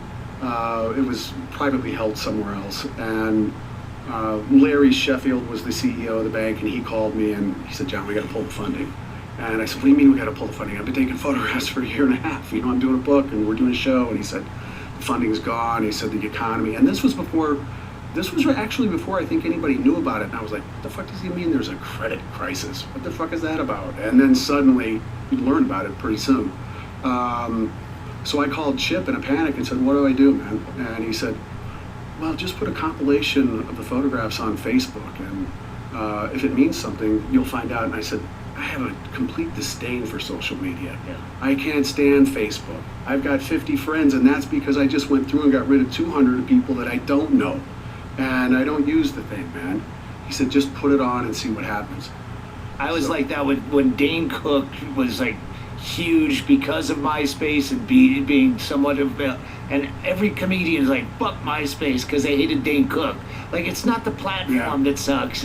So I was like the last guy to get on MySpace and fucking change. Well, yeah, I mean, so I got on. I mean, I put it on there, and suddenly, you know, the compilation of photographs, and you know, I put like a soundtrack underneath. It was really, you know, sad soul and music, and it did. I won't say that it went viral, but it got pretty large, and there was a lot of engagement. And then we did a crowd fund. That was enough to pay for the prints, for the exhibition, and the book that was created. So initially, that was it. It was just going to be this one-off exhibition, and I wasn't even going to have it. I mean, this is an interesting caveat as well. I remember it was September, sometime in September in maybe 2012, and I thought I could probably get all this work completed. The book I knew was going to take a period of time to do. And I thought we can have the show in Scottsdale, because I knew several gallery owners in Scottsdale Let me take off would have pulled the trigger immediately. And then I got a phone call from some woman that owned a small little gallery in downtown Phoenix on Grand Avenue, which is really like, you know, it's the kind of gallery space that I actually enjoy. I mean, it's off the beaten path, it's gritty, it's urban, it's up and coming artists, starving artists are showing down there. It's raw. And so she called me and she said, "Hey, I saw your compilation of the video on Facebook." And she said, "Could you come down and check out my space? I'd like to talk to you about doing a show." And I was initially, I was going down there, I was just going down there to be kind. You know, I was just going to tell her no. You know, I didn't want to be an asshole and say, "No, I don't want to do this." So I went down, I'm listening to her, and she said, "You know, I'd really like to do a show." You've had no shows until this point. Give me no shows of any kind. You're ready to turn down the first one. Yeah. I had no shows at all. Nothing. But you, no, not so much. I start somewhere, just not here. I mean, that's what it was going to be like. I mean, it was really kind of I was thinking, you know, we need a bigger platform, a better platform, a platform that's going to be more Madison Square Garden. Yeah, in Scottsdale, if there was one. So,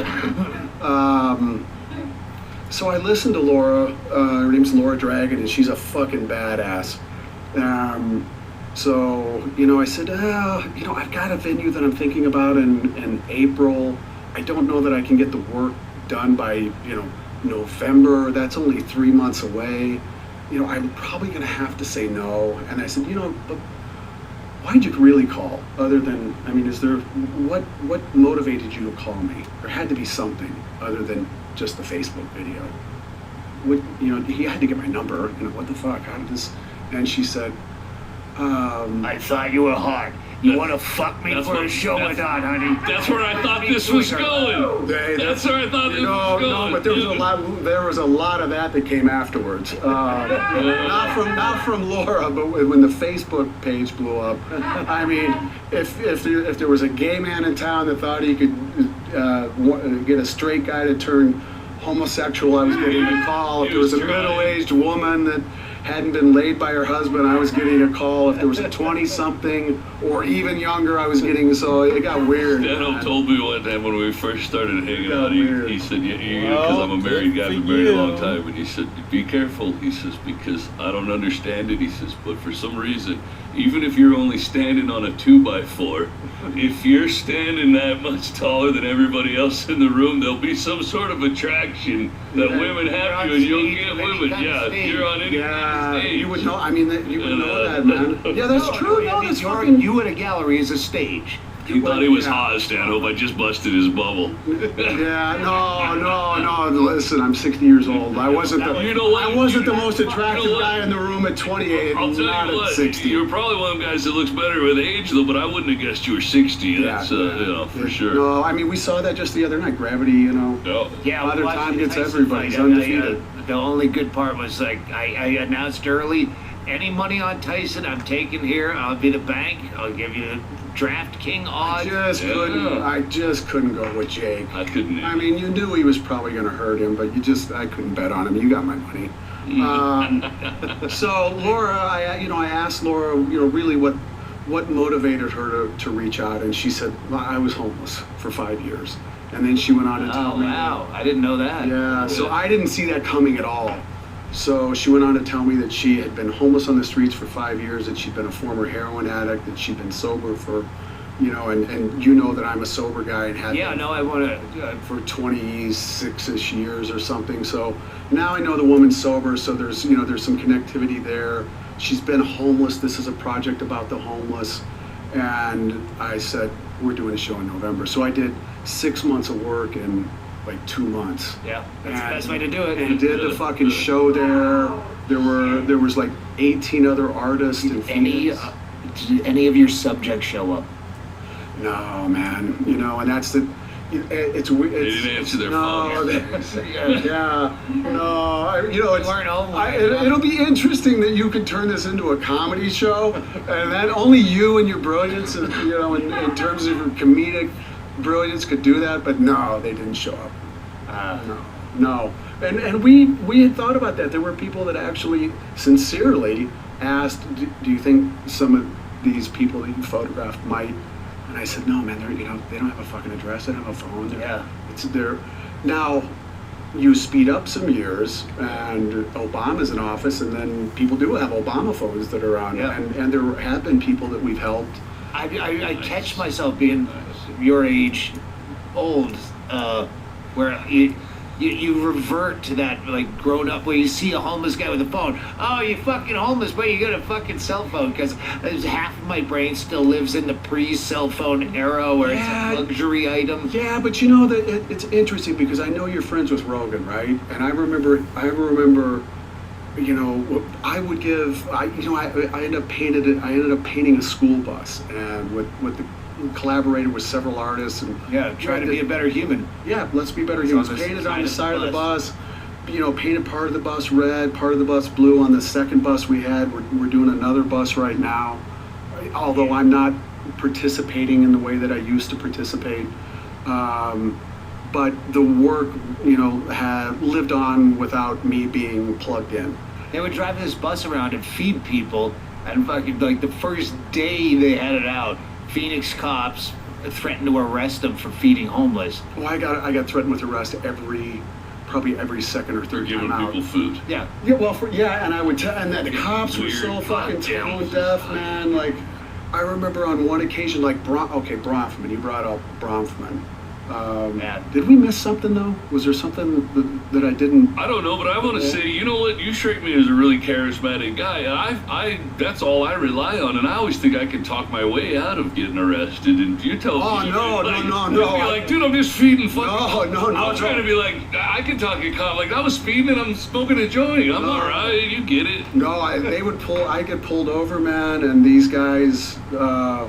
I would just say, what are you pulling me over for this time, man? I mean, is a taillight out and make a blinker?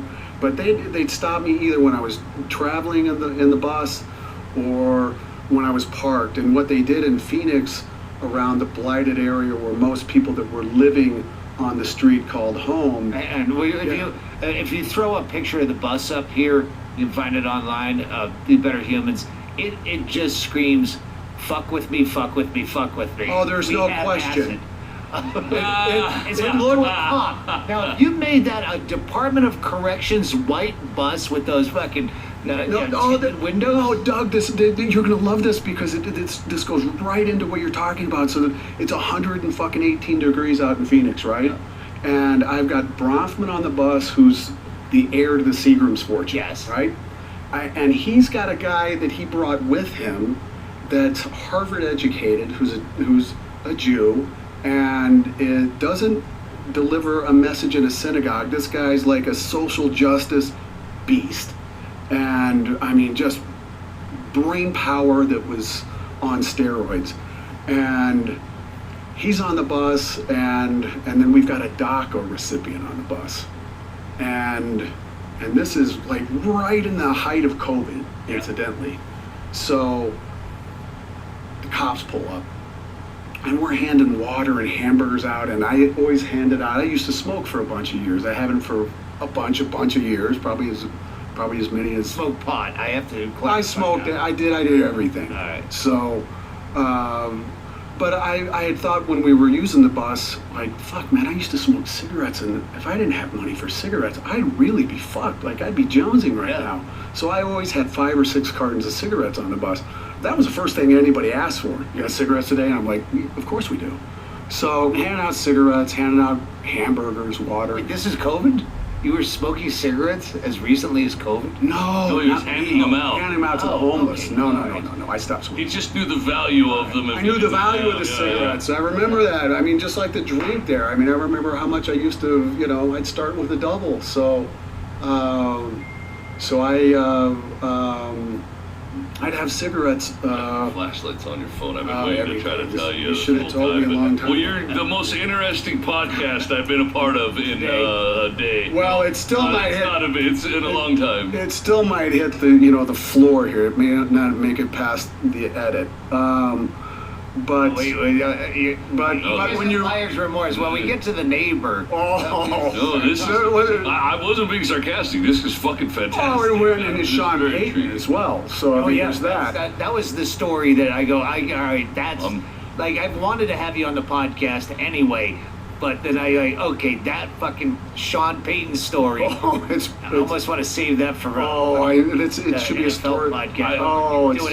I have so much admiration for somebody like that's that empathetic. Like I wish I could be. So I'll let you add where we are. So the cops pull up, and and I'm used to the interaction with the cops. So the cop comes, and they're all cut out of the same cloth. They're just like the border cops. They're just like the security guards at the mall. They're all dickheads, and I don't like them. Not any of them. So the guy comes up, and he's puffed up, and I know he's ready. He's looking for a confrontation. I said, so what is it today? And he said, you need to move this bus. Do you see the sign right there? I said, oh, the no parking signs that you put up so that I can't park here. Yeah, they're all over. I said, I'm handing out water. It's 118 degrees out. And he said, you need to move this bus, and I mean move it right now. And I said, listen, you're a little tone deaf. And I said, I wonder if your brother or your uncle or your sister or your niece or a relative, if they were out here for some god unfortunate reason and they needed a cold drink, I wonder if you'd be pulling me over. And he said, I should have arrested you years ago and impounded this Partridge Family bus. And I said, listen, man, the first time that you arrest me, I actually was almost begging him to arrest me. I said, the first time you guys arrest me, do you realize I've got almost between Instagram and Facebook, and I don't give a shit about this stuff anymore, but at the time it was highly charged. I said, I've got like almost 100,000 followers between both pages. I said, the city of Phoenix will get First of all, you need to know how to lie, because no cop is going to be able to fact check that. That's where you say, I have 13 million followers that are bored and just looking at your address right now. Well, I didn't go that far. Where your kids go to school? My fans do. I didn't go that far. I love this stand-up goes right to I'd make veiled bets. Like, sometimes people's houses burn down when they're asleep. Like, I go a little further. Well, We'll save the veiled threats for the second part of this podcast. The neighbors. real thing that I did, though, I mean, I didn't have to exaggerate anything. I told him, I said, I'm actually, you know what I'm going to do? I'm going to actually take your picture, and I'm going to put you on my social media page, and I'm going to describe this interaction today. You don't have to arrest me. This city's still going to get a black eye. And I said, so just hold still. And he said, make sure you get my good side. And I said, I don't think you have one. So, what we ended up doing, You gotta learn to be a diplomat. no, I'm not real diplomatic. So, that's not true. I mean, I'm actually a decent guy. I wouldn't be out there doing this kind. I just, it was just, you couldn't imagine that they want to put you in handcuffs and Did impound they have a logical reason behind it? Oh, yeah, they sure. I mean, you're on private property. That's the one that I'm assuming they're going to say. I think they just went with the no sign. We just don't like homeless people because they're not going to say we just don't like all these homeless people. We deal with them all the time. We know their mental illness. They get on our nerves. We don't have the empathy that you have. That's exactly what they want to say. That's not what they say. Right. What they tell you is, Right. and the narrative would change routinely. Oftentimes it was something as simple as a no parking sign because it's right there and you can fucking see it and they know that you can read, hopefully. Or they'll say you're contributing to garbage on the street because they leave stuff behind. And then I would say, so I'd say, look, we're talking about garbage and we should be talking about fucking human beings. So you know what I'm going to do next week? I'm going to put together a community cleanup. And I'm taking your picture today again, or whoever it was, and I'm going to say that I just got harassed by the cops again. And that particular cop was pissed off about the fact, and I said, we actually stay out here and clean the place up after we're done. So that's not true either. You give them hamburgers, they're just going to be taking shits all over the park. Yeah. So, and the funny thing is, there's no, and You're gonna starve the shit out of them. there is shit all over the streets. That's the funny part. And there is garbage, but there's no porta potties. There's no place to put garbage. They're micro-focusing on something as a bigger problem. Yeah. That's it. This is all very interesting to me. So the bus trip was the bus, and then I would take the bus around, Doug, with Bronfman's support and the Dylan support.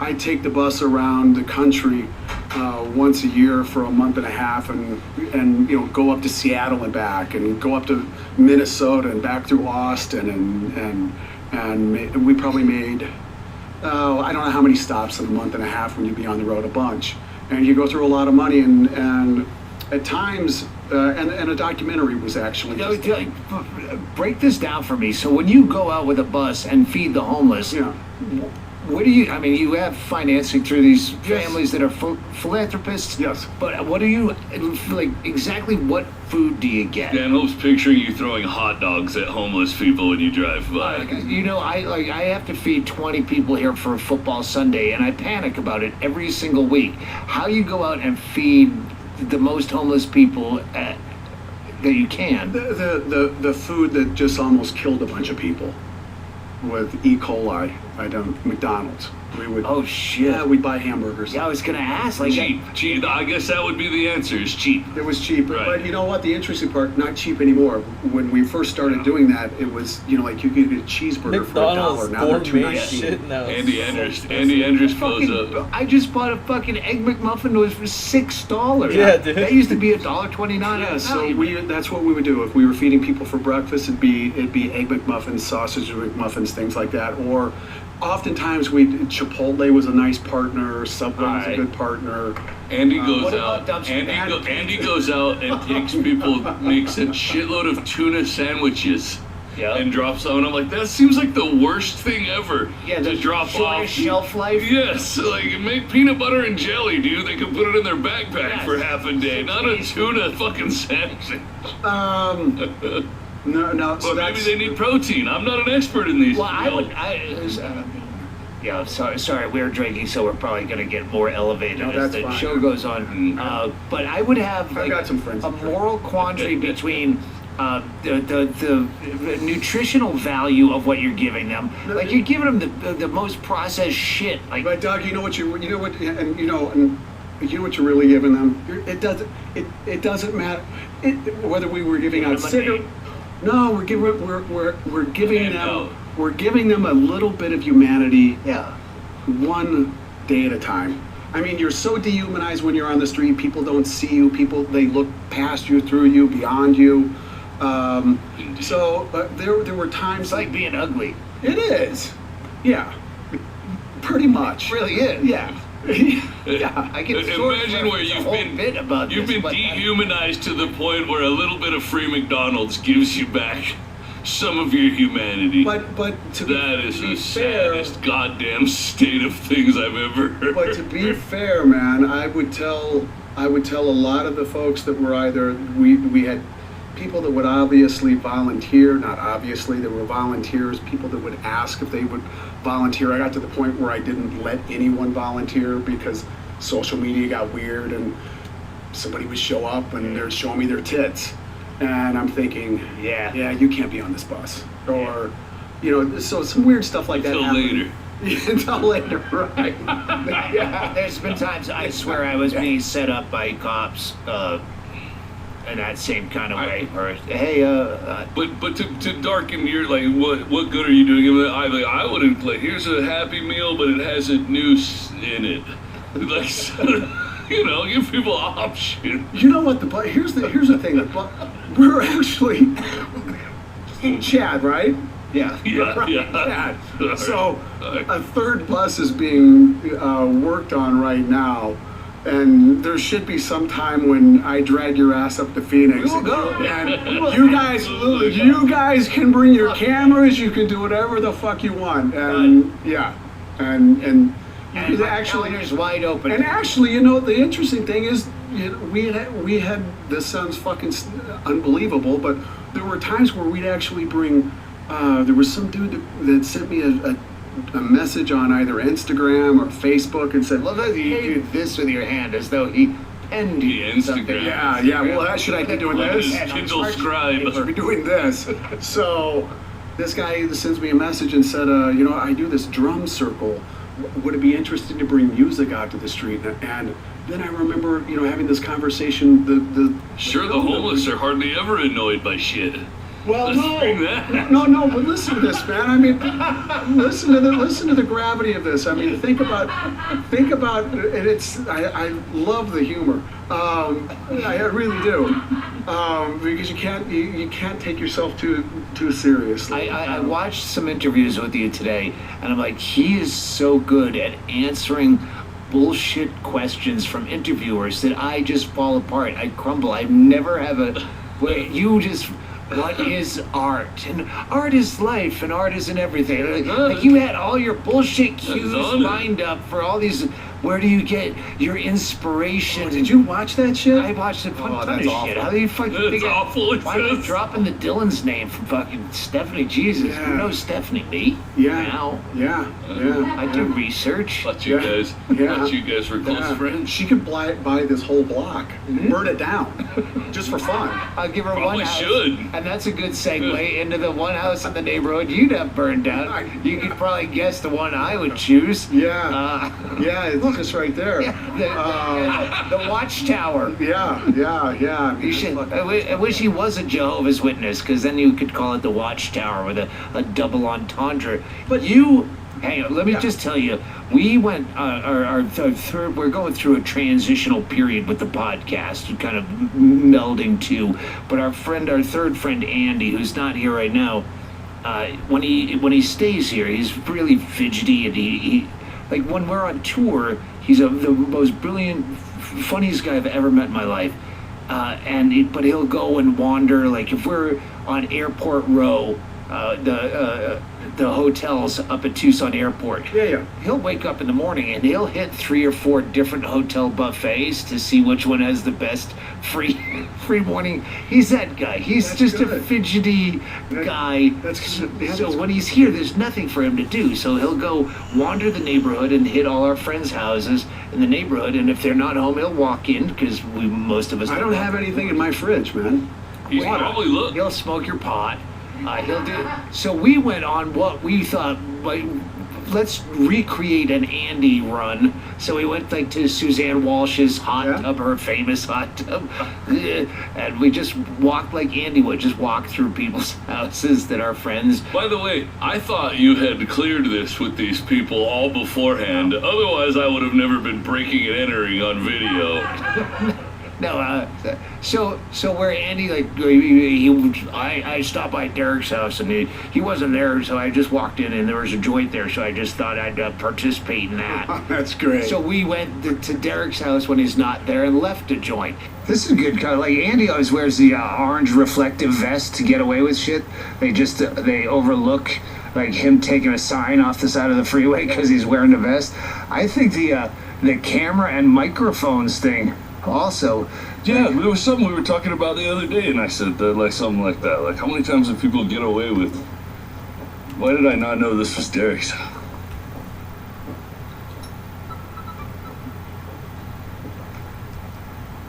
Please, no soliciting. What? I gotta heat up some food.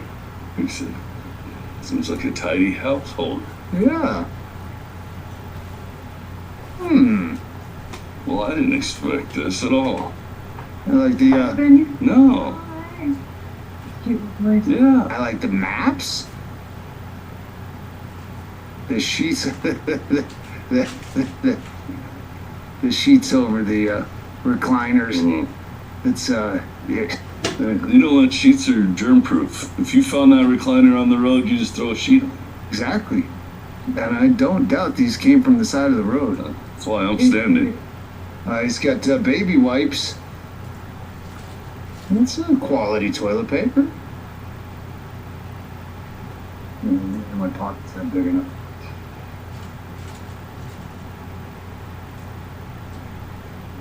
Loofahs. He's got more than one loofah.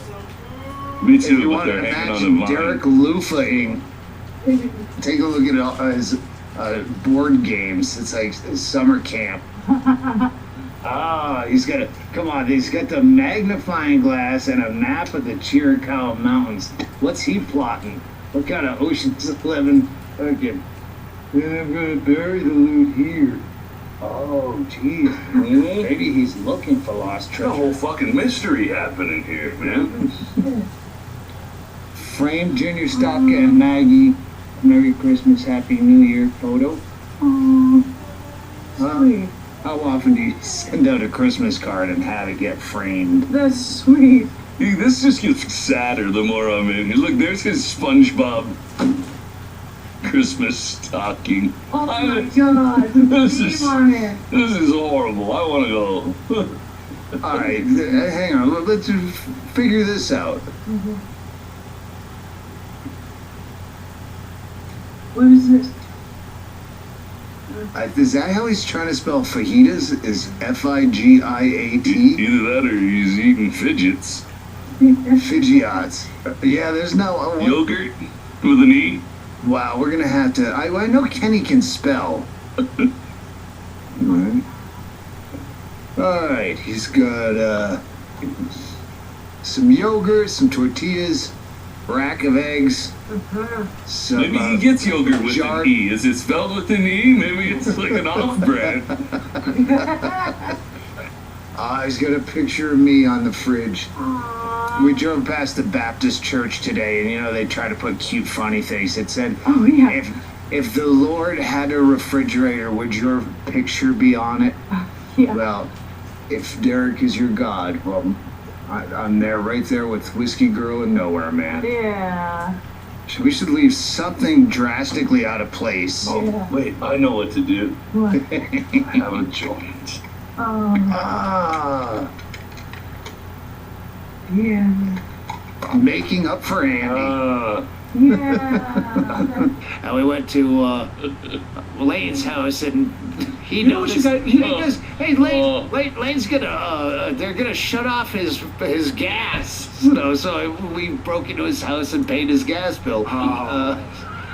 So then on the way back, there's a gentleman down on the next street that I know.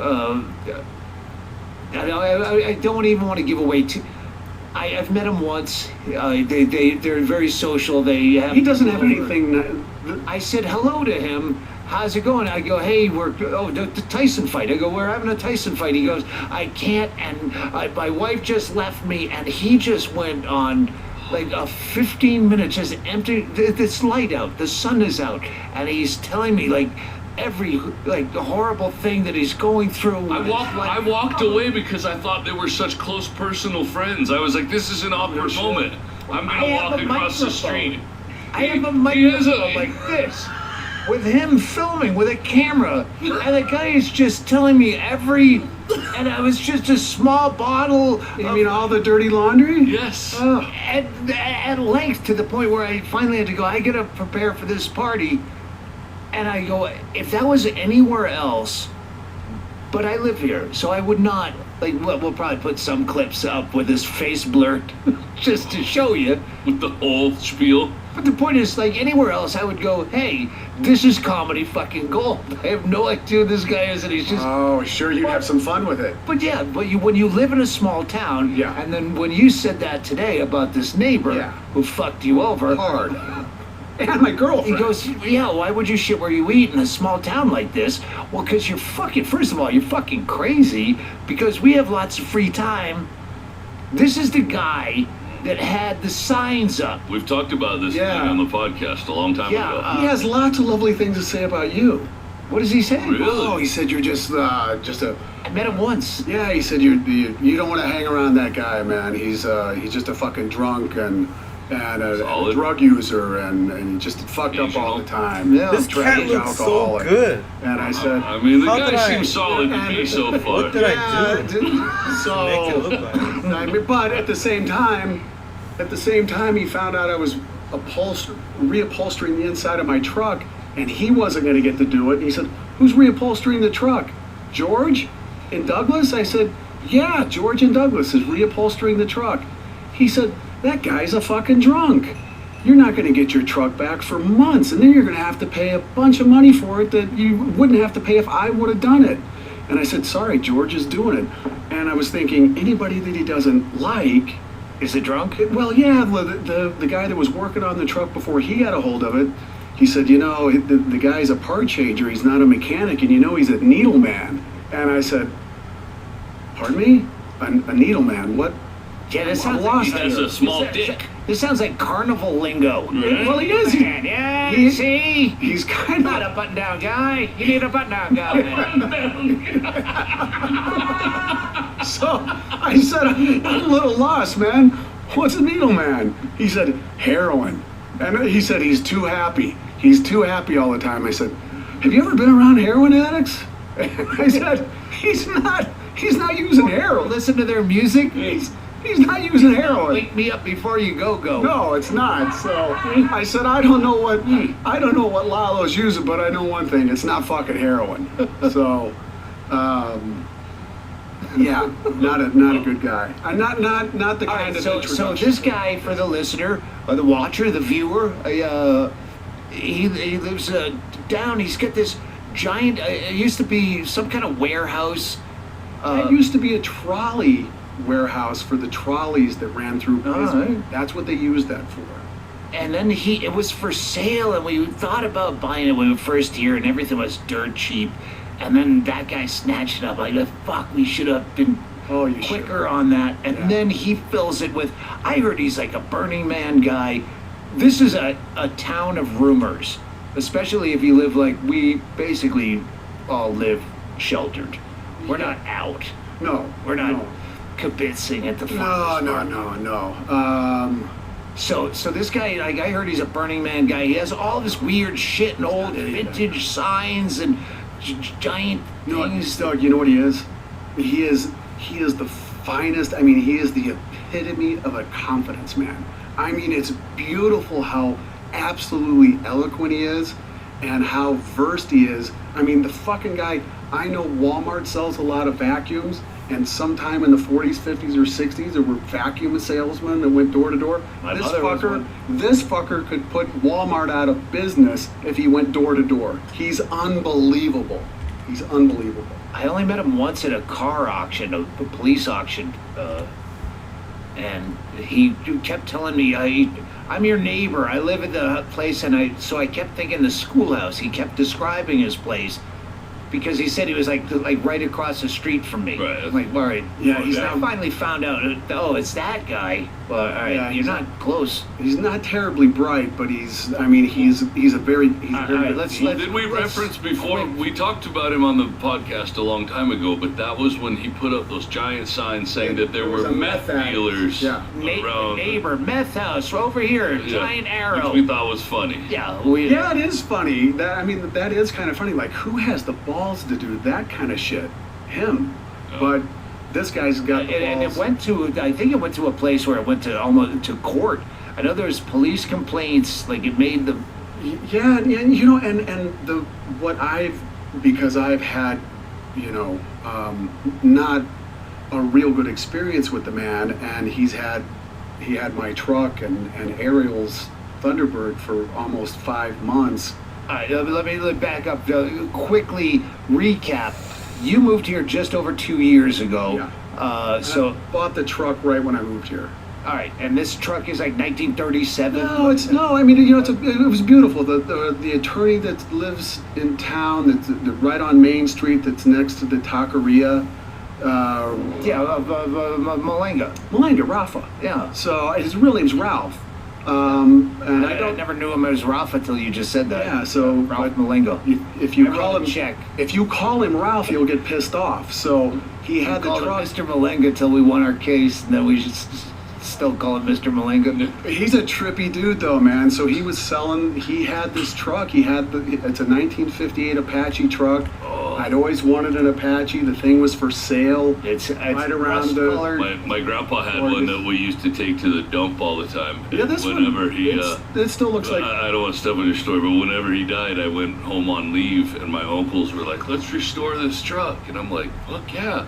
Let's restore this truck. We're gonna take it all apart and restore it. And they're like, well, let's fucking smoke this meth first. I'm like, well, let's do that. And then I did that. And then we had a great time fucking taking the truck apart. And then those fucking dicks never put it back together. That was when I learned about fucking the downsides of meth. I thought it was Listen, you're lucky you don't live. You're lucky you don't live next to Mark. Apache, beautiful. You're lucky you don't live next to Mark. You'd have a sign. Oh no, that was many years ago. So he buys this truck.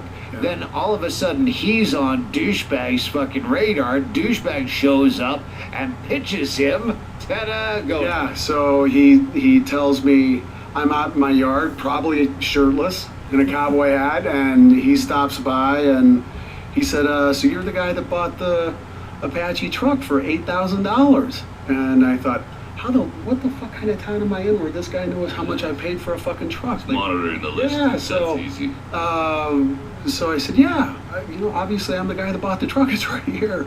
And he said, well, you can thank me for the price that you got for that, because initially Malanga wanted $12,500. I was going to buy the truck, and I offered him $8,500, and you obviously got it looked for lower than that. He said, good job. I was going to get the truck, and so now he's coming over. I mean, he doesn't pitch me on anything yet. He's just warming. Fucking a car to Seinfeld for $500,000. It's like $300,000, $500,000. But he's just throwing this at your face. He's trying to make me, you know, he told me that he lived in Phoenix grew up in Phoenix, and obviously I'd lived in Phoenix for 35 years. So he's using some common ground there, and tells me where he lived in a historic part of Phoenix, and then he sold a place for $1 million 10 years ago. And he's just trying to impress me. He's trying to show me how big his dick is. I don't know what he's trying to do. And then he fucking catches your weak spot. Sounds like he's trying to get you to give him your truck to work on. Well, he almost fucking, listen, he's done a lot of shitty things here from after the fact. I mean, then you find some stuff out, but. So what was he initially going to help you with? What he initially said was, I think as I told you earlier today, by the time he got done massaging me, I felt like I was privileged to let him work on my fucking truck, like it was like he was some king master mechanic, and he said, I don't usually work on anybody's trucks or cars, but I'd be willing to work on yours. I've got a special engine that I've kept It aside. sounds like a specific tile man, I know. I've got an engine that I've had for a long time that was going to go for a personal project, but I'd be willing to sell you that engine. You know, the kid that's working on your car, the one that he called the Needle Man, he said he's not a mechanic, he's a part changer. And he said, if you're ready, you know, to really get that truck running, you know, I'll do the work for you. So I wasn't ready to do it, and then, you know, I went away for 3 months to do an art show, 3 or 4 months, and I asked him if he'd actually store the truck at his, you know, his property, because he's got a lot of storage there. And I gave him, you know, like a $3,600 print, and said, I'll give you this photograph just to store the truck and make sure, start it every week. And he said, you don't even have to give me the photograph. You know, I'll do that I just do that because we're neighbors. And, you know, so and I gave him the photograph anyway. How to Win Friends and Influence. He read Dale Carnegie's book. So, but I mean, he's just a cunt. So he said, if you're ready to pull the trigger on the truck while you're gone, just give me a call. And, you know, when you're an artist, you know, like I'm a photographer, but I'm never going to be famous. I'm never going to be rich. First of all, there's no famous photographers except for two. Like, as a comedian, when you like look for a reference, there's only two: Ansel Adams and then the what's her name, the Jewish name. Come on, you know. Annie Leibovitz. Yes. Yeah. So those are like, those are the someone's big two. taking a picture of you from the audience. You go, hey, Ansel Adams. So you can't be a famous. No. Now that everybody has a And he even professional says, phone. he says, if you have an iPhone and that right apps and filters, everyone's a fucking. So Sandal sent me No your website earlier, and I was looking at it. Amazing pictures. I'm sure that Alex has already put your website. No, they're not People are that. not fussy Very cool. about But here's substrates like he is. well, here's the thing: is I told Sandal, Where I the fuck said, did you hear that? Yeah. That's something I said? Yep. Whoa, that's awful. So he got that from How to Win Friends. Oh, no, that's something I said. I knew I said it. He saw it on some interview when somebody's asking. Substrates. Fussy about the substrates. Yeah. That's so that I can charge $5,000 for a photograph. Yeah, I feel rice good paper. about it. Yeah. Rice paper. Rice paper. But it's got texture. It's got. You know, I use gloves when I'm shipping. Well, here, so that's some too. I think there was a special needs person interviewing you on YouTube because you were at some art gallery and you just kept like, all right, you know what, that segues into this, and then occasionally the kid would talk and at the camera angles like you're up, and he sounded very special needs. And because you there was a 9-minute interview. That was a very long one for you. And this one's pretty. I think this is long. That's. And I told Ariel, I said, am I going to go over there and get punked? Is that what's going to happen? And she said, yeah, maybe. I don't know. Yeah, it could happen. So. I'm gonna piss. Well, we're with the fucking douchebag. Yeah, so I tell him, I said, look, I don't know whether I can commit to, doing this project with you and you putting this special engine in this truck until I get 2 weeks or 3 weeks into the show. If the show starts out good and I know that it's going, you can get a barometric reading pretty quickly. So the show started off white hot. I'd sold a bunch of work pretty quickly. So I called him, I said, go ahead and put the engine in. And I get back here, maybe early April. And what the fuck month are we in? November? Yeah, truck's still not running. It's still not running. I mean, I spent a bunch of money with him on the thing, and then I kept taking it back to him. I mean, at one point he tells me that, I get stuck down on Naco by the fucking airport down there. Yep. And the truck just stalls. And now I got to call him, and I said, did you take this thing for a test drive, man? Because it just stalled again. So you're gonna have So to. is he starting to blow you off at this point? Because he knows. Yeah, he's starting. Now he's starting. He's pushing the I already work. know, like the fact that he swapped out engines. I'm getting. Yeah, he did do that. So he's Took starting. your good engine and give you a Yep. shitty one. Yeah. Yeah. Sold the good one. Yeah, he did do that. Somebody found out who it was. Yeah. Wachuca City. And then the fucker had the audacity to drop an engine off in my front yard. There's still oil out there. He said he told did. He goes, He "That's not my fucking did. engine, man. This is not the engine I fucking had." And he goes, "All right, I'll give you your engine," and just dropped an engine that's not his. I'm starting to think we should have talked about this off the podcast. I'm getting mad about. You want to go burn the house down? I'm your guy. So I mean, that's not after we've already fucking outed it. No, I mean, but, you know. no, fuck that. I mean, I called a friend of mine that's a mechanic that I've known for 30 years in Phoenix, and this dude grew up in East LA, and half his family's dead, the other half's in prison. And I said, Eddie, this fucking guy's done like this, and this. I'm gonna have to fucking tow the truck up to you and have you fix it, and goddamn it, I've spent like $5,000 already on this thing, and it's gonna cost me, I don't know what to undo what the fuck he said he did. And Eddie said, why don't I just send somebody down there? And I said, fuck man, I'm too old for that shit. He said, well, you might be, but I'm not, so this is I got angry fucking secondhand. It's not, I don't have anything to do I want to with go it. down there and hit Well, with the fucking baseball bat. I was a parts changer in the Yeah. army, so I take offense. This happens so often where you go in a small town like this. I always, when I get like really, that there's a quote I bastardized from one of the fucking, not Art of War, but one of those guys. If you stand patiently by the banks of the river, eventually you will watch the bodies of your enemies float by. Sure. That's lovely. Yeah, but When can sometimes we you go, watch oh, you know what? I'm going to make sure they're floating. Yeah. Right, yeah. I want to put some air in that corpse. Yeah. And as long as they think it's bad luck, that's the best revenge. Yeah, you need a guy to kick him in the fucking river sometime. Well, what ends up happening, man, is that he does start to. What's the I'm saying? taking the truck back. I read the order. What did he say? Or I'm gonna make sure they're for. If you stand patiently by the banks of the river, eventually you will watch the bodies of your enemies float by. Sure. That's lovely.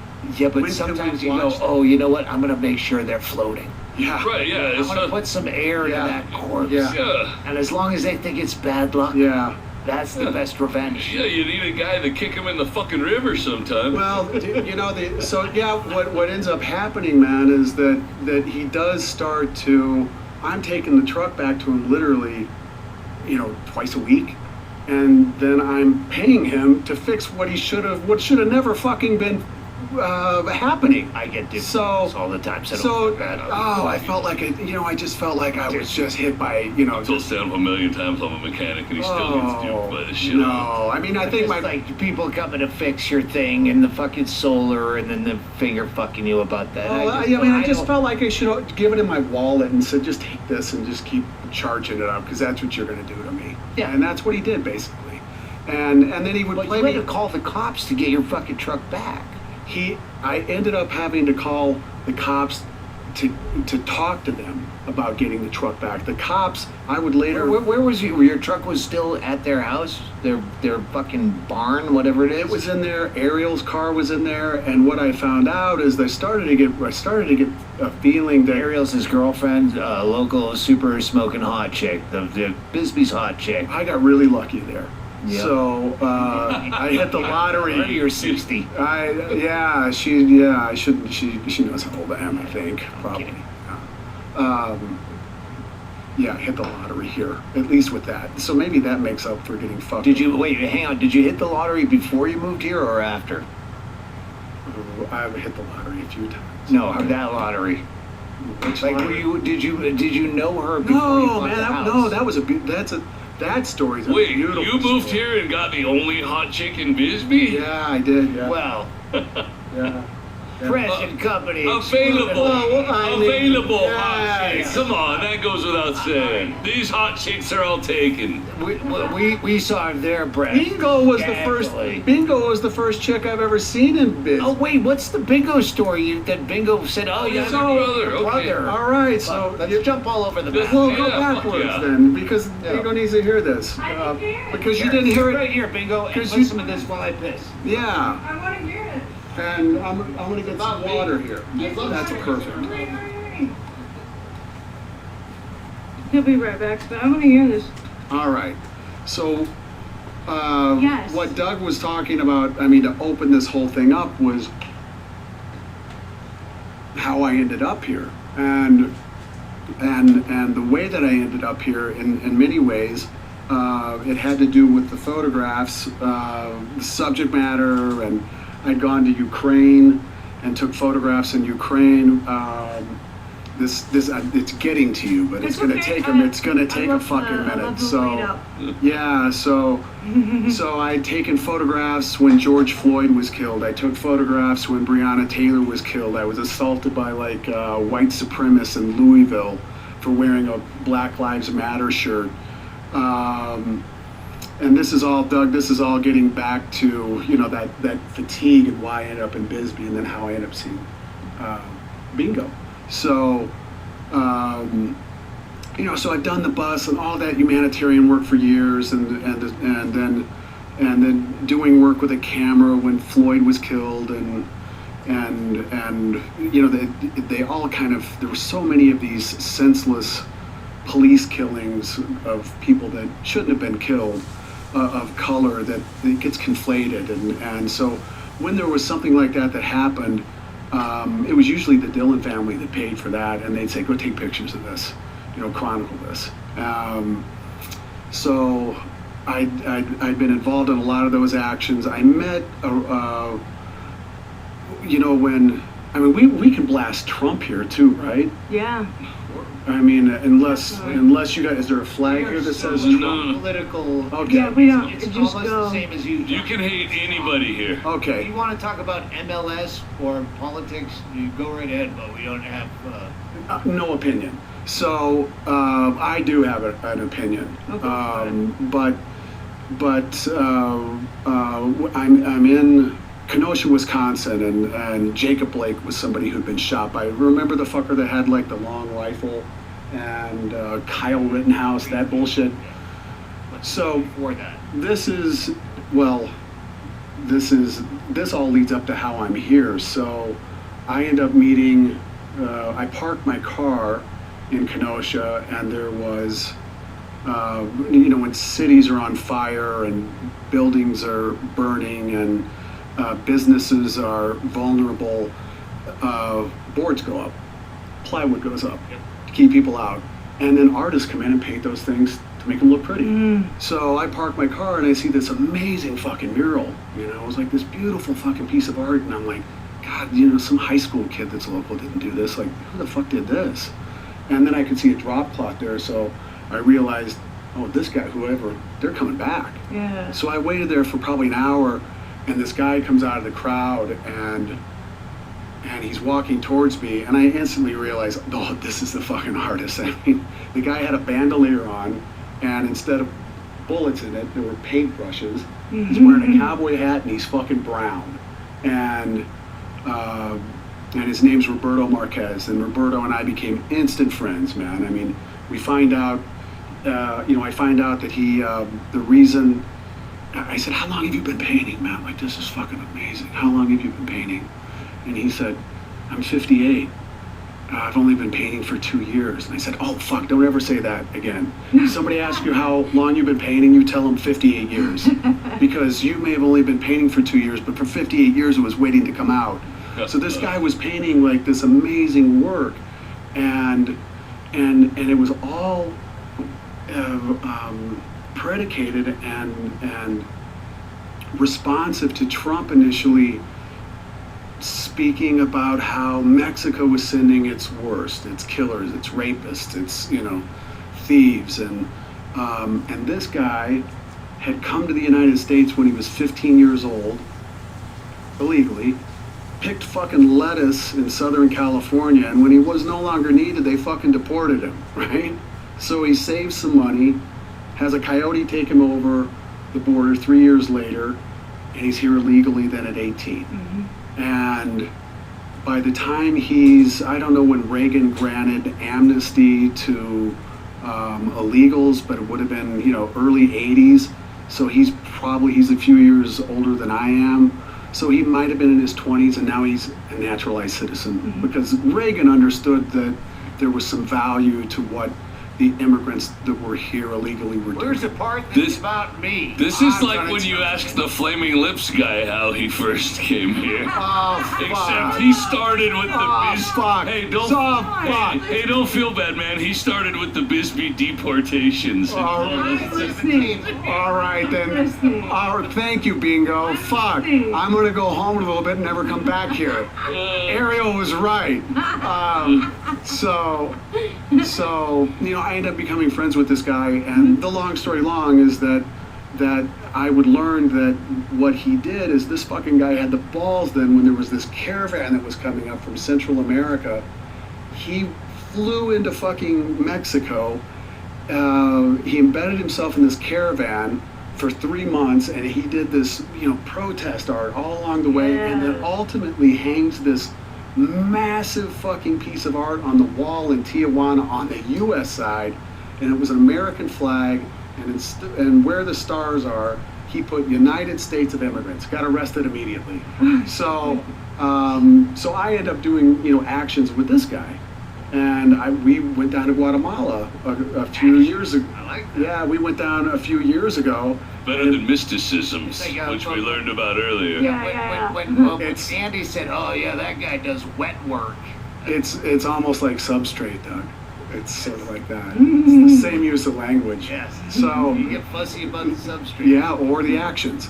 So did a lot of meaningful things with him that were actions, and went down to Guatemala, embedded ourselves in a caravan. They recognize him. Guatemala's probably as big as fucking Bisbee, and I look white. I thought I'd assimilate because I had a good tan and black hair. You do tan really well. I do. It's from going shirtless. Are there any tattoos you regret? Because you are a checkerboard.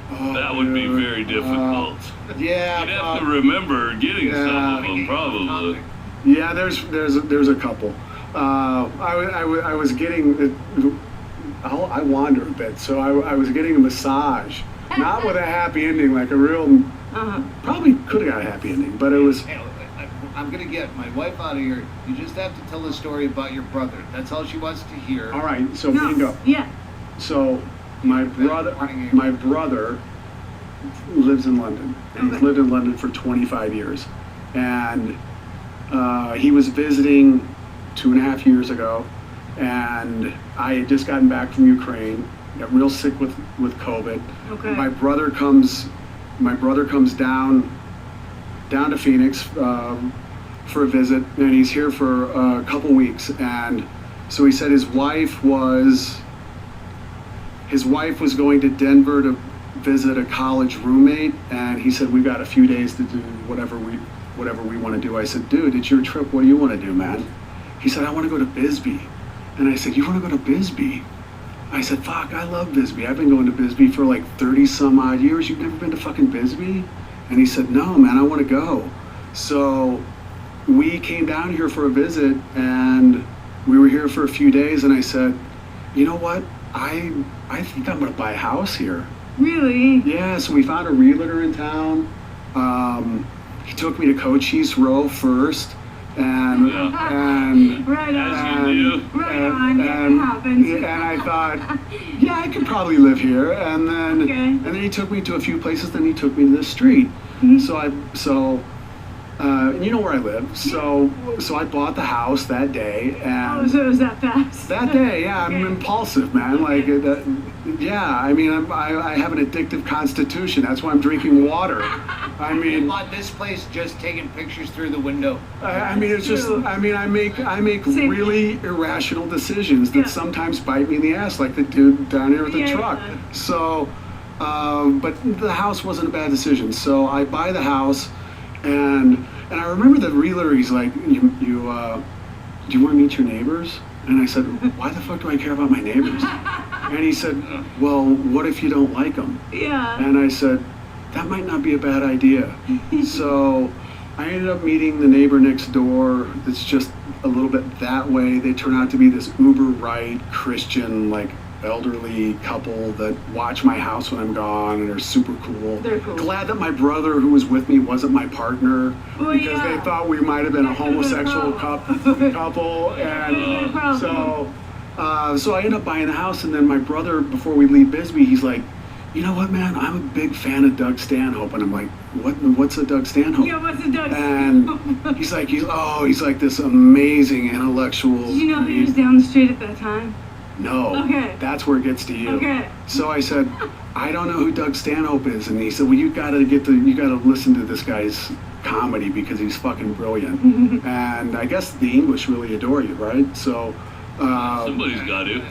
Someone does out there. The rest of us abhor. Oh, I can imagine. They're smug bastards. So Knot-headed white evening at the Apollo. So I said, all right, well, I don't know where Doug Stanhope lives, man. That's but so crazy. So I'm driving up the fucking street, and you come out of the gate, and I know you were fucked. Remember this? Because you were fucked up. So you come out of the gate. I believe you. I know, and I don't say that disparaging. No, I believe you. I actually fucking adore you. We don't drink for no reason. No, I mean, neither did I. I didn't drink for the fucking flavor. So, so Bingo comes out of the gate, and you're wearing like this. You were wearing like this fucking fabulous, like all pink velvet outfit, like top hat, velvet, pink. And green hair, and I'm like, roll the window down, man. I'll bet that chick knows where Doug Stanhope is. So my brother rolls the window down, and he said, hey, do you know where Doug Stanhope lives? And you're like, yeah, I'm his, I don't know if you said you were his wife or his girlfriend, but you said that you I knew him. You implied something. You said, he lives right here. And I'm like, no shit. So, could it be? Yeah. And so my brother's like, you live on Doug Stanhope Street. That's I said, yeah. So crazy. But what was really funny, Doug, is like my brother just bought the house that day. Yeah, and my brother, I mean, the place was, I mean, it's still a hovel. But you know, my brother's looking at the place, and he's like, yeah, and my brother, you know, he's done really well for himself in London, and had, you know, he's done well, and has a house and like another property he rents, and doesn't have it anymore though because his wife left him. I think she was probably having an affair, but he was looking at the house. Who's more likely to be listening to this, your brother or that asshole down the street? God, I wish he would listen to it. So yeah, you were the first person I said hello to that wasn't the realtor or the neighbor. Yeah. Which was, But he lives right here. Yeah, he lives right here. That's so cool. I love that. Real estate, and we're like, does anyone ever ask to meet the neighbors? And he goes, no, I never. Like, that would be like the first thing. As a real estate agent is, hey, I'm the guy that's going to introduce you to your neighbors. Yeah. I couldn't imagine buying it. I would have to, I guess. When I moved to my place, there was no neighbors. Like, we're in the middle of nowhere out there, and then there was no neighbors, and then now I have neighbors, and they all know who I am, and I have no idea who they are, and I abhor all of them. But yeah, well, I mean, I came here to get away from people, and but it's nice to actually, you know, it's actually nice to get to know your neighbors. I lived in Phoenix for 35 years and didn't know anybody. The first time that you pulled up and talked, I said, hey, well, you can come over for football, and you go, I'm not really into hanging out with people. I go, neither are any of us. That's why we hang out. Yeah, that's it. I mean, I'm still a little bit this is the first time I felt like, you know, fairly comfortable, because I'm actually, in spite of Chad saying charismatic, I'm actually like very fucking shy, very private. I think a lot of creatives are, and you know, like I just prefer to stay in my house and play with my dog Elvis. Yeah, I mean, where has Elvis been? I haven't seen you walking the dog since the shirtless cowboy. Yeah, I don't know. I think he protested. He thought he was getting fucked with just like me, so he's staying inside too. I was gonna bring him. he didn't want to get a fucking nickname. Yeah. Yeah. Yeah, because after that, when you said, "Oh, I'm a huge sports guy," I'm like, "Well, what football is a thing." Like, I want to start doing more UFC things. Oh wait, good segue into sports. Sean Payton, the coach of the fucking. I can't believe the fucking Saints won the fucking Super Bowl. Me running around this fucking house like a crazy person on fire when Sean Payton and Drew Brees brought the Saints to the Super Bowl and won, and now he's with the fucking Broncos. Yeah, which I have to hate now as well. It was funny because you asked me the other day, which team would, and I was thinking, you said, wait, everyone's recollection is you answered, but you had such a long build-up to who your team was, because I was guessing Giants or San Francisco 49ers, and you go, no, and then you had a big build-up, and no one, I think you said the Lions. Yeah, I love the Lions. And because you're an iconoclast, I believe, because you grew up in Chicago. That's right. And you fucking, oh, you know what, I'm going to root for the other team. Well, no, I love the Bears as well, but I haven't had any. Not that Detroit's had anything to root for in 30 years, but 60 years, yeah, 70 years. So that I'm really pulling for them because I want them to get back to the playoffs and do something big, and I think they probably can this year. But when you said San Francisco and New York, I was thinking, God, there aren't any. I couldn't think of any douchier teams to root for. Than those two teams, and I hate both of those two teams with the same degree of like, all right, this guy is out. He's like being a force of action for the homeless, and he's doing this through art. Do you think San Francisco 49ers? No, I mean I could see how you might arrive there, but I was thinking, God, I fucking hate the Niners and I hate the Giants, and the only team that I hate worse are the Dallas Cowboys, and then the biggest team that I despise is Sean Payton's Denver Broncos. Well, Denver Broncos, but for years, the Saints. And I would have loved the Saints. Northeastern? Where is Northeastern? No, it went to Eastern Illinois. So Eastern Illinois is a small little school, 4 hours south of Chicago. On the east side of Illinois? Southeastern. I'm just guessing by the name. Yeah. You act like you know what the fuck's going on over there. I can tell by you. He's just connecting the dots. So yeah, it's 4 hours south of Chicago. Small school. What did I major in? Yeah. English and political science. Like how are you hanging? Oh, by the way, that's for you. What is that is a 1954 Detroit Lions. Shut the fuck up. Championship. What in the world? Stand up. You know how much we could auction that off on the podcast? What the fuck? Did I see it? There it is. Yeah. I have to bring a photograph sometime. Thank you for this. This is very sweet. Yeah, that means a lot. And one of them disappeared, and someone was terrified to tell me they broke it. I would rather have that in your care, so I don't worry about it all the fucking time. I'll take good care of this. I'll take good care of this. Bring it for the Super Bowl when the Lions. Wouldn't that be something? Or maybe I'll even have a drink.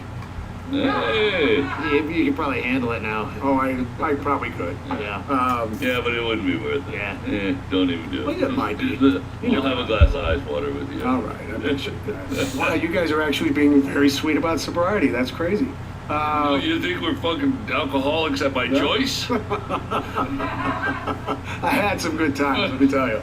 I don't regret anything, not a single thing. In fact, there was a guy that bought a painting from me, or a photograph rather, and he called drinking rodeoing, right? So he found out I didn't drink from his wife, and then he said, "You don't rodeo anymore either, huh?" I said, "I'm not familiar with the term." And he said, "You don't drink anymore." And I said, "Oh, he was a farmer from, I don't know, Montana or somewhere. He owned 20,000 acres. I mean, fucking amazing guy." And I said, "No, I guess I don't rodeo anymore, man. No, I don't rodeo." And I said, I guess that's probably the etymology would be, this isn't my first rodeo. Do you rodeo? Yeah. But you know what I asked him, I said, "Do you have any regrets, about rodeoing?" And he said, "I wish I would have." He said, "I wish I would have done more rodeoing." So you don't know. But Eastern, back to Eastern, and then Sean Payton. So. Yeah. I'm going to school there, and at the time I owned a 1972 CJ 5. It was it was a Jeep. So this is a CJ5. It's a Jeep, and I bought it from some farmer in the area for, I mean, nothing hardly. Drove the shit out of it for 4 years. Sold it to another farmer that I would learn. Drove it for 8 years. I don't even think I washed the thing the entire time I was in college. Take it out in the mud, park it in the apartment we rented. The guy who owned the place would bitch about how dirty it was, and I'd make it dirtier the next day. I mean, I was an outlier in '82, and in 2024, I'm still an outlier. So my brother had this really nice Datsun 200 SX. So we went to college together, and we're just... Remember Datsuns? Who remembers that? Isn't that great? Isn't that fun to remember that? Kind of on that. I don't know if Alex remembers. You don't, do you? He's Australian, so. Then Well, I was a mechanic, so of course I know Datsun. Yeah, so it turned into Nissan. So my brother had this really nice black, kept it clean, vacuumed the thing. I mean, it was his He sent me pictures, so yeah. It was a beautiful car. Picture it right here. Alex, it was gorgeous. And of Sean Payton at that. Wait, did I miss what kind of car this was? Datsun 200 SX. Okay, 200. My mom had a 280Z that I drove in high school. Those were fun. So my mother had a boyfriend that drove me to a concert in Tampa in a 280Z. Yeah. Those, I mean, they were the. I think he wanted the 280Z, but he couldn't afford it, so he got the 200 SX. But he loved the fucking car. 280Z's cheaper. Yeah. I mean, he waxed the fucker. He loved it, and.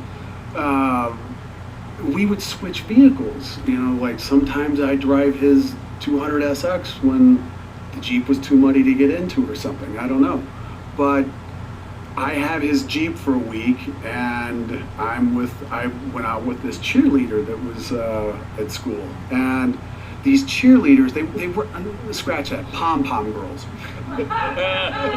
So they're the ones that are scantily clad, that everybody wants to fuck, that they had their own calendar, they had their own, jackets that said We EIU. We East Illinois, we are the best. That's it, Doug. If they didn't do that, they should have. So, and the girl would wear the shirt, the jacket all the time. It was like one of those athletic jackets that you'd expect the guys to wear, but it said EIU. Jacket. That's it, thank you. EIU Pink Panthers. And so, like, I'd go out, like, I remember being jumped one night by 5 Sigma Chi's because they said, who's the homo with the Pink Panther? And I'm like, oh, fuck, I'm being attacked by 5 guys. So I hit one guy before he got out of the car, and 2 of them held me, and the other 2 beat the shit out of me. That's where you learn you're a homo. Yeah, that's it. Yeah, from 5 guys in a Camaro. So, I'm dating this girl. I think that was one of my first bits. I think that's on Sicko. Like, someone gave me shit for having an earring. Oh, yeah. Like, oh my god, I'm gay. Doug, this is my ass bits. Doug, no kidding. So listen, this pink, I'll share this with you. So the Pink Panther, like, everybody wants to fuck them. All the guys at school want to fuck the Pink Panthers. And I'm a guy that, I'm still wearing black all the time. And so all their boyfriends looked like they got cut out of a calendar, and then there's me. And I do these events and hate everybody there, and they'd all hate me. And she'd say, you have so many nice clothes in your closet, you wear that stuff from the thrift store. Why don't you, one year I didn't change the clothes. Like for the whole fucking year, didn't change the clothes. When it got hot in the summer and I went to summer school, I cut the fucking pants off and made them shorts. So it was an interesting, college is interesting, your youth is interesting, and but everybody, really these girls they were all very, very, they were sexy girls, and so there's the kind you don't take home to mother. Or you do, you don't take home. Yeah, that's that's. Who the fuck sang that song, man? Rick James. Yeah. So here's what she does to me with your earring story, right? Yep. So I get fucked up one night, and nobody's wearing earrings in 1982, but guys that are either queer or rock stars, or maybe guys like us. I don't know. Cool or queer. So I go out. Side you have it on. That's back So in the that's day. so left is I All learned my- this, man. So All my piercings So left I- side, totally straight. yeah, so I go out and get an earring, and then I show up. The girl that I was dating, she was this beautiful Italian girl from Chicago, Angela Sissio. I think her family was in the mob, I'm sure, but I was scared to death of her father. And so I pick her up, and we go out to this bar on campus, and she doesn't see the earring right away, but she sees it when we get to the bar, and she's like, "What in the fuck did you do?" And I said, "I got an earring." And she's like, "Oh my God, an earring now." And she said, "And it's in the wrong fucking ear." And so she pulled it out, pulled the earring out. Or your lobe? It did, man. You can see, you can see there's kind of a tear right here. I mean, it's. But she was wrong. So she pulled, and when you first get that earring, it's a stud. You got to leave it in there for 6 weeks before you. I drank a big gulp of rum and coke. I was so terrified of where I was at the time, needles or just to get an ear, and I did it for a chick, like to impress a girl. And I did it to piss one off. I tripled down. I had 1, 2, and then 1 up in the cartilage. I was super not gay. Well, she pulled the earring out. Now my ear's full. I mean, there's just blood everywhere. So I go to the bathroom. I looked like Trump after he got shot. So, but yeah, and I didn't even say. Fucking rig our numbers in by getting into conspiracy. And I didn't even get up and say fight, fight, fight. I mean, so she tore the fucking earring off. I went to the bathroom, and you remember those piercings, those first ones. You could actually. So I went to the bathroom and just pushed it through, because I was super fucked up. Pushed it through the right side, and then left it. What age are you right now? Because it's 18, 26. So we have to. He's 26 years sober. So we have to do the math. Minus 60. So 24. You like a But Jim you did. Norton fucking. But you silver did guy. this off of bad information, because definitely the left was straight. Well, and the no, right left, was gay. No, it was left. Left was what she said was left. That's was what right, I'm right saying. is That's wrong. bad info. I have 3 holes in my left ear to wait. prove how straight I am. Sean Payton comes into this. Oh, here's where Sean Payton comes in. So everybody, here's where he comes in. So the fucking Payton lives in this. He lives in this frat house. It was like this party house. That You say Payton or Payton? Yeah, both. Yeah. Fuck you for making me acknowledge that I've had to watch commercials. Come on. First of all, Peyton Manning is the funniest guy He's funny that's as hell. ever been in sports. Yes, he is. And everyone who tries to be like him, Gronk is to the NFL fucking. He's a moron. Yeah, it's like a guy who talks in porn. You ruin this. You don't talk. Shaq tried to bring Gronk during the Tyson fight. Gronk couldn't even talk. Shaq and Gronk together. Never mind. That's their podcast that I try to listen to. Is there a conversation there? No, I don't know. Sorry, go ahead. Sean Payton. So Payton, that's it. He lives in this fraternity house with all these other football players. This could get started. You're gonna have to cut the hell out of this and edit the hell out of this because I'm holed up over there and I don't talk to anyone. So when you let me out, Psychotic is the guy at the end of the street. Oh, he's fucking nuts. Yeah, we're. Yeah, you already pissed him off. And you're worried about Sean Payton? I'm not worried about Sean. Fuck coach. Fuck that. No. That guy is the guy that's gonna leave a fucking dead body on our thing, and then we're gonna have to respond in kind. Yeah, we'll chat with him. I got it. We got I'm on it. it. That's what I'm for. So Peyton, he's living in this house that's like this party house, fraternity house. They called it Club Baba Louie. And Peyton, That's what we called the black club across the street from us in the army, but that was racist. Sorry. Yeah. Go ahead. True thing. That's a true thing. But I was Baba Louie. when I was in the army in Alaska, we had a club across the street from the Bears called the Arctic Oasis. Except for it was only frequented by black people, so the white people called it Club Baba Louie.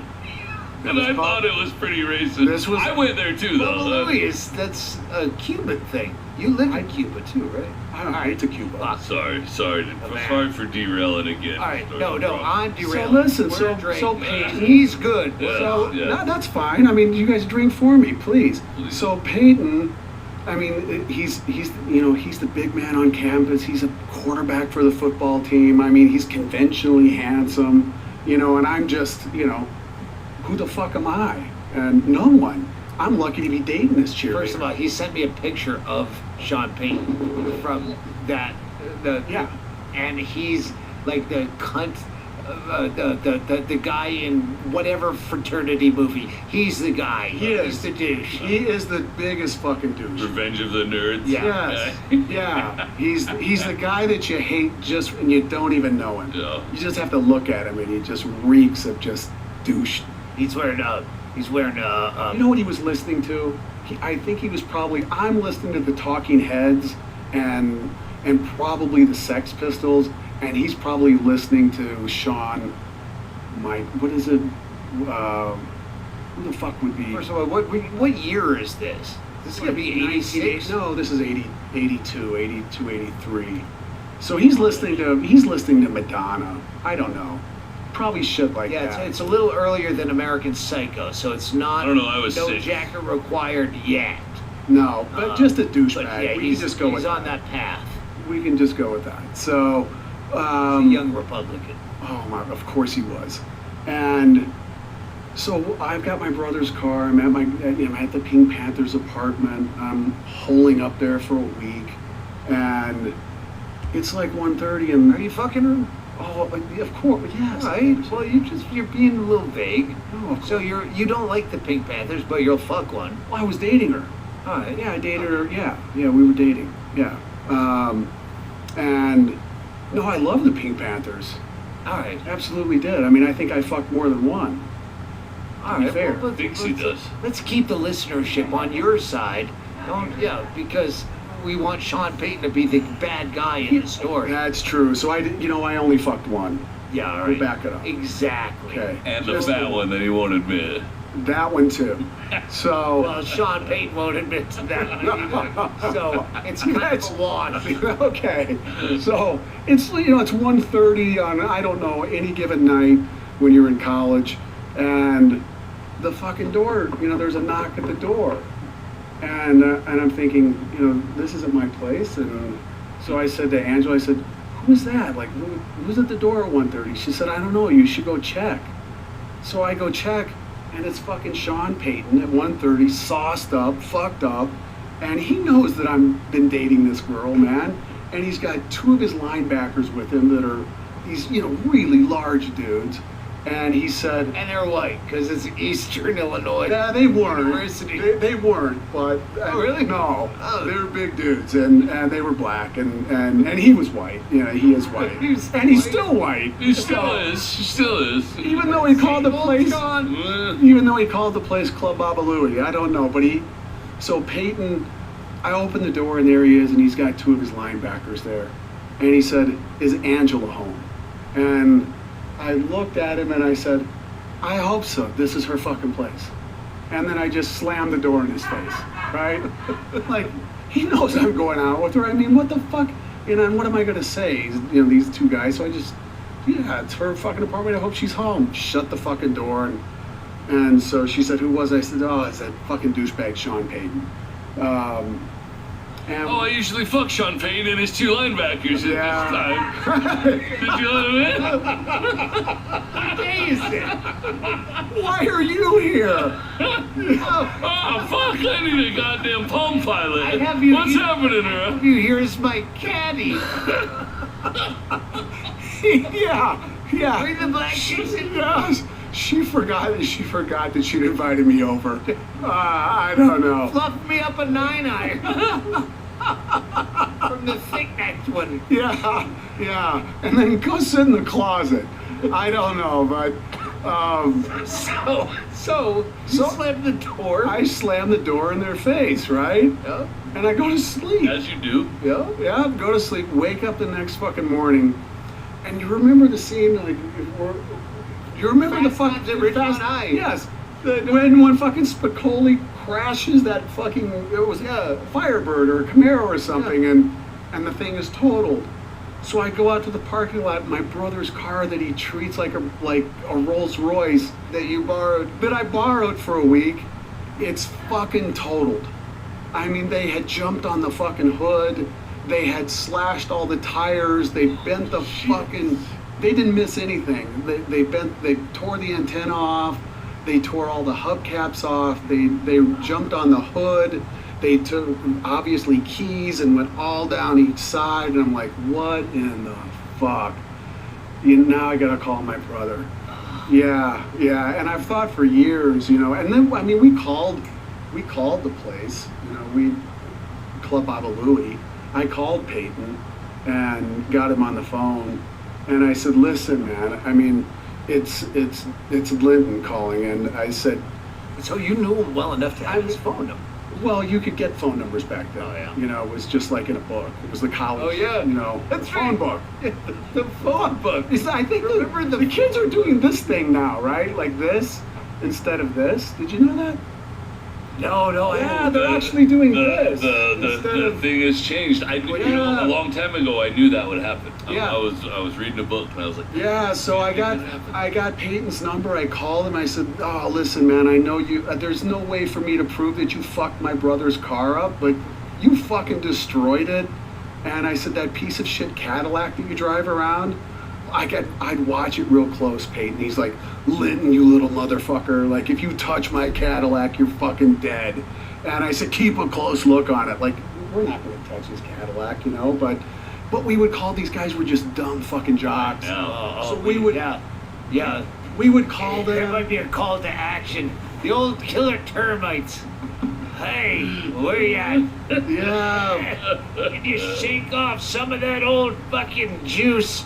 just a bunch of shits taken all over a guy's car. Yeah, no, all we need is the hacker that couldn't get his fucking cell phone number. And Angela, you said her name was? Angela Sissio. Sissio, and her fucking dad was a mobster. Yeah. We can make this look like it was a fucking mob hit? Yeah, from 1982. Right. Exactly. Well, we probably won't, but we like to talk about this kind of stuff, fun, wouldn't it? No, I always thought that maybe. No, we'll try to make it look like it was a mob hit, but it will be obviously us, because they'll cut to evidence A. Hey, can you play their? Well, we can't play the podcast in court because we don't have a Patreon membership. Okay, well, buy a Patreon membership, and this is how we get big. Oh, fuck. I keep trying to convince Andy that there's cameras everywhere. Andy still is just catching on, like, oh, I can't do the same things I used to do. Everything is filmed. Yeah, you can't do that. One of my high notes was I wish I'd have faked my own death when I first thought of it, because now there's cameras everywhere. It's impossible. Yeah, how do you fucking... Yeah, so, but Doug, I don't mean to... No, this is the story. This is the story. Yeah, but can you imagine, like, walking out and your brother's car is, like, just completely destroyed by a fucking douchebag that's, you know... But when does it... I saw that little black kid do it on Fast Times at Ridgemont High. It was you fucked it up. But... Yeah, but he was the one who was like, it's my brother's car! It's my brother's car! Yeah, how upset he was. I know what you're at. Yeah. Two questions. One, first of all, you said you slammed the door in his face and then you went to bed. I would have been up, pacing, looking out the window, like were you a tough enough kid? Oh, fuck no. Fuck no. Did you just get to this podcast? This guy is pacifist as fuck, dude. But I'm saying the fact that he said, oh yeah, I slammed the door in his face, like being threatened like that, I would be like I should buy a gun, but I shouldn't have a gun, and guns are bad, but I should have a gun, like what? I would, yeah. Did you really go back to bed? And did she like go right to sleep? Oh, I don't know. Yeah, some guys came over to rape you, honey, and I slammed the door in their face. Yeah, I had to go down to 7-Eleven to get on a payphone to tell him it would be tomorrow because she accidentally had her boyfriend over. That's exactly right. That's exactly right. And that's probably what was going on. That's probably what was going on. When is it that you go from that experience And I don't. Does this carry on, or is that kind of that whole? Which part carrying on? Like there was no more antagonism from Sean Payton. It was just that was a thing. Oh no! There was some fun stuff that happened, man. I'm trying to get from where you go. Fucking Sean Payton. That Sean Payton is the Saints coach. Sean Payton. Like where is that realization and how much fucked Like up if stuff? he came out from a football game and his car was on fire, would he know it was you? No, of course not. But I'd love to do that. I mean, I'd actually just like to call the Denver Broncos and say, your coach is a douchebag. And Well, we're doing that right now. He owes Yes. me. He owes my brother a car. Yeah. And he owes me an apology because he's. And you know what? Because he's In really. lieu a of dick. Andy Andrist. Hey, you didn't even do anything wrong in this story. He's I'm now owes him a revisiting car. it. You were an innocent victim in this story. You know. Yeah. He does owe you. So what That's happens? That's right. That's 2 cars. You need What to happens recoup. between you and Sean Payton before you leave college and never hear of each other until head coach of the? Well, I know there was some things that followed up after that. The Eastern Illinois they had a daily paper, student paper that came out, and every Friday they would interview a student journalist would interview. They pose one question, same question, to 4 different people, and those 4 people are going to be maybe a faculty member and then 3 students. In this case, there was a referendum that was being floated around. The referendum was a tuition hike, and the tuition hike was going to, I think, the proceeds or the dollars or what was being raised from the hike was going to the football team to put improvements on the stadium. So my brother and I are coming out of the library. Why, I don't know, because all we did was get fucked up in school. So maybe it was just a pit stop. Maybe we had to take a piss or something. But we were coming out of the library. A lot of chicks in the library. There might have been. So the glasses. The journalist that was on the paper had asked my brother what he thought about the tuition hike and the money going. And my brother said, there's just a bunch of dumb jocks that are on the football team. Instead of sending the proceeds or that additional funding to make improvements on the stadium, why don't they actually give the proceeds back to the university to hire better faculty members? So now he's pissed off the football team and he's pissed off the faculty. Both the mob and the police are after this guy. So we were actually now my brother and I, we live off campus in an apartment, and your phone number's available. We're getting calls then from the football team that say we're dead. Like, my brother and I actually had to go into hiding for a couple months. I shit you not. They, 1 week, because of the girl that I dated that was, sharing Angela Siciliano. Yeah. So at halftime, those girls are coming out to do a performance, but they have some relationship with the foot. Because every one of our listeners is Googling her right now before we. You know what? I've Googled her, and she's 60 as well, and I'm thinking, God, she aged too. Isn't that the she part of actually, social media where you look at chicks you banged and you're like, yeah. But Chad, in this case, I looked at her and I'm like, oh my God, she's actually. I was thinking she's still a very attractive woman, but I fucked up and fucked older chicks, so now that I'm like, oh fuck, God, and now they're dying. Yeah, you could go the other way. Do you do HGH or testosterone or anything? No. Should I? No, I just want to know why you look so great and young. It's the. Some people are handsome, Stanhope. The rest of us are ugly. It's just the way the world works. It's just exercise, man, and maybe laying off the booze and the cigarettes for 26 years. I did that pretty hard, and maybe just decent genes. I don't know. Do you eat well? Anyway, let's get to the end of the Sean Payton story. So Why am I asking you about your diet? I want you to. The gayest part of this podcast. This podcast should start at the end. People are going to go to sleep, man. They're already going to get off. You're going to have to. No, go back to it. Oh yeah. So see how boring you were when you were sober, Stanhope. Fuck. You know what? That's. But people have.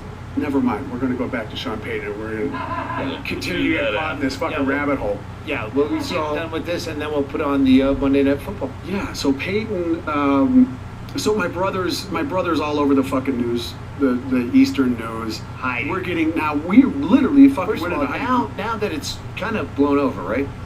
Where were you hiding? in our apartment, like fucking cowards. All right, so you didn't actually go into hiding. No, we just stayed in our apartment and, you know, looked out the fucking window basically for 2 months. Because next week we're going to have Sean Payton on, and we're going to say, where did you look for him? He was in his apartment the whole time, you faggot. And they're going to cancel me for saying I can call him a faggot. They can't cancel anything that I do. So, but not if we all suck each other's dicks right now. He already knows the ending of the podcast, Stanhope. Did you tell him?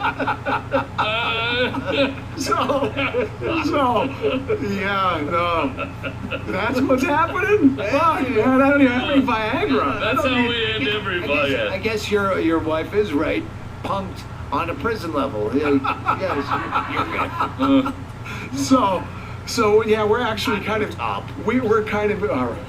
I'll do that. So that sounds fine. Just put on a wig or something. Get it out of your system. I'm only here to hold people down. Yeah. So you know. You don't have a wig. If you noticed, I'm not that funny. I'm just here to hold people down later. Oh shit! Who's being held down? Yeah. Hey man, we're gonna flip a coin. This is not really my job. So there was this. When this gets a little, here's what it is. So we're really holed up in our apartment for a couple months, but there's a fraternity next door to us that was a black fraternity, Omega Phi Psi, and there was a wrestler that lived in that house, and his name was Rodney Woods, and he was from Titusville, Florida. He looked like Mike Tyson, that kind of build, like 5'9", and just oh god, yeah.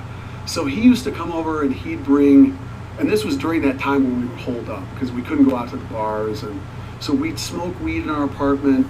We'd buy the weed. Rodney loved to smoke weed, and then he'd bring over Purple Passion. It was some fucking drink that they'd have at their fraternity house, and I think it was probably grain alcohol and maybe grape Kool-Aid. But hydrocodone, they were ahead of their time. Yeah, for sure, man. So we're dollar store Robitussin. So we're smoking weed for 2 months and drinking Purple Passion with this fucking wrestler that was built like Tyson, and you know, somewhere like in just the haze of the, you know, I remember him saying like he was 31-0 and at Eastern and I'm thinking 31-0. Wow, he's this guy's an accomplished wrestler. That, you know, that's pretty impressive. And so we decided at one point, like, fuck this, man, we're going out. Like, we're going out. We're not staying in the apartment anymore, we're going out. So we went out drinking with Rodney and my brother and I and two other friends of ours. And a wrestler bodyguard are going out. Yeah, we did it. And so after the bars closed, there was an after party. And it was not at Club Babalooey. But unbeknownst to us, it was a house that was full of football players. They had the after party. So yeah, so we get in, we walk through the door, and this is where you got to pay, like, for the after party, you got to pay $5, you know, to walk in and to drink out of a keg, as much as you could drink for $5. I mean, it's a bargain, but $5 in 1982 would be like $20. So like, I'm not leaving. Like, I just handed this guy $5. I'm gonna go get something out of the keg back there. So we walk in, and then Big Jim's still with you. Giant wrestler. Yeah. All right. Yeah, Rodney. Yeah. So we used to call that. Yeah. He's Rodney. He's a 5'9" black guy. Have you not been paying attention? Yeah. So, but he could have been Big Jim. So. Yes, Big Jim was with us. He gave you the Rogan courage. There's no doubt about it. So, and you know, you were somebody who you think is 31-0 on the map, right, at Eastern. So we walk in, and now I got to back up a minute. During one of the events where he came over and we're smoking weed and drinking the Purple Passion, he was talking about how he hated bullies, and we're like, no shit. And he's like, yeah, I fucking hate bullies. And so that's lodged up here somewhere. and it's going to come out in this story. So we walk into this football party, and instantly this big dude comes over and he said, if I was you and your brother, I'd be getting the fuck out of here. And so Rodney looks at him and he said, you look like a fucking bully. And the guy looks down at Rodney, because this guy's like this big fucking like 6'7" white guy that's built like a tree. Yeah. And knees touch. Oh yeah. And so he's looking down at Rodney, and the guy's like, hey man, don't I know you from like, didn't we play football together at, some inner city school in Chicago? And Rodney's like, fuck no, man. I didn't play football, man. I'm a fucking wrestler, man. And I'm not from Chicago, man. I'm from Titusville, Florida, motherfucker. And he said, and you still look like a bully. And now this guy knows. And the guy said, man, I don't want any trouble. He said, you already got trouble. And then just one fucking punch and this guy fell. And now it's pandemonium. My brother, so good. My brother is being held by some dude, and this guy's just fucking pounding my brother's head. I literally got thrown through a window that was thankfully not a window, it was a screen. I landed in the fucking yard, and now I've just got a front row seat to the fight. And I see my brother getting the shit beat out of him. The two other guys, one of them got thrown out of the same window. He lands next to me. He had glasses on. They broke. Oh my God, damn, you get beat up, man. And my brother ends up somehow fishing his way out of his shirt while he's getting pounded in a headlock, grabs his fucking shirt, hits the guy on the chin, and runs out like a coward to join us. And Rodney, in the meantime, it looked like a Batman cartoon. I mean, it was pow, that's it, zing, boom, pop. And Rodney, literally, like, all these football players are coming at him, and he's just cranking one right after the next, and they all drop. Rodney walks out of the fucking house unscathed. We're sitting there like a little posse of cowards. And he said, let's go back in and finish him off. And I said, Rodney, man, you might want to take an inventory. The rest of us got the fucking shit pounded out of us. Let's go home. So you follow up on Angela? What about Rodney? Do you follow up with him? Oh, you don't even want to know. This will sound, you can't make this up. He got killed. He's dead. He's in jail. Of course, he's black. Not Rodney. Yeah, poor Rodney. He went to jail. Son of a bitch. Well, fucking up a party? No, it's sort of. With white people? Yeah, kind of. Yeah, so he had a hair trigger. When he left and we're walking home, he said he was 32-0. And then we realized he's talking about fucking fist fights. Oh shit! 32-0. And then when we're walking through campus, he thought somebody spit from like the third floor of some dorm room, and he wants to charge up there. We're like, Rodney, settle the fuck down, man. Let's just go smoke some weed. We don't need to, like, fuck, man, chill out. So,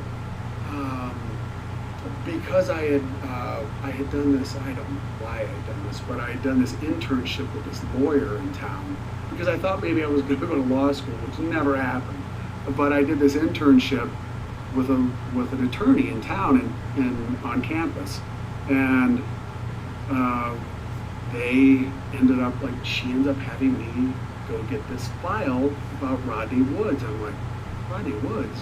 He's a friend of mine. What is this? Like, but I thought he had graduated or quit, or so. I hadn't seen him for a couple of years. And so I opened the file up, and he'd been involved in some like petty, like maybe shoplifting or some shit like that, or public drunkenness. Nothing big. But now it's big. Fuck out of an entire party full of that's fun. White people. They deserve it. So, but what somebody didn't deserve, sadly, was she said, well, I need to send his file down to Titusville, Florida. Apparently your friend murdered someone. So what had happened He probably deserved it. He was in a bar in Titusville. Bullies. I'm on Rodney's side. I'm always on Rodney. I should go visit him in prison. And I'm not just trying to be like politically correct because he's a colored. No. or not that guy. No. So Roddy got involved in some altercation at a bar, went home, fucking got a gun, brought it back to the bar and shot somebody right in the fucking head, and it wasn't even the guy that he'd been involved. Retired undefeated. Yeah. 33-0. Well done, Chad. Well done. Yeah. So there's All right, so John. Just for the record, Sean Payton doesn't show up anywhere anymore. Except that first night, he wasn't there for the fucking ass kicking. No, he wasn't there for that. No, but I do think he fucked Angela at some point. I'm pretty sure of that. The day after you went home. Yeah. Probably. Heterosexual sex, I mean, gross. Penis. Is this when I get held down, or? Hey, he's got to give me the sign, dude. It's not up to me. It's not personal, man. It's just anybody. Listen, it's not, right? it's not my choice. For our fans to go, like, just fuck with Sean Payton? Yeah, it was 1982? Yeah, it was 82, 83. 1982. I know what you did last summer. Hashtag Angela. Ciccio.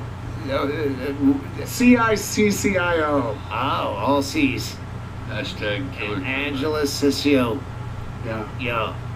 Maybe get back on Twitter and look at what's going on. Just as vague as possible that you can get into his head on any social media or his player's head. Ask Payton about Angela Ciccio and destroying that car. Well, and what about a 200 SX? Yeah, what about that car? That's 200 SX. Datsun. Yeah, just don't do this verbatim. Make up your own thing that go to the players, ask Sean Payton, and watch their record plummet. I think they're like 6-5. They are right 6-5. You think they can finish? And if you get in all their heads, it only takes like 10 of you that are persistent on every leg of social media. I'm just learning about just betting. say, I don't like when you disrupt it. I've been voting a lot for the. I've been voting a lot for the Lions. Let's turn on the football. They are drunk. Yeah. I'm incredibly drunk. This is one of the funnest podcasts in a very long time. I don't know. No, that's no bullshit. That was That's great. what you just told the lady you kicked out. No. I didn't say a word. I didn't say a word on that podcast because it was weird, man. This one is great. Yeah, I think we're missing probably some follow-up with douchebag down the street.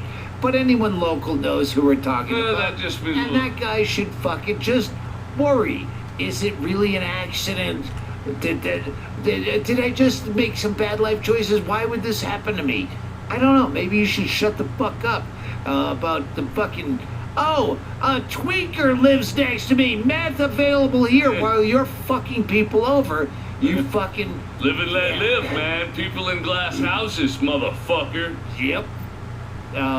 Anyway, yeah, let's not end on hate. Yeah, no, his name's Mark. Mark, Yeah, he's a Mark.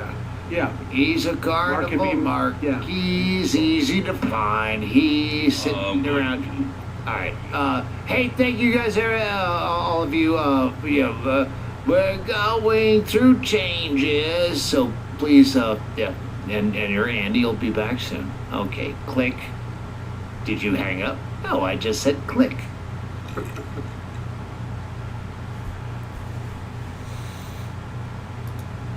That was interesting.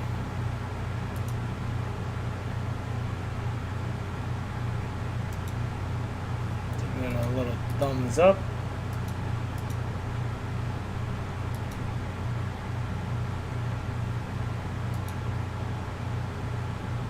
Yeah. I do rarely get invited. I'm realizing. I think there's a reason.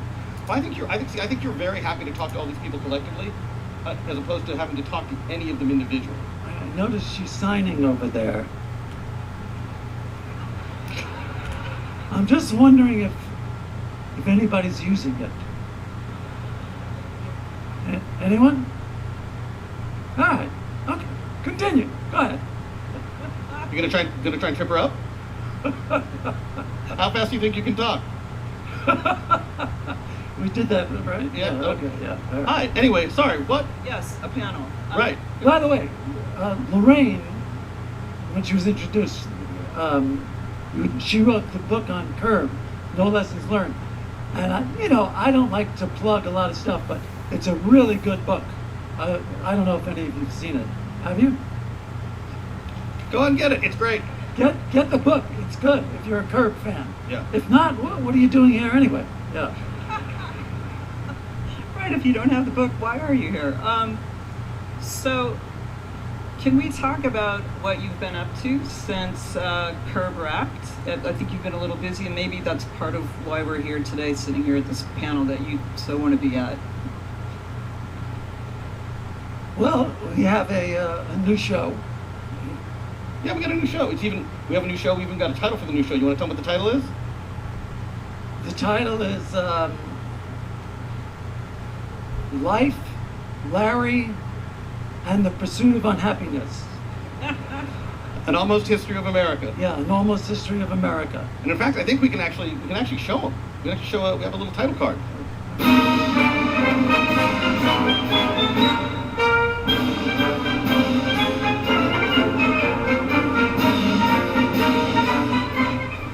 Yeah, and so that's the title card. Yeah, you can.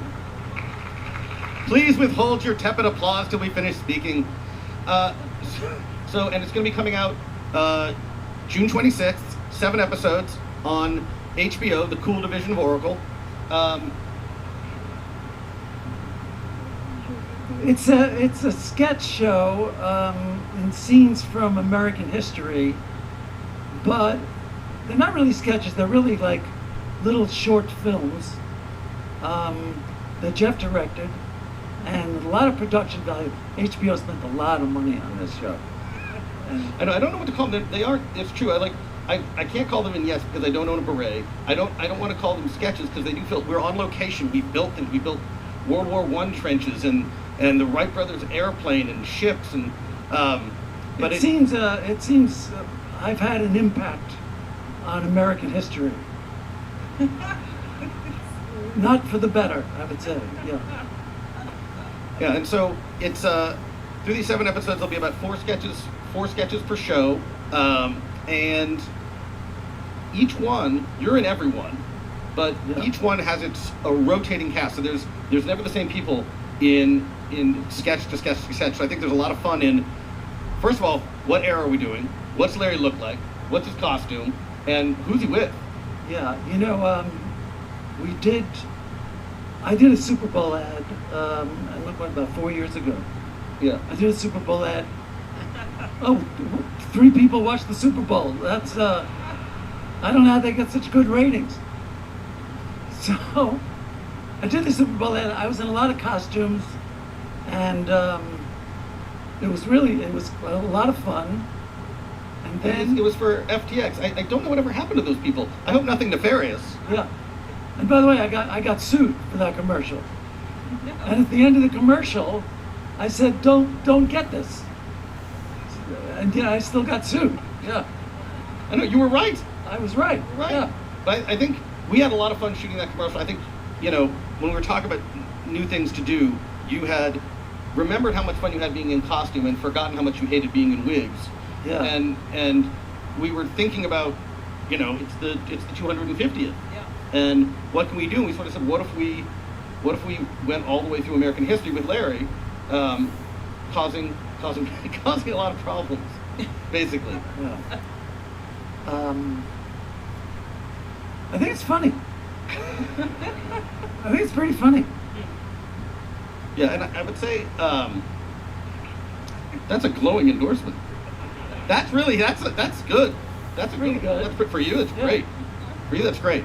But no, it was super fun to make. And the beginning of this, we were talking about how we're going to do this. We know we want to do something for the 250th. And look, I know that yes, it's the 250th birthday of America, and it's a little odd to be celebrating our nation at this time. It's sort of like throwing a birthday party for your friend who's in rehab. It's like he's fucked up, but I love him. So but we're doing it, and I think it is a great way to sort of show all of the ups and the downs that our nation has gone through, many of which, as you'll see, are caused by the gentleman to my right here. But it's I don't know, we had a blast. Yeah, I have to say, I wear a lot of wigs and I have a lot of beards and mustaches. I couldn't stand it. You have no idea. My mother would wear a wig like every day. Looking back, I don't know how she did it. They're horrible. How do people wear those things? And men with toupees. That's ridiculous. That's hideous. That's just terrible. And beards. There's nothing worse than a fake beard. They're so uncomfortable. I've never been so happy to go home and take a shower in my life. So, but you did it every day. There's a lot. There's even prosthetics, beards, wigs, all that stuff. So anyway, we knew we wanted to do this, and we knew that it couldn't just be, us two schmohawks doing this. We needed to add some authority, some gravitas, a little bit, so someone would take it seriously. You are at least an acquaintance with, I don't know, I would say friend adjacent with President Obama. Well, how would you describe it? Well. No, I know him. You're allowed to know him. Don't look down on him because of that. We play golf together from time to time.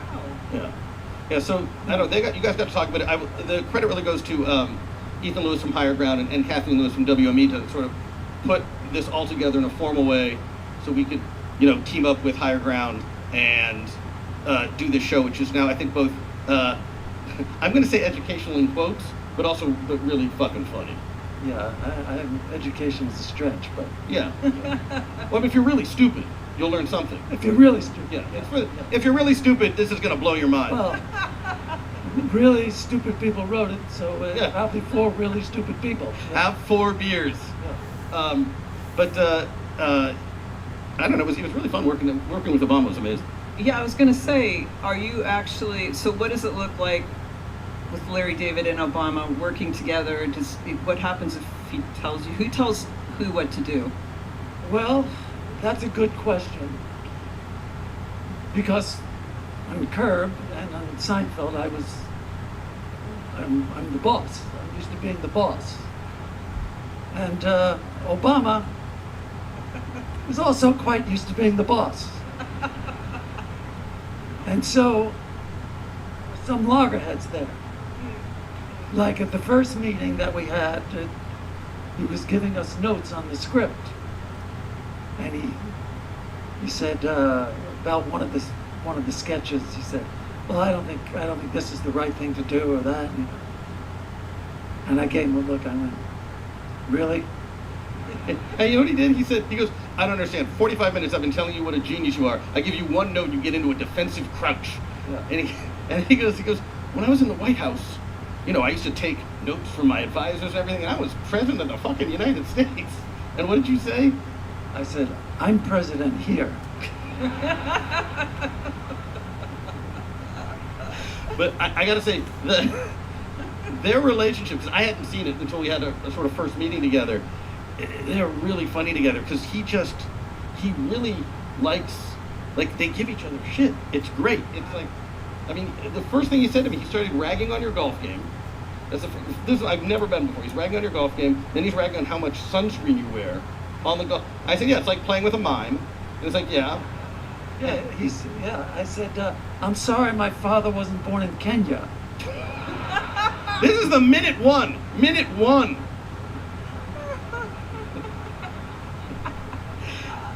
And you know what's so funny? When we were done, he was telling me, I don't know, when I get around him, I just start to act like him. And I don't know what it is. It's like you've sucked him into your negative energy, black hole. What have you done to this man?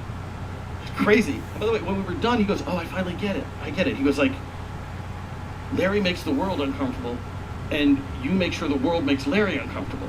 And I'm like, I thought that was so I'm like, that's a smart man. That's so insightful, because that's literally how we make her. That's literally what it is. Yeah, but he's in, besides his production company. He's in one of the sketches as well. Yeah, and beginnings and ends, wraparounds and stuff. So, yeah, you guys are. There's a very funny Larry Obama sketch. It's yeah. We don't want to spoil that. I wish we could, yeah, but we won't. But it's awesome. So, how did you choose the chapters in history that you were going to jump into or cover? So, I was a history major in college. This is the first time it's come in handy for me. I used to do a joke in my act, I was a history major because you'll never know when you'll get into a discussion about the Franco-Prussian War.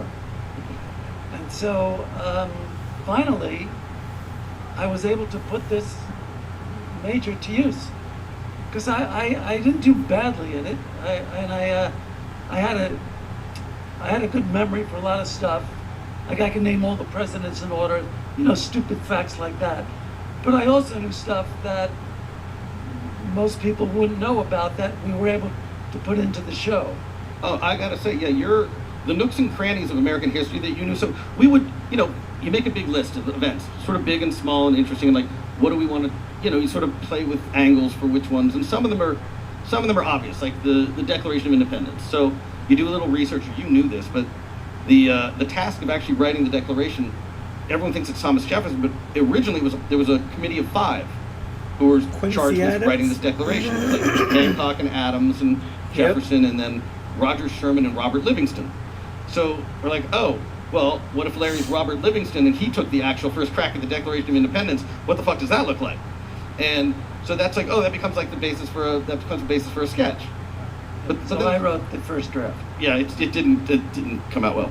But then there's stuff like I had no idea, like that after Lincoln's assassination, for instance, Mary Todd Lincoln was so bereft that she wouldn't leave the White House for 6 weeks. Right. Yeah, that's just a stupid thing that I knew, but it's funny. This maniac wouldn't leave the White House. And the president. President Johnson was living in the Treasury building with his dogs. And so, we thought that would be the basis for a good sketch. Yeah, and then there's some things where it's like, oh, we should do something with Lewis and Clark, and part of it's casting too.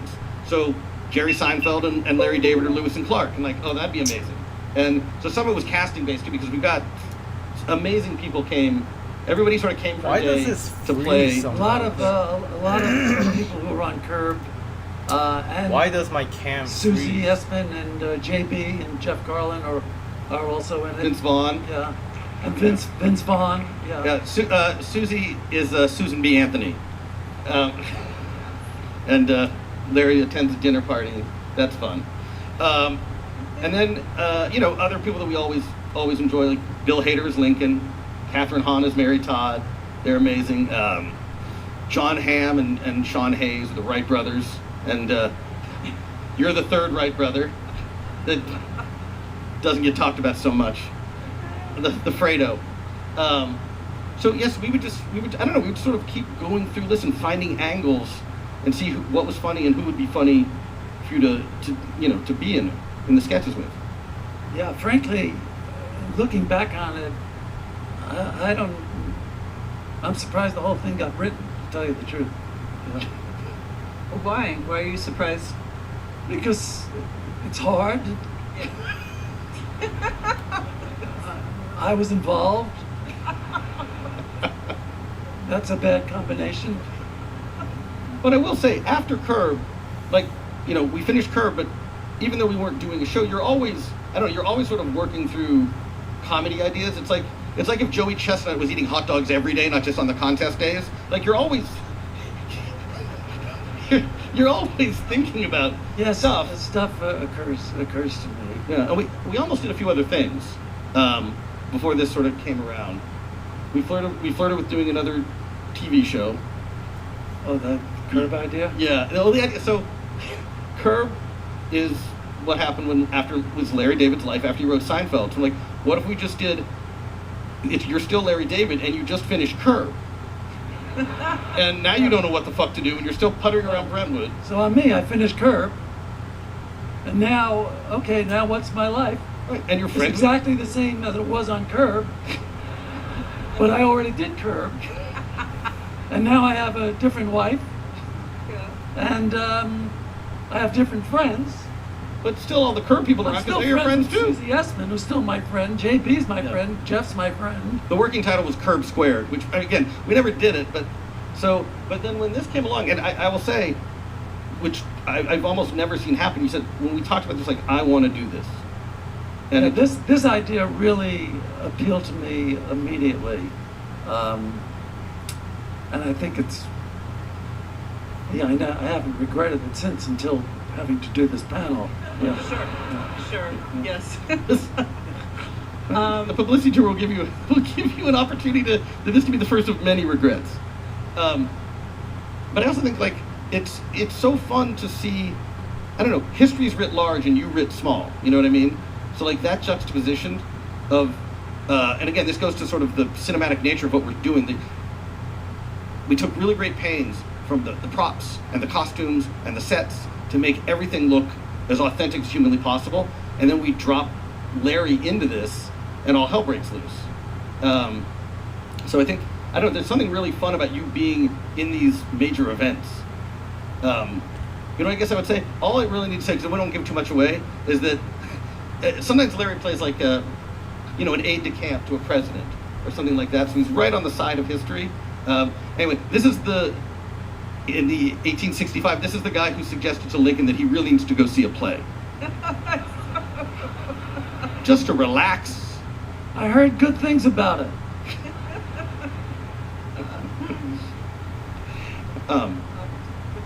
Oh yeah. I guess, okay. Well, here, let's give an example. That's a great idea. Okay, so I don't know if you guys, there's a very famous photo. Dude, this DJ guy talks Day, like he's on Japan Adderall surrenders and the war was 1000, finally dude. over. And we have a picture of that photo. The Eisenstadt photo. Very famous, right? Are you familiar with that photo? Yeah. Oh, you're smart. Yeah, you've seen that. Yeah. All right, so if you look, right, sailor passionately kissing the nurse, and then on one side of the frame you see a guy sort of half in the frame watching it. You see on the right side? Yeah. So anyway, let's play a clip.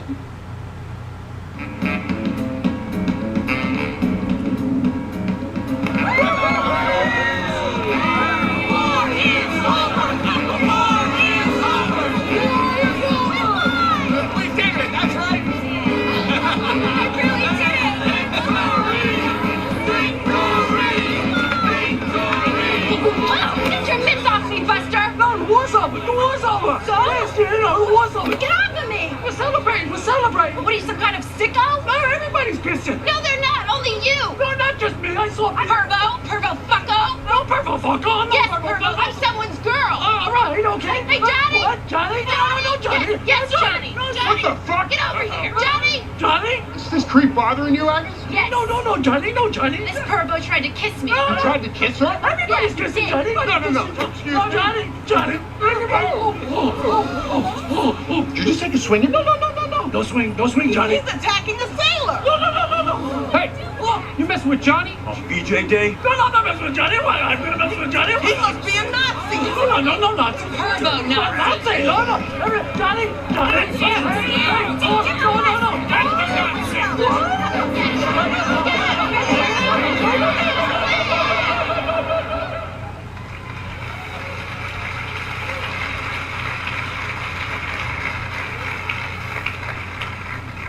Yeah, that's the shortest one that we did. Yeah, We have about 28 of them, 29. Yeah, 28 of them.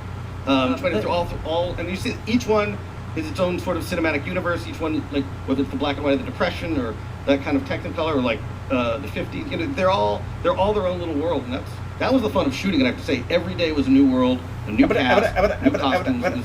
So it made it very fun. But I think that's a great example of sort of what we're doing here. You're always like an awkward footnote to history. Which maybe would have been a better title. Think about it. And we did it the same way that that we did Curb. So improv, it's all improv. So are there notes going in, or is it just like jump in and swim, when everybody shows up on set? Well, there's an outline. There's an outline, just like we had in Curb, and then we improvise it. Yeah. And, and I think that's the amazing thing about the improv is some of these sketches go, wherever they started, go in completely different directions from where even we intended that day. That's the thing about Curb is you have a plan, and you have an outline, and so you think the structure works on its own, but then you get Larry and these amazing other improv performers, and where it goes, you just had some of the funniest stuff we had no idea was going to happen. That, when we walked in that morning, we had no idea what we were going to end up with. Yeah. A lot of times, I'll be in a scene with someone or a couple of actors, and I'll hate what the other actor is doing. And so the other actor doesn't know that I'm screaming at him. He doesn't know Larry David screaming at him. He thinks I'm screaming at him in the character. Yeah. And you're literally yelling, "What is this person doing? Why is he here?" And they're just like, "This is so intense. This is so great. I'm in a scene with Larry." And I can always tell when real Larry comes out, but the actor never knows. No, the actor doesn't know. We did one scene this year. We're in the middle of the scene. I looked at the actor. I said, "I hate you," and it was real. I hated him, but he thought it was part of the scene. Yeah. And by the way, it's in the show. It's in the show. Yeah. Yeah. Do the actors know when they're when they actually see it in the show? Do you think with Curb or with when they watch it, does it actually dawn on them? Oh my God, he really does hate me. Or I think they go, "That was some fucking great improv." No, they never know. They never know. I know. Well, sometimes you'll look right at the camera. Yeah, I'll just look at Jeff and he's directing, and I'll look in the camera and I'll go.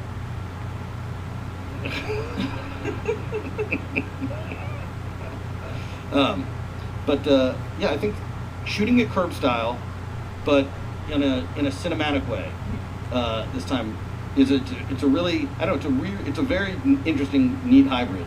But we had so many great people there to pull it off, every day from those guys to Lynn and Manuel Miranda, and just everybody, Paul Rudd, everybody who came in was great. It's like a Curb in history, really. Curb in costume. Curb in costumes. Yeah. Yeah. So, how much, being a history buff that you are, how much were you able to take artistic license with history, but still maintain accuracy? First of all, I'm going to take issue with the word buff. Okay. I wouldn't quite consider myself a buff. I wish I was a buff. I'd be a lot smarter. I'm very light on the buff scale. But we've taken a lot of license with history. We tried to stick to dates and things like that, but obviously, just my presence. Well, you're the almost part. Yeah. You're the almost part of the almost history. Yeah. But again, you think you're in that moment, right? And sometimes it's just we twist it around, or in the sketch you saw, it's like, oh, what were the people around that? What was going on? What was going on with that? What was going on with the people? Through town, whatever it is. We use different perspectives a lot of times. Fuck, I'm fucking up. By the way, you said you were good history? Why did you pick American history in the first place? I thought it was the easiest one. Because we live here? We live here. Live here, yeah. All right. Okay. It seemed like it was the least amount of work.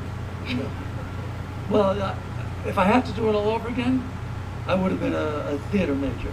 Because what's easier than that? I mean, that's ridiculous. That's a major. In college? Are you kidding? What do you do in class? You act? Come on. That's so stupid. People get diplomas for majoring in acting? You gotta be kidding. But you don't like learning lines. No, I don't like learning lines. So you would have failed this class. Well, I suppose I could have memorized. If I was 18, I could have memorized it. But by the way, we did a Curb about the Gettysburg Address. had memorized the whole Gettysburg Address. Yeah. Right? You used your urination time to learn the Gettysburg Address. Yeah. I thought that urinating was, you waste so much time urinating, you could be learning something while you're urinating. So I decided to put the Gettysburg Address up over the urinal, and I learned the whole Gettysburg Address in, 2 weeks. Like the brave soldiers of Gettysburg, your urination was not in vain. Not in vain, right? yeah. But by the way, on Curb, he made us change something, not for, we had to do it like a little reshoot, not for comedy reasons, but for historical accuracy reasons. You remember we were doing a play about Lincoln. It was Ted Danson and Lori Loughlin, The House Divided. Right. And in that, Ted, who's playing Lincoln, says a joke about, they were going to the sewer test for dinner, and he says, like, ugh, if I have to hear about his Alaska Purchase one more time, I'm going to join the Confederacy. And we're watching it in the edit, and Larry just goes, this isn't right. This isn't right. I go, what? It's not funny? He goes, no. Seward hadn't purchased Alaska yet when Lincoln was, so we had to fucking reshoot this thing to get it historically right. Yeah. So you're a stickler. Well, because I know people are going to watch the show, people who know history, and they're gonna be, what are they? I don't know what the hell they're doing. You don't want to give people ammunition in life. I don't know. I think you do, actually. Well, perhaps I do. Yeah. So when you were just talking about people ammunition, there was plenty of times with Curb, practically every episode, that there would be something that would piss people off. And I just remember you telling me one of the number one things that you recalled that got the most kickback was when you kicked the dog. Was that, or when you stomped the dog? I didn't do it personally. Okay, all right. That the rat dog. The rat dog. Yeah. Rat dog. It's stuck in my mind. Yeah. People didn't like that. I don't blame them. That was crazy. Yeah. Okay. Well, he was just really going to town on it. That was crazy. Also, when I peed on the portrait of Jesus. Oh, right, that too. It was splash that came up. It was pee splash. I didn't deliberately pee on it. Everybody's got their weird thing. Yeah. But I say you don't mind. I don't know. To me, you've never mind. I mean, like Curb, and frankly, this show too. It's like if you told me that you were doing it just to please yourself, like I would say, like if you were just putting it on your own shelf. I mean, I don't know. I don't think you've ever really been concerned about pissing people off. Oh God, no. No, you want to really. No, you're kind of writing what you want to see. Yeah. For the most part. You told me that you were looking forward to being canceled. I'm trying to get canceled. I can't get canceled. I just can't get canceled. It would be great to get canceled and just people say, "What are you doing?" Well, I can't do anything. I'm canceled. I'm always looking for an excuse not to work. I got canceled. What can I do? This may be your chance. Fingers crossed. Oh, go ahead. Oh, no, you go. So, while you're making this show, given where we are right now in America, as you were saying, we're kind of like in whatever you want to call it, the mess that we're in. How much are you gearing any of the episodes or the comedy moments to sort of flick at where we're at now? That's a really good question. I think we are encyclopedic, right? We're going from colonial times all the way into modern times, but there are lots of places. There are events in the past that we're doing that allow us to comment in I think, an elegant way with what's going on right now. So we're not really hitting things head on, but we are.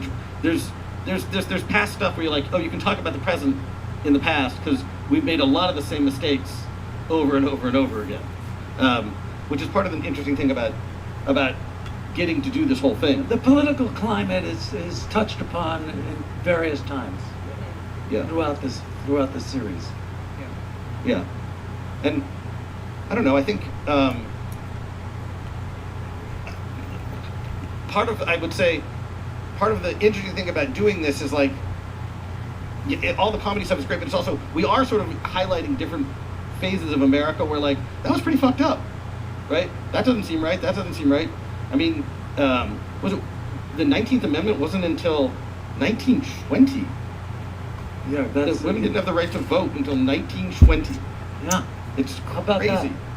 Why is that crazy? Yeah, women couldn't vote until 1920. I mean, what? How's that? You can't even fathom it. How's it possible? It's so insane. It's 100 years, No. dude. It's not that bad. Wow. Yeah, so I don't know. We hit all, like, you know, all the big baddies. That slavery, like, they're all we hit them all. You know what? And I think, you know, again, it's never, same thing with Curb. It's never, you can do anything. It's Am how I you gonna do it, get canceled? right? It's all in the execution. Oh no. So yeah, Oh I think there's, you know, I don't know. It's no different than Curb, like where we sort of writing Curb, we show each other our awkward scars. We're sort of doing the same thing with the country here. Like, we got some awkward scars, we got some stretch marks, you know. So let's show them. Did you consider after Curb just not doing anything else? Was it like or was there always just like, no, I'm gonna move forward? Oh, I knew I would. I knew I would do something. Yeah. Just didn't know what. Yeah. Because I'm so talented. I mean, there are so many areas open to me. It's hard to pick sometimes. But it is curious, because like every season of Curb was always the last season of Curb. Yeah, every season of Seinfeld was the last season of Seinfeld. Yeah. By the way, After every season of Seinfeld, I'd say to Jerry, that's it, I'm done. And he'd go, okay. He knew I was bullshitting. until you didn't come back. Until I didn't come back. And you stuck us with that big matzo ball. Yeah. And we're just sitting there like, I thought you were coming back. Yeah. Season, what was it, 8? I thought it wasn't until Christmas that you didn't come back. Like, I don't think maybe he's not coming back. Yeah. Oh my God. What do we do? But, I handed the reins to this joker. yeah, Alec and I, that was, all of a sudden I was like, this is a hard job. But, I don't know, I finally realized why you think that way. Because every season, you put all the things you like into the season. And when the season's over, you don't have any more ideas that you like. So why would you ever do another season of a show? Exactly. Because you're the only person on earth who thinks you're not going to have another comedy idea.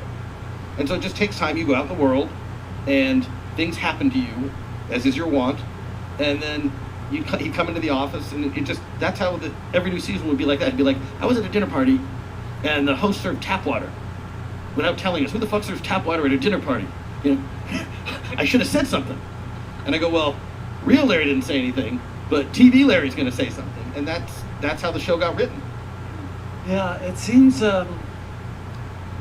there's a lot of things out there that you can write about. Yeah.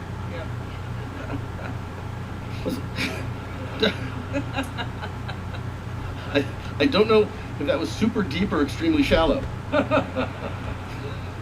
Well, probably the latter. But no, we always used to say that documenting the misbehavior of the west side of Los Angeles is an evergreen business. Like, until a person can walk out of their home and not be irritated by another human, like, we'll always have a job. Yeah, I mean, I generally, the only reason that I really ever left my house is so I could come in contact with people and get ideas. Otherwise, there's no reason to leave.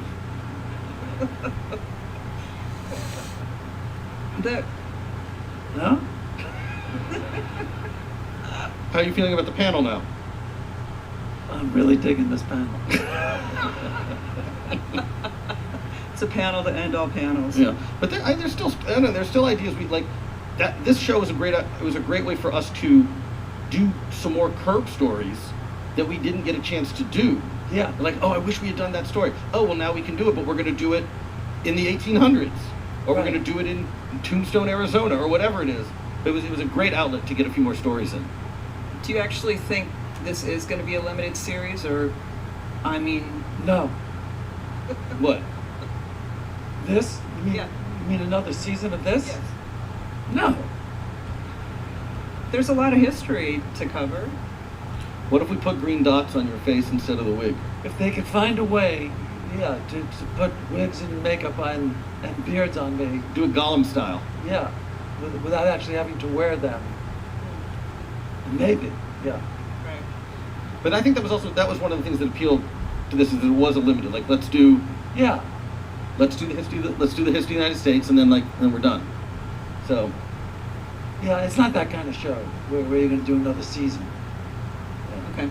And there's always the question of, and this even just happened back there, of real Larry versus Larry on screen. And I don't even know where this question is going, but I'm sure you get this all the time. Like, which one are we talking to right now?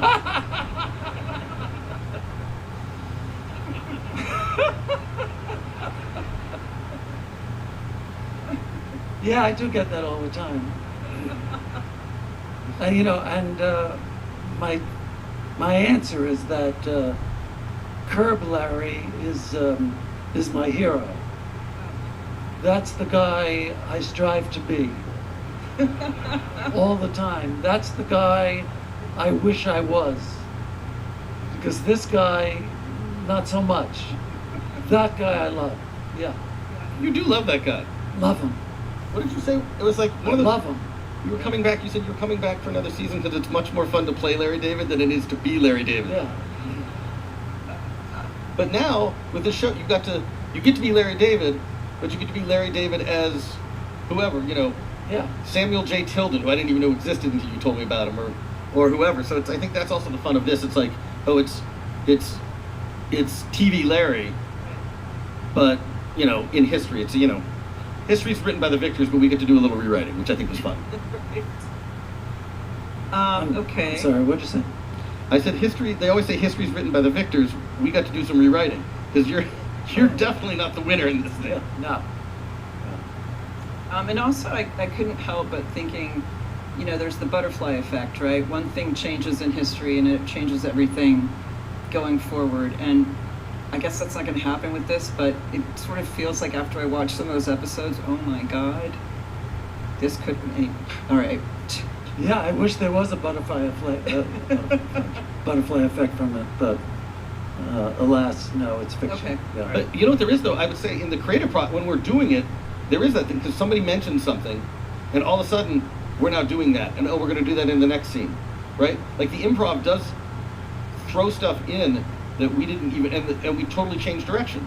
Like, again, I don't want to give anything, but like you and Bill and stuff, like, I don't know, there's just things, these places went, and like, the sketch takes a completely different sketch than what we thought it was going to be. I wish we could give you more information, but I don't know, I don't like to give stuff away.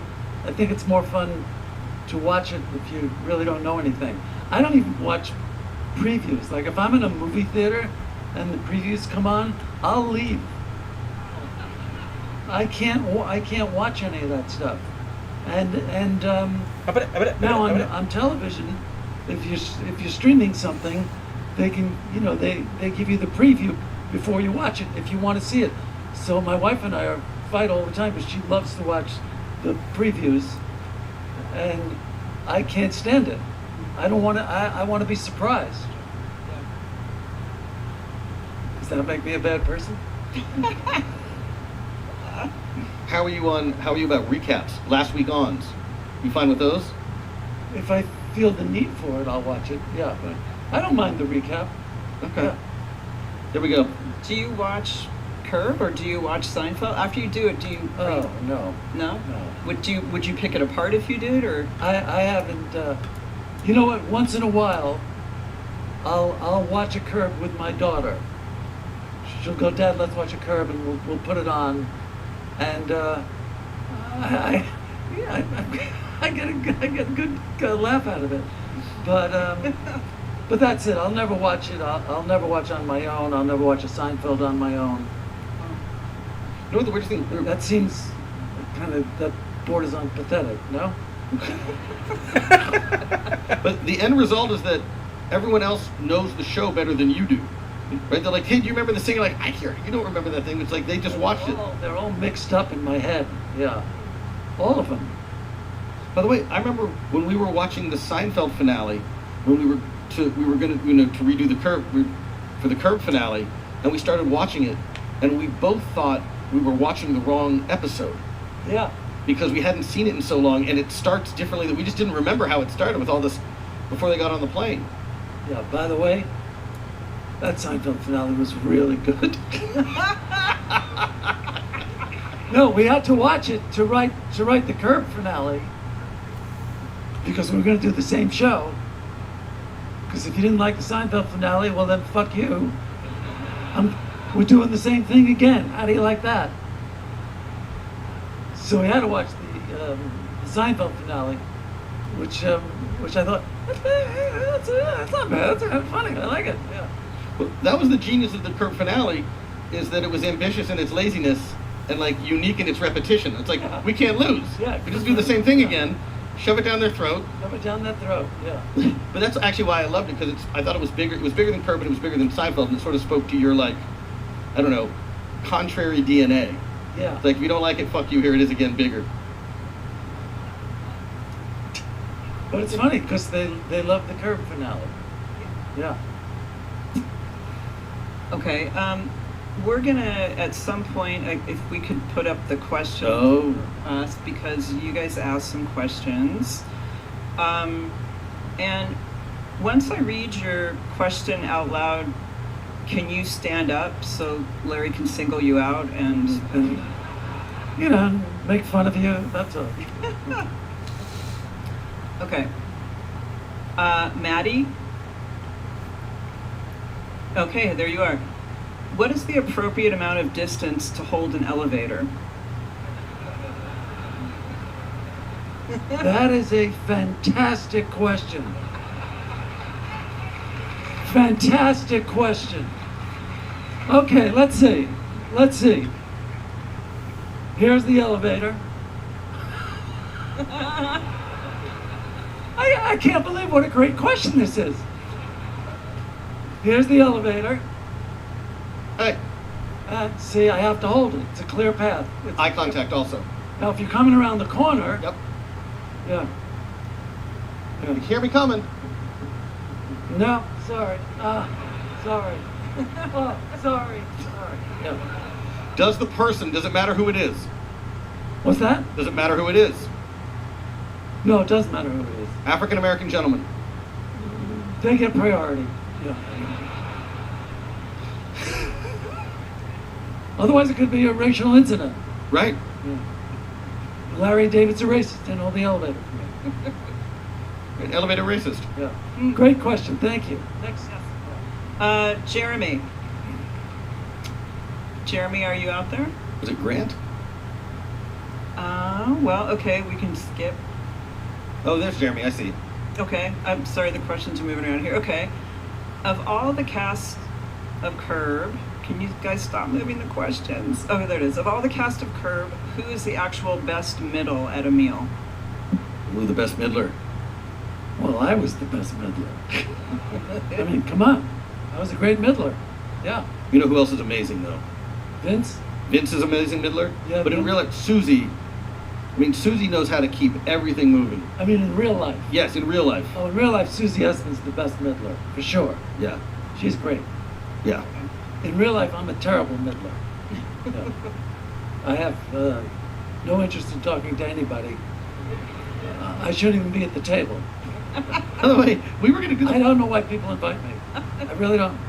We were going to do something. You had mentioned that you were sitting at a table and two people were just talking and having a great time talking, and you wanted to interrupt. Again, real Larry didn't, but TV Larry would have, and say, what do you find so fascinating about her? I've tried and talked to her for 1 minute. She was the most boring person I ever met, but you two seem to be getting along great. What's the secret? Never happened. Maybe in another season. Okay, this is from Grant. Are you out there? Okay. Larry and Jeff. Jeff, you got one. Do you believe in luck, good or bad, as far as your early career, getting started in the industry, or just life in general? Luck, Larry. I believe that there's a comedy god. Mm. I believe in a comedy god that They just help you. They help you. Things emerge. Things that, where did this come from? You know, how lucky was this idea? What a lucky idea this was. So yeah, the comedy gods. I believe in a comedy god. You know what's so interesting about this question? So we were just talking about this the other day. When we were doing some research, we realized that you've been using the word kinahura wrong for your life. So yeah, kinahura, basically you say kinahura, which means to ward off evil spirits. And what he's been saying since I've known him is if you said something that was like too good or braggadocious, we'd say, don't give yourself a kinahura. And so I realized for your entire life, you've been warding away protective spirits. Yes. Yeah. This explains so much. I know. You've been saying, go away. Bring the bad ones here. And that's, so that's your life. That's my life, yeah. The opposite. Alex Lee Thompson. Hello. Having made the series, what would have been the most annoying time in history to have lived through day to day? Ooh. Any time before air conditioning? And deodorant. Yeah. Any time before modern dentistry? Yeah, what it must have smelled like back then is not to be believed. I don't know how anyone, we were talking about, how did anyone ever have sex? You must have, you really, I mean, it's hard to, you don't even want to even consider hygiene back then. And by back then, I mean, what, 1800s, you know? I don't get how people lived. Yeah. How did they do it? And yet, even then, with all of the things they didn't have, they still covered their bald heads with wigs. Yeah. And, you know, I've gone skiing, and just to go to the bathroom in these ski clothes, it's impossible. And it's the same thing with these outfits from the 1800s. I don't know how they did it. The button. Oh, well, buttons, and yeah, so many buttons. Okay, all right. Let's see. Wait, you guys are moving these around. What? Okay, sorry, Arturo. There you are. What are the first 10 words of the Gettysburg Address?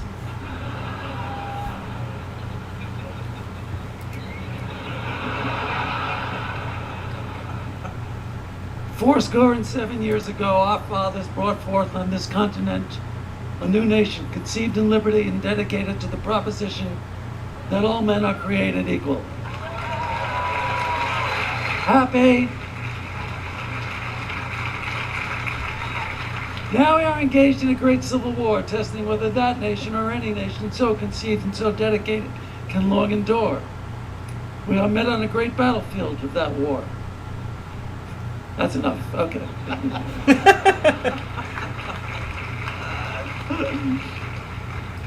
We are here to dedicate a portion of it as the final resting place for those who gave their lives that that nation might live. That's okay. Next question. Okay. All right. Alman? Sorry, I can't. Let's see. What is that? You see the last? Can you read that, Jeff? Alman? Alman? FZ? Alman FZ? There he is. Okay. Perfect excuse to bail from a dinner party invitation you already RSVP'd to. Perfect excuse to bail from a dinner party. Another great question. So you said yes. You said you're coming. You said yes. You've RSVP'd to it. Now you want to bail. Okay, here's what you do. You call up, okay? Ring. Hey, Larry. Are you coming to dinner? Oh, hey, Jeff. Yeah. I really don't want to go. I'm sorry. I've been thinking about it. It's going to be a terrible waste of my time. But thanks for inviting me. There you go. Bye, TV Larry. See, that's where real Larry That's where you wish you could be real Larry. That's where real Larry could be TV Larry. That's exactly right.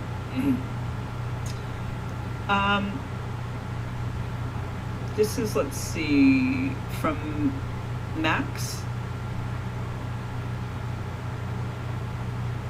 Okay.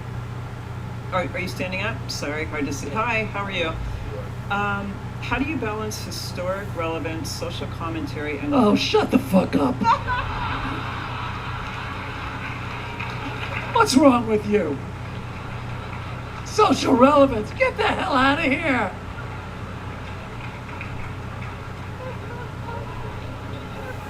My God, man. Thanks, Max.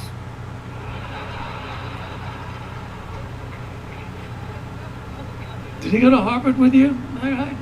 No, it looks like he's still applying. That question. There was a question up there that disappeared, and it was asking Larry what historical figure does he feel like he is most like. But that's not up there anymore, so do you want to answer that, or? Rasputin. I was just about to. I was literally going to say Rasputin. Amazing. I know. This, by the way, this is what the show. It's like sometimes it's like we're both jumping in, but I know he's on camera. But you know, sometimes there's low hanging fruit.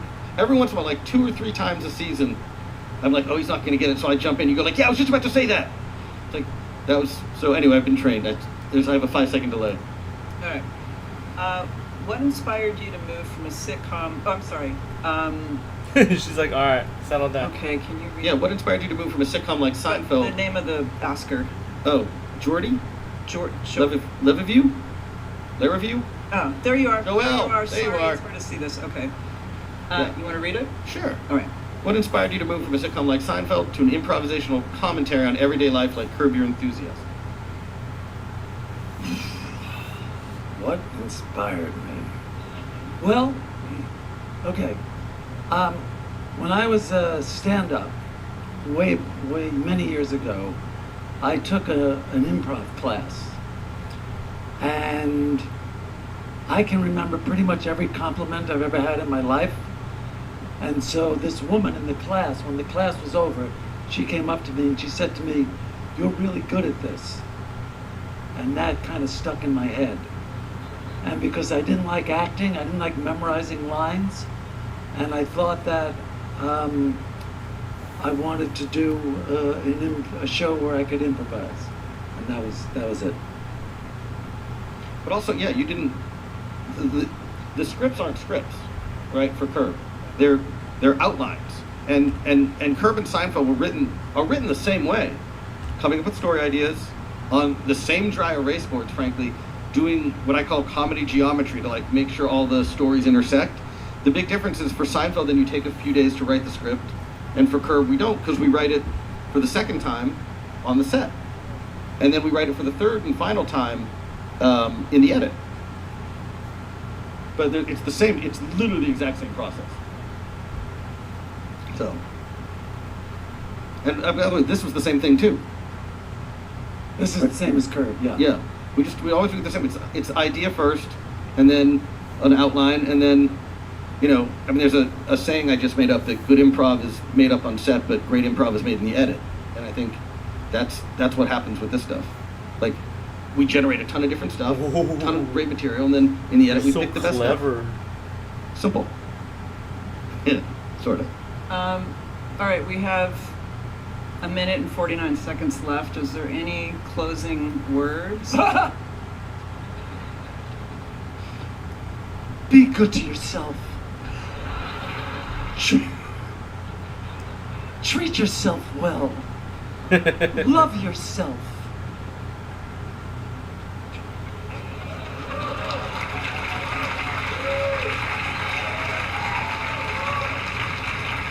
And hey, watch the show, June 26th. Yeah, June 26th. Yeah. Yeah, it's gonna be really fun. I wish we could tell you more, but you're gonna fucking love it.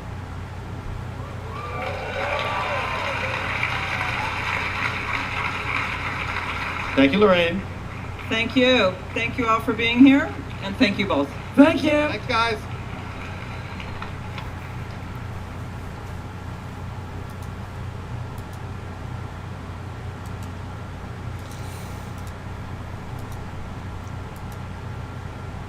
Alright, I'm almost done with drawing.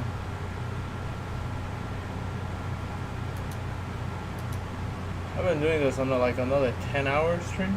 How many hours have I been doing this? I don't know. I don't know how many hours.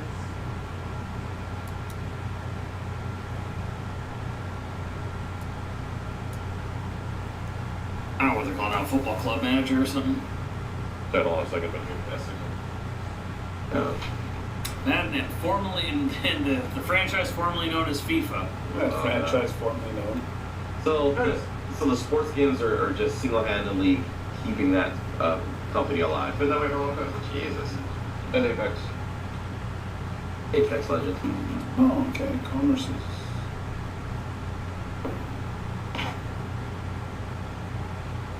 Or Disneyland. Yeah, we can make it. I mean, it was bad to sell millions and millions of copies a year, every year. It's just updated rosters. And then all the fucking DLC on top of it. They got microtransactions. Not Soul Reaver, you dickhead. Damn, no. Fuck you, Soul Reaver. Fuck you and your remake.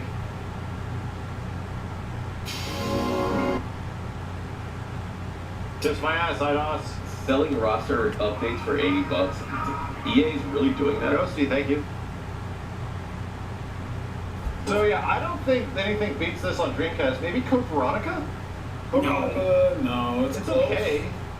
But yeah, no. It's Soul Calibur and Dead or Alive 2, and I don't really know what else. Chat.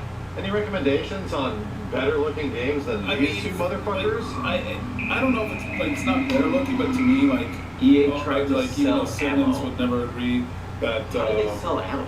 Shenmue was a system seller for the Dreamcast. There was Talk about visuals. Yeah, visuals. There wasn't a system seller because it sells systems. Absolutely, that's actually true. Unfortunately, it didn't do it. If Shenmue, as shit as it is, moves a whole lot of systems, I'd still respect actually, it. yeah, but I love you, Shenmue. You got people to buy Dreamcast, but you're Shenmue and you didn't. Yeah, that's fair. I totally forgot. It is definitely one of the best looking games on the system. Yeah. Shenmue 1 and 2 are absolutely fucking some of the best looking games on the system. Sonic Adventure 2 is, yeah. EA tried to make you pay for reloading ammo. Of course they didn't. I think it's say that. To reload the ammo, you had to pay money. What game was that? What the fuck? Listen, I'm probably trying to kill Apex or some shit. like, how did that Yes, it does look good. That's a good one, yeah. It's an artistically driven game. It's not as much like a heavy graphics hitter. It does have good cell shading for the time, though. So shells. Good, thank you. Cell shading lifts a lot of heavy lifting. Oh, it's an idea. Gotcha. Yeah, it's Metropolis Street Racer. Oh, good, that looks like.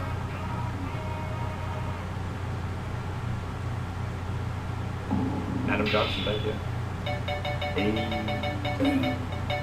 Wait, this thing's glowing. Jesus Christ. No, it's not. Never mind.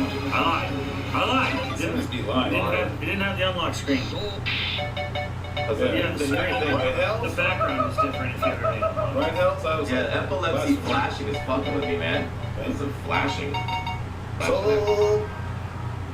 Flashing ass 3-inch. Always flashing.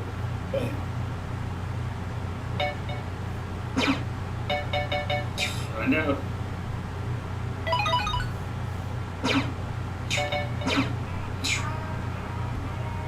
Tim Davis, thank you. Now you have Okay, that's right. Now you have everything. Welcome back. Welcome back. No, play the visuals. Play the graphics. Play the graphics. Show everybody like the best looking game of 1999 by a lot. Show them. Chat, the last, and I didn't make a video about this, because of graphics, especially, This was the last time you're ever going to get a fighting game close to Game of the Year. It was Game of the Year in 1999. I remember that at EGM, and I remember thinking, what the fuck? No way. That can't be. Nah. And then I saw some pictures, and I was like, oh shit. And then played the game, did that demo station. This is the game that brought fighting games back to me. Because, like, after there was, like, a period. Somewhere kind of like in the like, if you weren't in the arcades, there wasn't really, like, much going on at home after Street Fighter 2 or whatever. I don't know. Like, I had, like, this period where I didn't. Well, I know what it was. It was the fact that I had an N64, and there was no fucking fighting games on that system. For like a couple of years, not really. So I was like, fighting games, whatever. And then they're like, Soul Calibur's the greatest like game of the year. I'm like, how? And I played it. And I was like, this is one of the greatest games. Yeah, there's the and then it got me, it reinterested, it reignited like my interest in fighting games in general. I think this is the last time a fighting game could possibly ever get close to like Game of the Year material. Because it was just feature-rich as fuck. It was like one of the best looking things that have ever been made. Still looks really good. Yeah.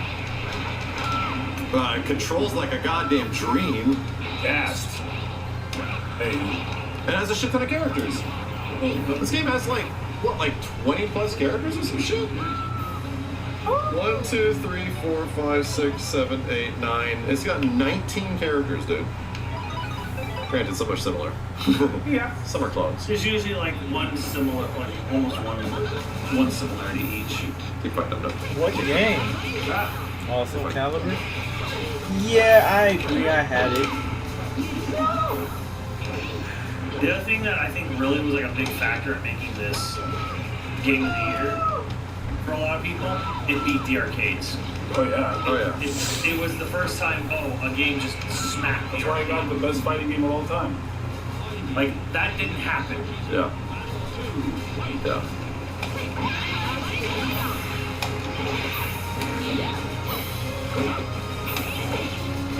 If you really think about it, dude, the fucking Dreamcast ruined arcades, man. It did. It was the beginning. It was the beginning of the end for arcades. Yeah.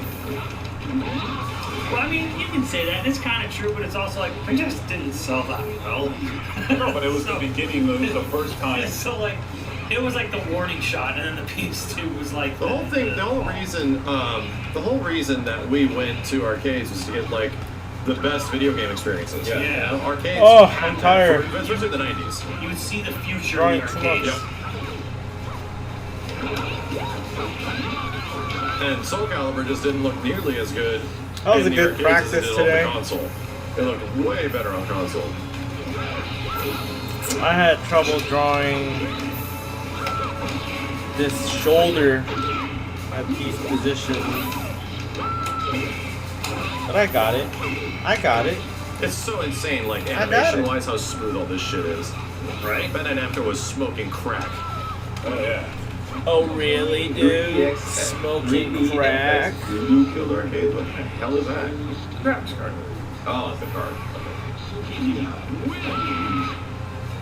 No. Remember Pentium? No.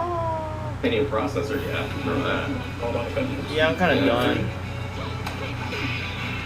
I am done. Oh, I don't know how long I've been doing this, but it's pretty long. Oh. Now you get water too. This is a GPU, it was a lot. Alright. Anyone's listening, thank you.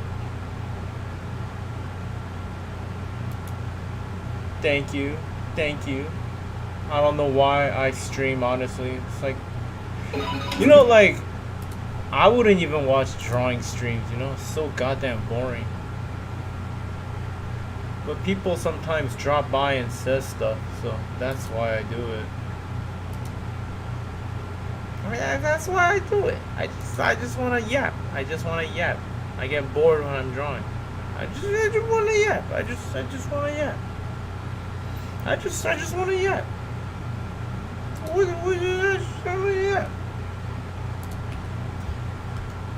Alright though, but seriously, I think I covered like all the holes in my art, my drawing.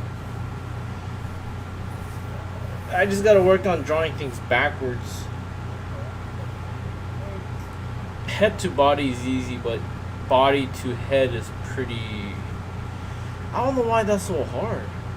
It's much harder. Body to head is so much harder.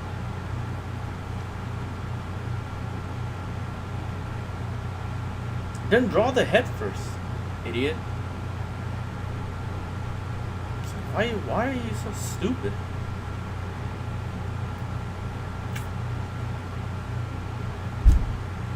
Alright, I got him. Just like, what else? Pose am I having trouble with? Not really, not much.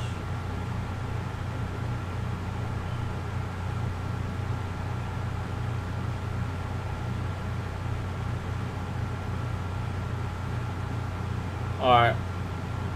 I am done. I need to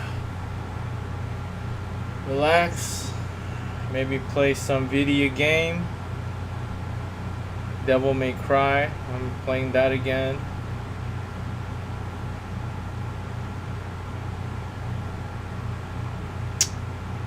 I'll be back. I don't know when. Maybe tomorrow. I don't know. I gotta get my life and my shit together, but I don't know.